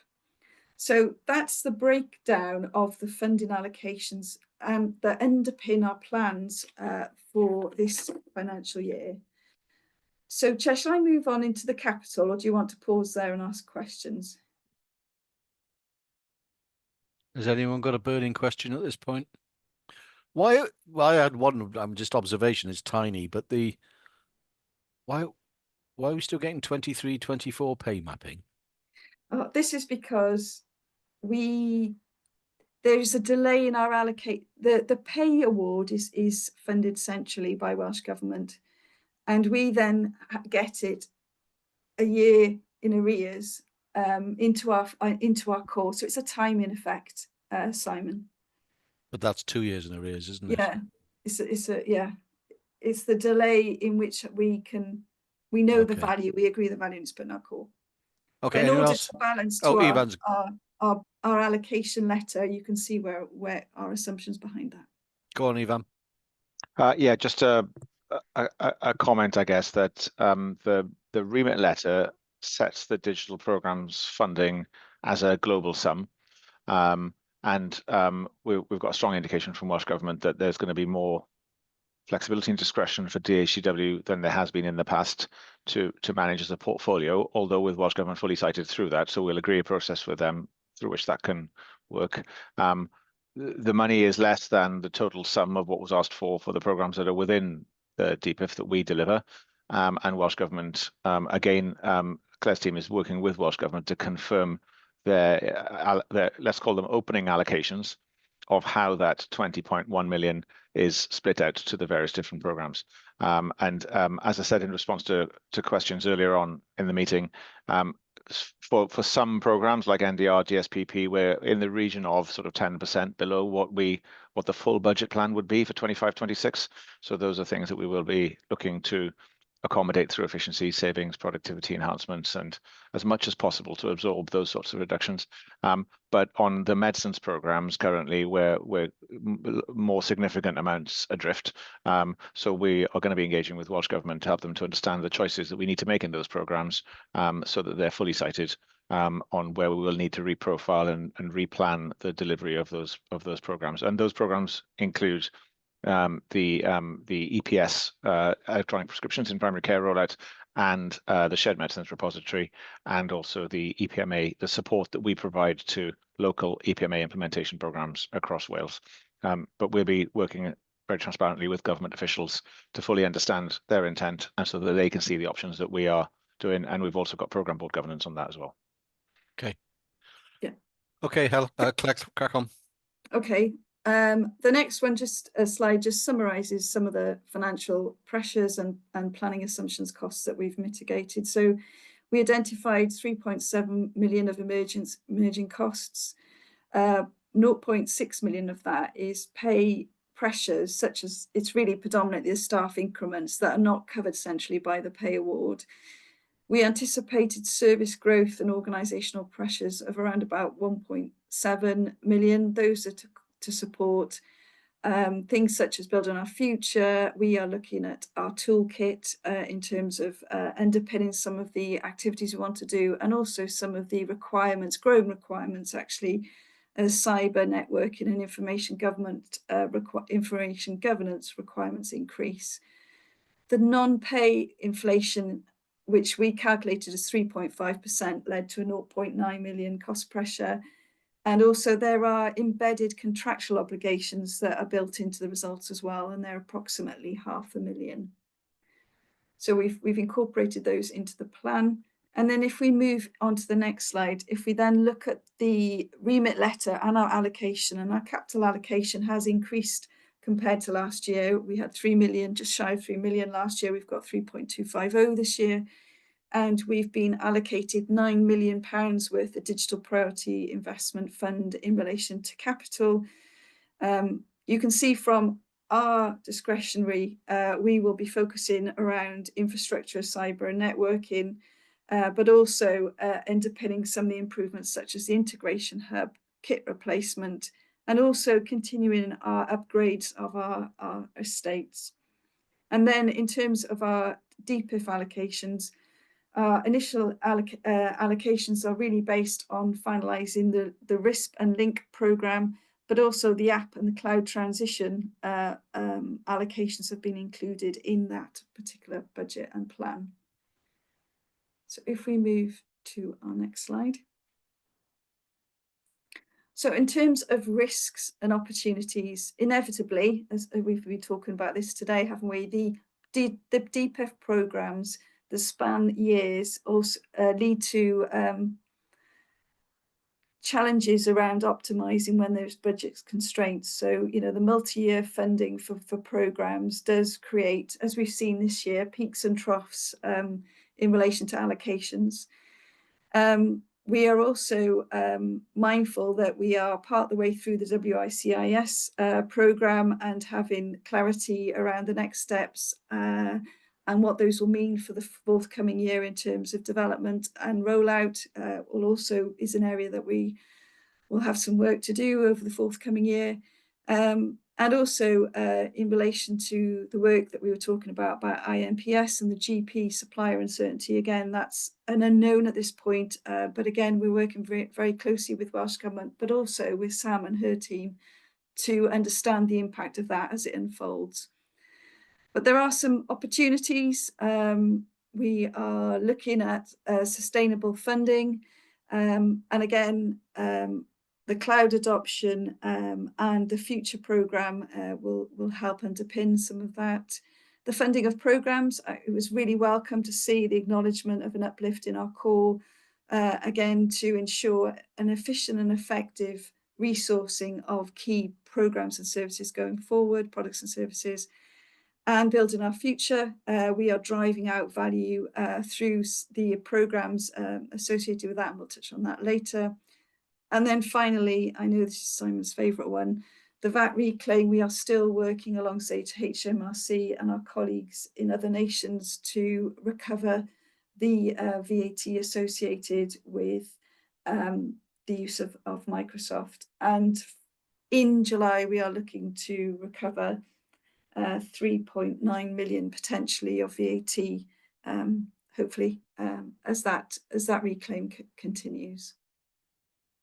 So I think that is the last slide, but I'll just check with Ella, is there another one? So yes, so I would like the board to note the position of the financial plan for next year, and I'm happy to take any questions. Thank you. Thank you, Claire. Has anyone got any questions? It's very clear where we are. David. Thanks, Simon. Thanks, Claire. It's not a question. It's just a well done to Claire. The 5 million that you've secured as product type funding, we've been banging on about the need for this for as long as I've been here. So well done on actually landing something for us. It's great to see. Thank you. Thank you, David. Rowan. What I was also sort of say. Rowan, we're getting some background noise when you come in. I think I'll pass now, and then I'll just see if it gets quiet and stand there. Okay. Anyone else? No, thank you very much. Thank you very much, Claire, for that as we move into the new financial year. And now moving on to the next item on the agenda is 5.9, the corporate risk register, and I shall ask Chris Darling to introduce the item. Chris. Thank you, Chair. Yeah, I'm just going to run through the current corporate risk position, go through the changes on the risk register since the last board meeting, and just get some updates on some of our key risks. So there's currently 16 risks on the corporate risk register, 12 of which are included in the papers. There are 4 which are considered by the Digital Governance and Safety Committee in closed session due to security sensitivities relating to those risks. So in terms of changes to the corporate risk register since the last meeting, we've had a number of 5 new risks. 2 of them are private. So as mentioned, they will go to the next Digital Governance and Safety Committee. I'm just going to run through the other 3 risks that are included. So 0343, remit letter 2025-26. We've actually covered this earlier, Chair, in the agenda in terms of the risk of not getting a remit letter and therefore being able to approve the IMTP that meets the requirements of the remit letter. I think the remit letter came in the day this paper was finalised, so we didn't take this risk off, but I think we recognised it in the earlier part of the meeting. The second 2 new risks are kind of related. So 0344 funding for connecting care in the 2025-26 financial year, and 0345 funding for operational delivery of care director in 2025-26. And Sam did touch on this during the primary and community care update, but Sam, do you want to just comment on these 2 because they are new risks to the corporate risk register since the last meeting? Yeah, thanks, Chris. Yeah, so obviously they're 2 very separate things. The one that Claire mentioned around the running of Care Director, which is the existing technology that is coming to end of life and which sparked off the Connecting Care programme, is what would we do when that goes out of service. So there are running costs associated with that, just over £500,000. We have to keep that service running because there is nothing else to replace it yet. So we believe that should have gone into our core funding because it isn't programmatical. We're not extending that service anymore. We are just running it and keeping it safe and secure for people to use it. And of course, we'll be starting to offload people from that service as well. And then the program costs. So at the moment, we have the program appears in our remit letter. So there is obviously some acknowledgement that this will need to continue. However, there is no funding for it currently. So we can guess from that's because they're waiting on us to submit this new business case to go to the investment panel in May. So we need to get it in April. So at the moment we are running, we are at risk. So we are running at risk with a small team. And so we will need to keep them for at least this quarter. And that is running at about £300,000, something like that. Claire's got the exact figures, I'm sure. So, they are effectively still working on the programme and producing the business case. However, obviously we need to wait for the outcome of that business case to know whether we have funding to go forward. If we don't have funding to go forward, then we'll need to decide what we have to do.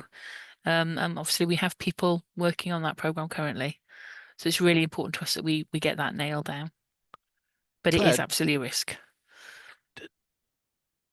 Do we know how much is in the DPIF fund in totality? Because that obviously has an impact on how risky it is or it isn't in terms of requests for money beyond what we're currently getting. So we're cited on the DHCW aspects of the DPIF funding. I'm not cited on the whole of the DPIF funding.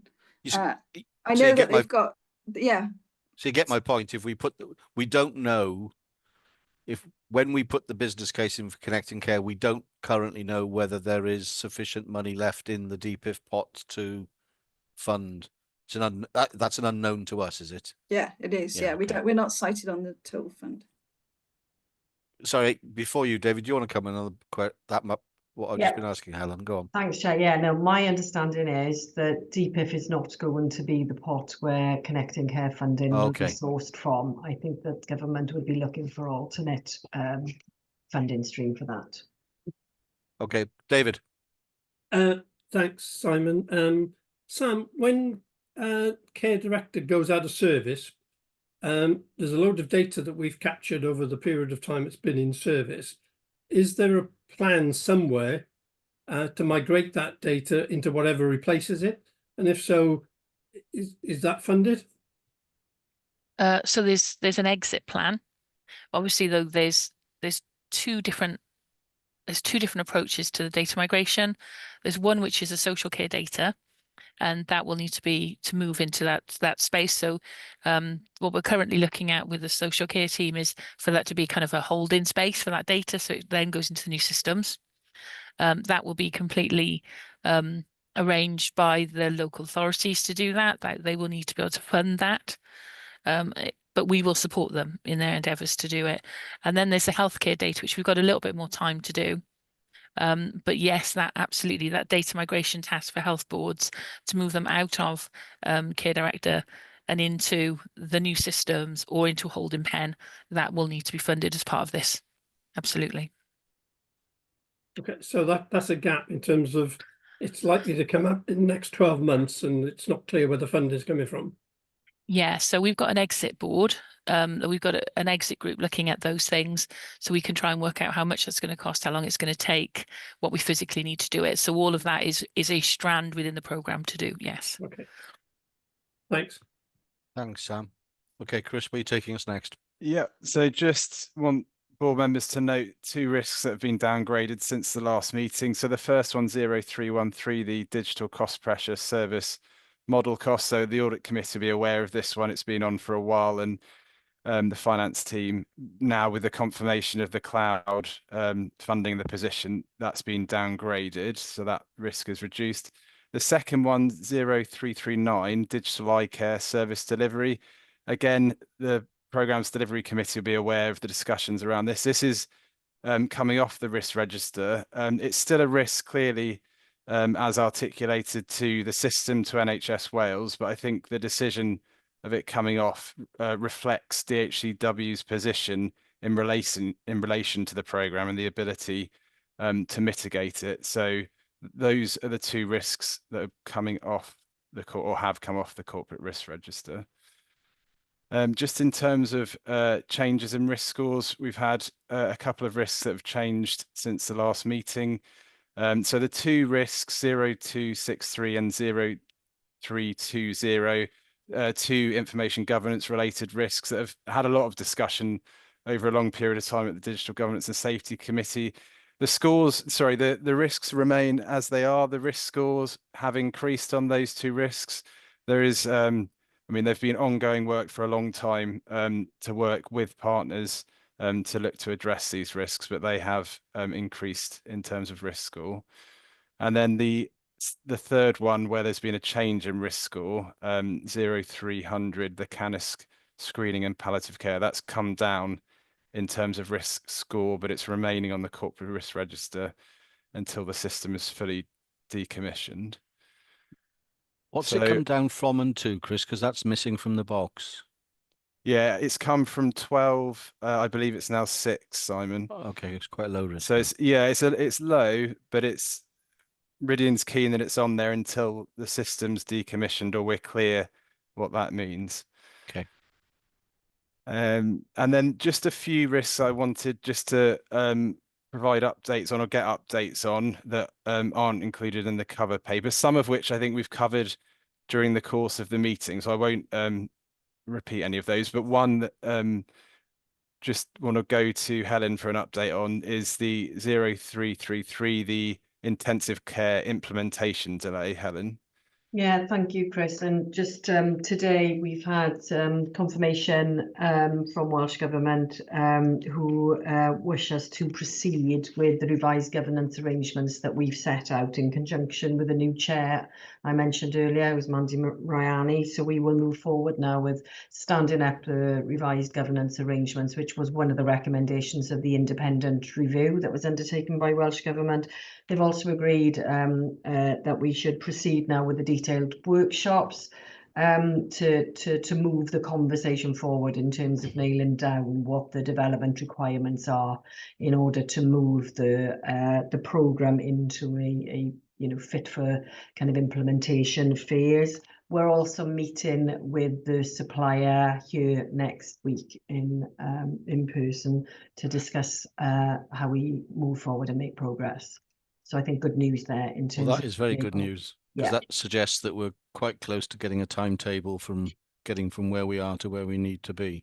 Yep. So there is some work to do. The outline plan is that we will have, through this work between now and end of summer, that we will get to that detailed agreement from the service, and all of the elements that need to be considered in terms of any redesign, redevelopment, and what that means. We'll have had that considered by the supplier to get to a revised set of implementation planning assumptions for the end of the summer into Welsh Government.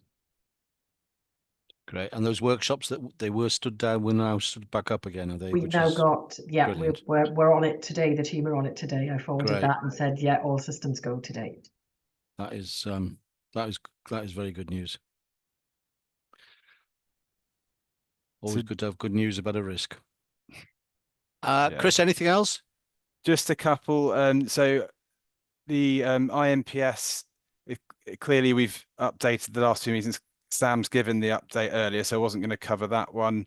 The fixed term resource funding, which we've covered in the last couple of meetings, Sam picked up from David's question earlier in terms of the impact on vacancies and pod strategy. So I wasn't proposing we update unless we need to. And then the last one was just 0336 audit plus withdrawal of contract, just to confirm that DHCW have now, sorry, the change note has been signed. So the contract now is to the end of April 2026.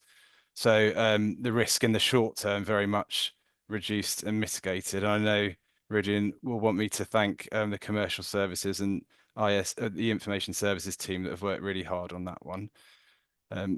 So Chair, those were the risks that I wanted to pull out, but happy to take any questions or comments on any of the other risks. Any other questions or comments? No? Okay, happy to receive the report. I'm sure we are. Thank you very much, Chris. And moving on now then to the performance report, and invite Claire to introduce this report. Over to you, Claire. Thank you, Simon. Diolch, Simon. So I'm not going to go back over some of the priorities we've already touched on through the board for February and March since the last board. So just to note, really, we've obviously entered a period of enhanced monitoring. We've finalised and approved our IMTP following receipt of the remit letter. We've talked at length the work that we're doing, the wonderful work Sam's doing on IMPS, and obviously it has, as Chris has just alluded to, the Audit Plus work that the commercial teams and the informatic teams have undertaken during the month to mitigate the short-term pressures around that contract. But what we have been, or one of the key priorities since the last board and ongoing, is the national target architecture.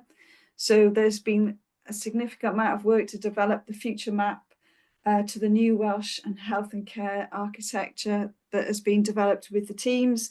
This has been very much a detailed plan outlined in the key deliverables, and this has been reviewed during the month but with Welsh Government, and notably they committed to financially support this, and as part of the DPIF allocation and the procurement now to support that particular exercise to define the future national target architecture is underway. Helen has alluded to the WICIS and also the workshop that was undertaken during March, and that work will now progress. The risk rollout is progressing well, and obviously the first go live in Public Health Wales was undertaken, and notably the DHCW board approved the contract change note for the All Wales licensing during March as well. So out of the in terms of milestone delivery, as at the end of February, 94% of the milestones were complete, and overall we were at 77 completion for the total for the year. And in terms of our compliance, we have 16 accountable conditions, of which 16 are complete. There was one outstanding, and on our IQPT meeting on the 3rd of March, we presented the actions in relation to that one outstanding accountable conditions. Other things of note is our head count has slightly fallen by 21 to 1,257. A couple of our recruitment KPIs were impacted by a small number of delays relating to some candidates. The only notable red in our dashboard was related to information security, where patching was at 85%, and this is currently an area of focus for the team. Again, the availability number was high. It was 99.985%.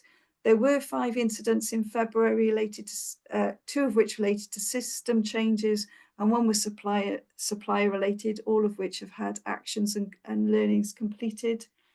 The service management team have been focused on problem resolution and have shown progress. They've shifted from red to amber during the months, and they are now working towards their target of 70%. Equally, the stakeholder review and action plan is underway, with nearly 30 of the 64 actions have started, and the stakeholder delivery group met for the first time during the month to underpin the delivery of those particular actions. And in relation to the missions, again, we've covered a number of them, but notable ones that we've undertaken since the last board is within the mission 1, the cyber live sessions, which has been targeted improving awareness, have undertaken with over 600 people attending that.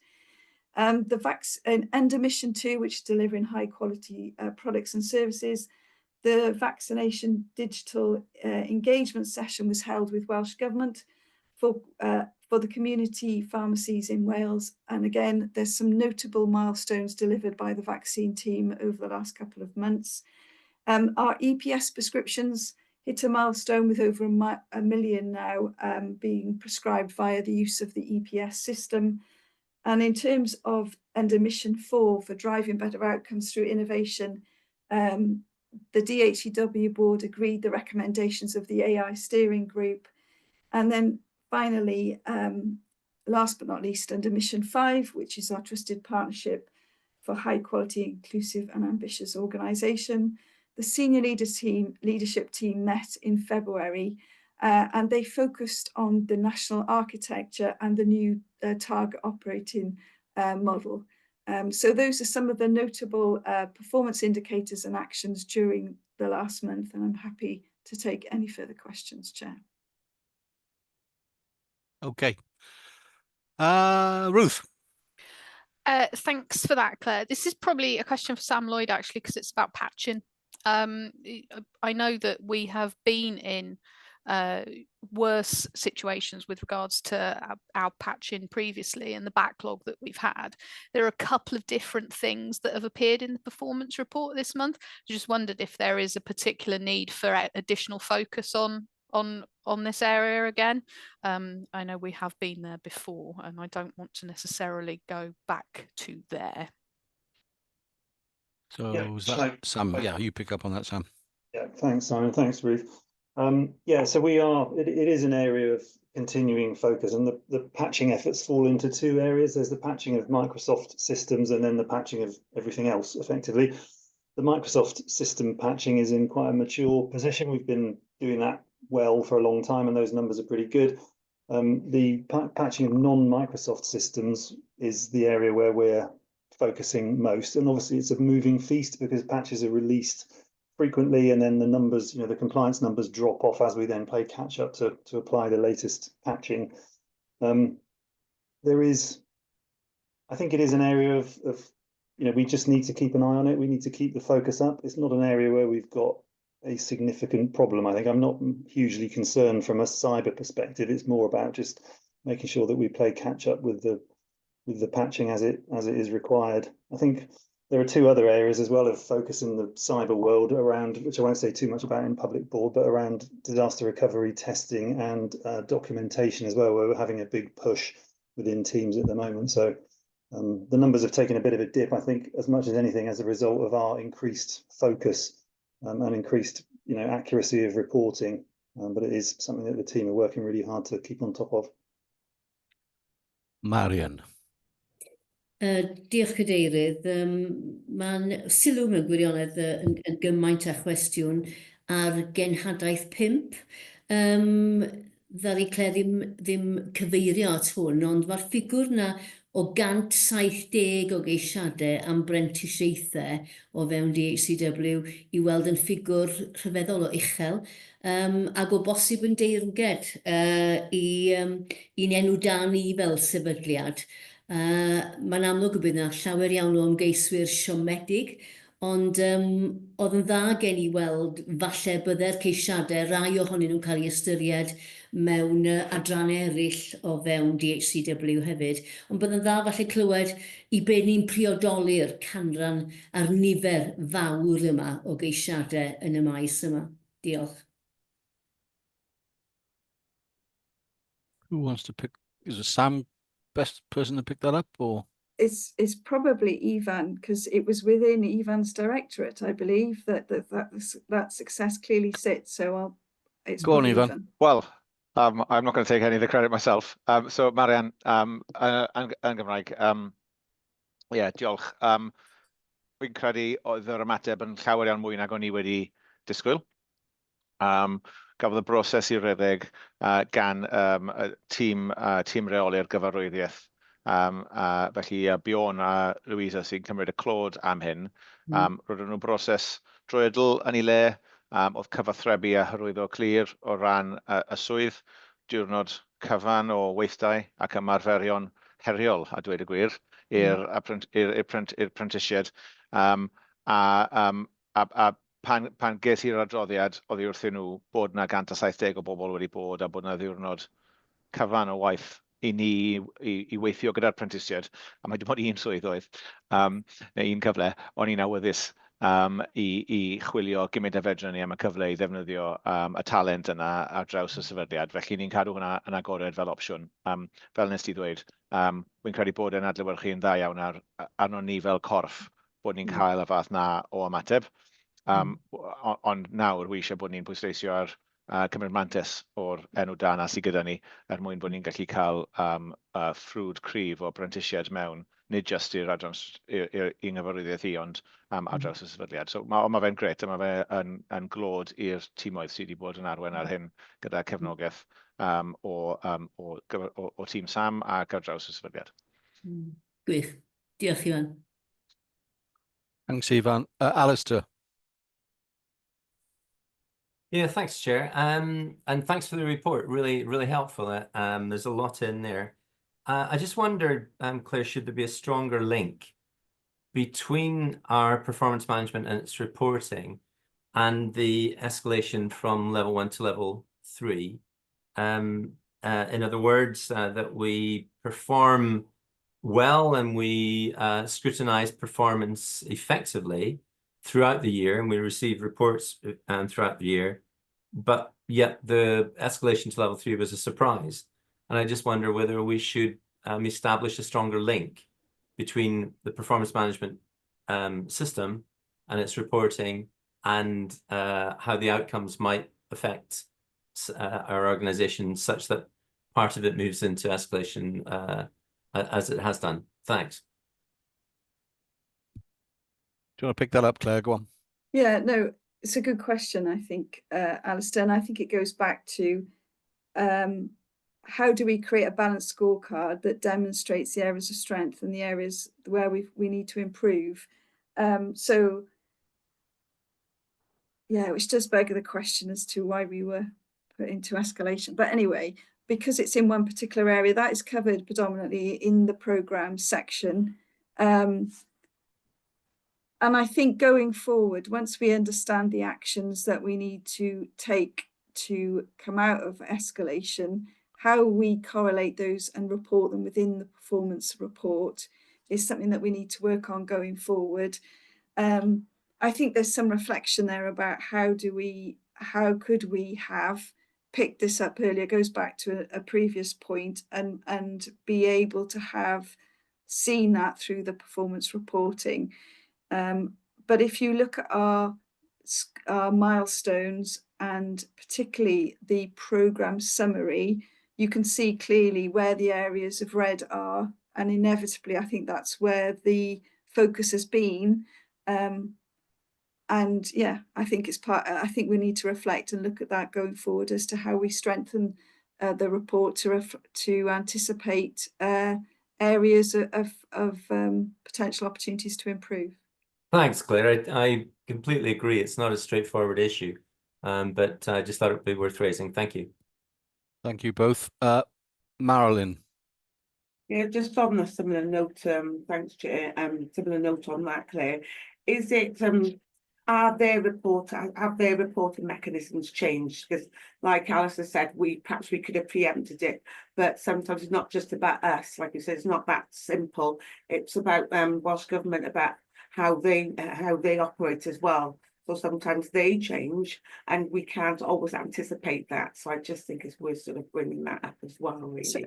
So it's something when we've had regular monthly IQPDs now with Welsh Government, and in those IQPDs, the agenda tends to be very programme orientated. So what we've done, certainly for the last 3 or 4 of those, is to give a summary, like we've just done, of our key achievements under each of our key missions, to highlight areas outside programme activity predominantly where we've made and achieved our objectives in a more broader sense. So yeah, I think going forward, as part of that process, and again, once we understand what actions we need in order to improve where our current escalation process is, we'll build those into that IQPD process, assuming that's where this is going to be covered, unless they instigate other performance meetings. Don't know what you said there, Claire, but a flurry of hands went up. Yep. Helen, and then Helen, and then Ivan. Thank you. I think, coming back to the fact that we've been escalated for major programmes and the kind of 5 areas that Chris highlighted earlier, there are 17 major programmes. 10 of them are green or amber green, so where we have a high or a reasonable level of confidence of delivery. 3 are paused, and that's maternity, WICIS and eye care. We've got 3 that are amber red that we are actively managing, and they are, these are highly complex programmes. They're in the diagnostic programmes and cancer. And 1 is red, which is connecting care. And we've talked quite a bit about that today. And that's red in terms of not having made the progress in terms of, obtaining the funding and agreeing the way forward at a system level, and the new governance that was needed in order to take forward the new arrangements where local authority have set up their independent kind of arrangements, and health have done the same. So I think there's something that we should, and actually when you think about kind of looking at this through a system lens, there are a number of programs that aren't in the place that they would have wanted, that we all would have wanted them to be. So actually having the escalation focus on them and the enhanced monitoring will help, I think, to understand where we are and why some of those programs have not moved forward in the way that they need to. So I think that it's really helpful. But you're right there, Alistair, in terms of the kind of the balance that we need to have in terms of being able to describe the performance. there is, and I think there is something for us to reflect on in the scorecard that we use in terms of the national programme delivery that we've talked about as an exec team as well. But yeah, I thought it might be helpful just to kind of lay out the context really and the scale of it, I guess, in terms of there are we know there are a number that are either on pause or that we are actively trying to manage out of a tricky situation. Yeah.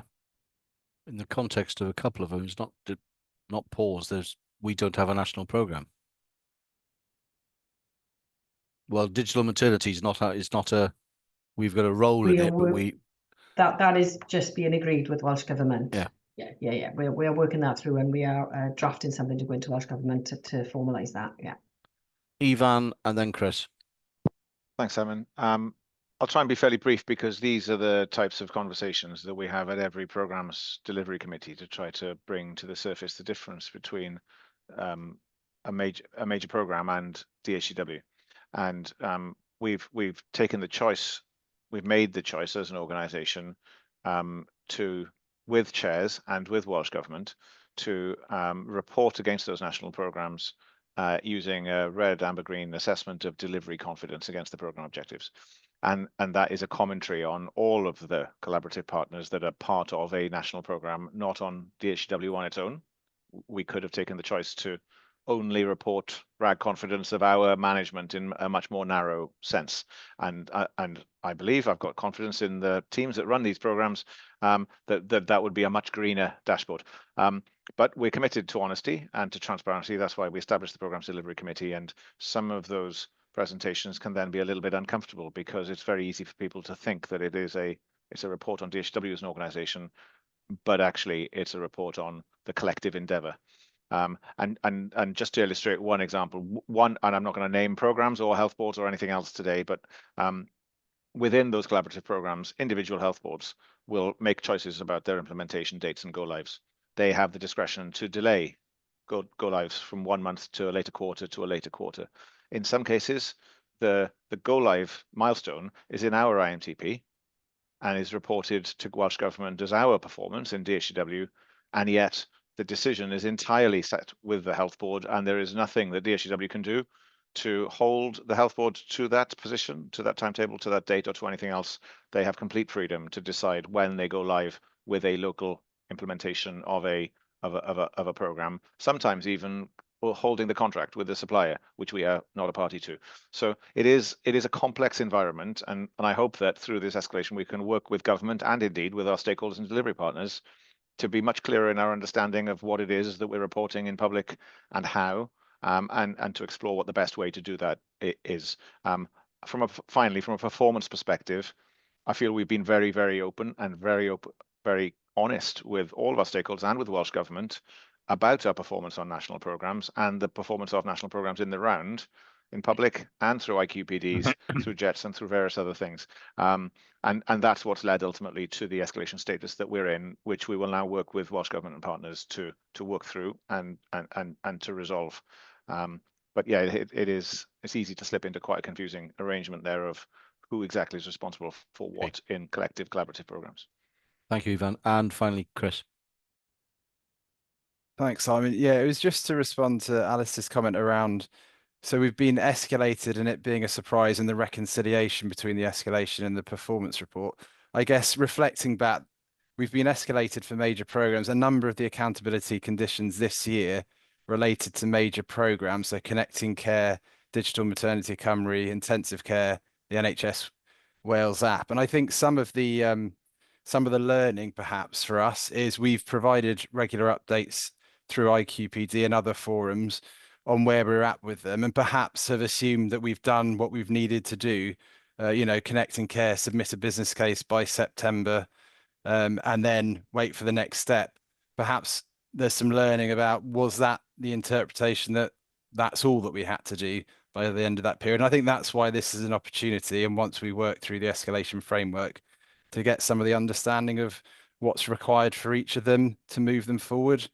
Because in some ways they're not a surprise. They are areas that were in the accountability conditions, but we didn't necessarily get granular feedback. This is what to do next on some of them. So I'm sure that'll come. Yep. Thank you, Chris. Thank you, everyone. Thank you, Claire.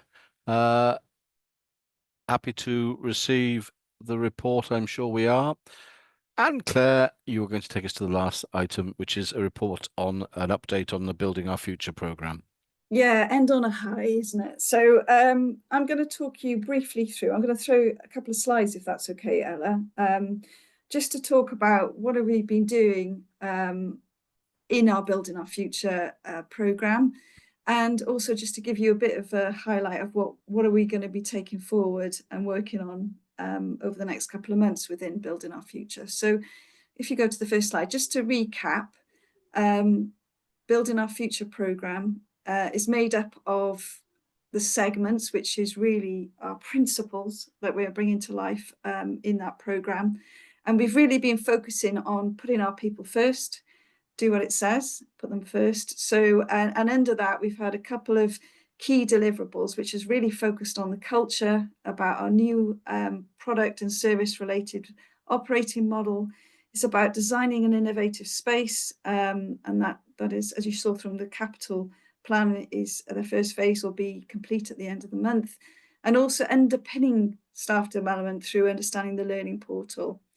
We've got the enterprise tooling, which is about standardizing our toolkit and equipping people in being able to deliver and optimize the way they work, looking for more digital and more data, which is really unlocking the potential of AI within DHCW, but also looking at our financial sustainability and efficiencies. The Dean and the team have been really working hard around responding to the stakeholder survey and the stakeholder relationships. We've got organisational improvements, but we've also got the key aspects of the Future Generations Act, looking at social and environmental value, and also looking at service improvement. So where are we in terms of some of those key work streams and activities? So the next couple of slides will just summarise some of the key deliverables that we've done under some of those headings. So putting people first. We've been defining our target operating model and bringing it to life through a series of workshops and consultations with our senior leaders, which we'll be extending across the organisation now to really saying words what our new delivery model will look like, and how will it resonate with us in DHCW. We've been doing a tremendous piece of work looking at our job descriptions to really reflect what a GDAC profile will look like. And we've done, of the 114 profiles we've identified, we've done 107 of those job descriptions that have been completed, with a few outstanding.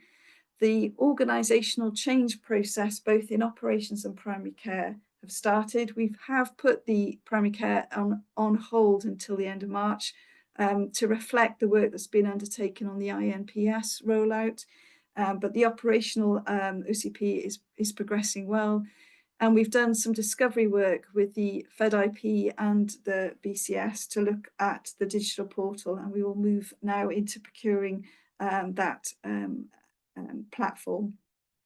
In finding more value, we've done quite a bit of work in terms of understanding what our future tooling arrangements look like. And for service management, we will be moving forward with an internal business case for the development of that tool. But also we have procured an architectural tool, and obviously that's underpinning the national architectural programme. And the work to develop the AI roadmap was agreed by the AI steering group, and we've created some guidance that we've used throughout Wales. Moving to simplify everything we do. The stakeholder engagement is progressing well, and actually we have completed quite a number of the deliverables identified in that programme. We've instigated a 5-minute improvement programme. So these are looking at taking 5 minutes out of your day and actually finding an improvement and being able to make it happen. Again, some training has been done across the organisation, and that is the uptake of that is growing. And we've made a part of the social environmental value promise pledge at the NHS Wales Climate Leadership Day on the 21st of February. We were promoting really and delivering the social and economic value across DHCW, and attended and supported that event. and we are really mapping out what the DHCW wellbeing statements will be as part of the Future and Generations Act. So that's really what we've been doing, and just simplifying what we've done, and then looking forward, what are the key up and coming actions for the next quarter is the continuation of a lot of the activities under people and culture, including the OCP jobs, finalising in the job descriptions, and really starting to define and procure our enterprise tooling.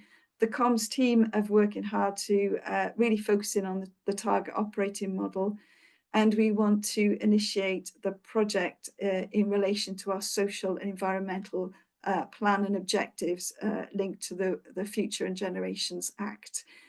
We were also, as part of the remit letter, looking at defining and sharing our value propositions and benefits as part of the bringing more value aspects of the principles as well. So that, sorry, thank you. That finalises really a really short summary of the current activities and actions and deliverables in relation to the Building Our Future programme. Thank you, Claire. I like your last slide, end. Yeah. Any questions or comments? Because then I'm going to end the meeting. Helen. I just, great to see the progress. I think just to clarify, the second simplify everything we do was the find more value work stream. I think Claire's in it with all of the wellbeing stuff and the social value stuff. But yeah, really good to see the progress, and particularly in the work on the GDAD mapping and the development of all of the job descriptions. And I'm going to pop downstairs when the meeting ends to have a look at the futures, like the Digital Futures Lounge, to see how we're getting on with it. But yeah, great to see. Thank you. Alistair.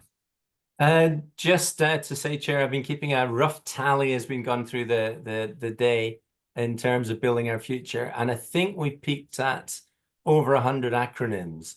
And I just want to say, God bless whoever put the list together in the planning report, because it was certainly very, very useful. But I'm not sure if that's a record, Chair, but it's got to be somewhere around a record, surely. I'm trying to think of a suitable acronym, but I can't. Marilyn.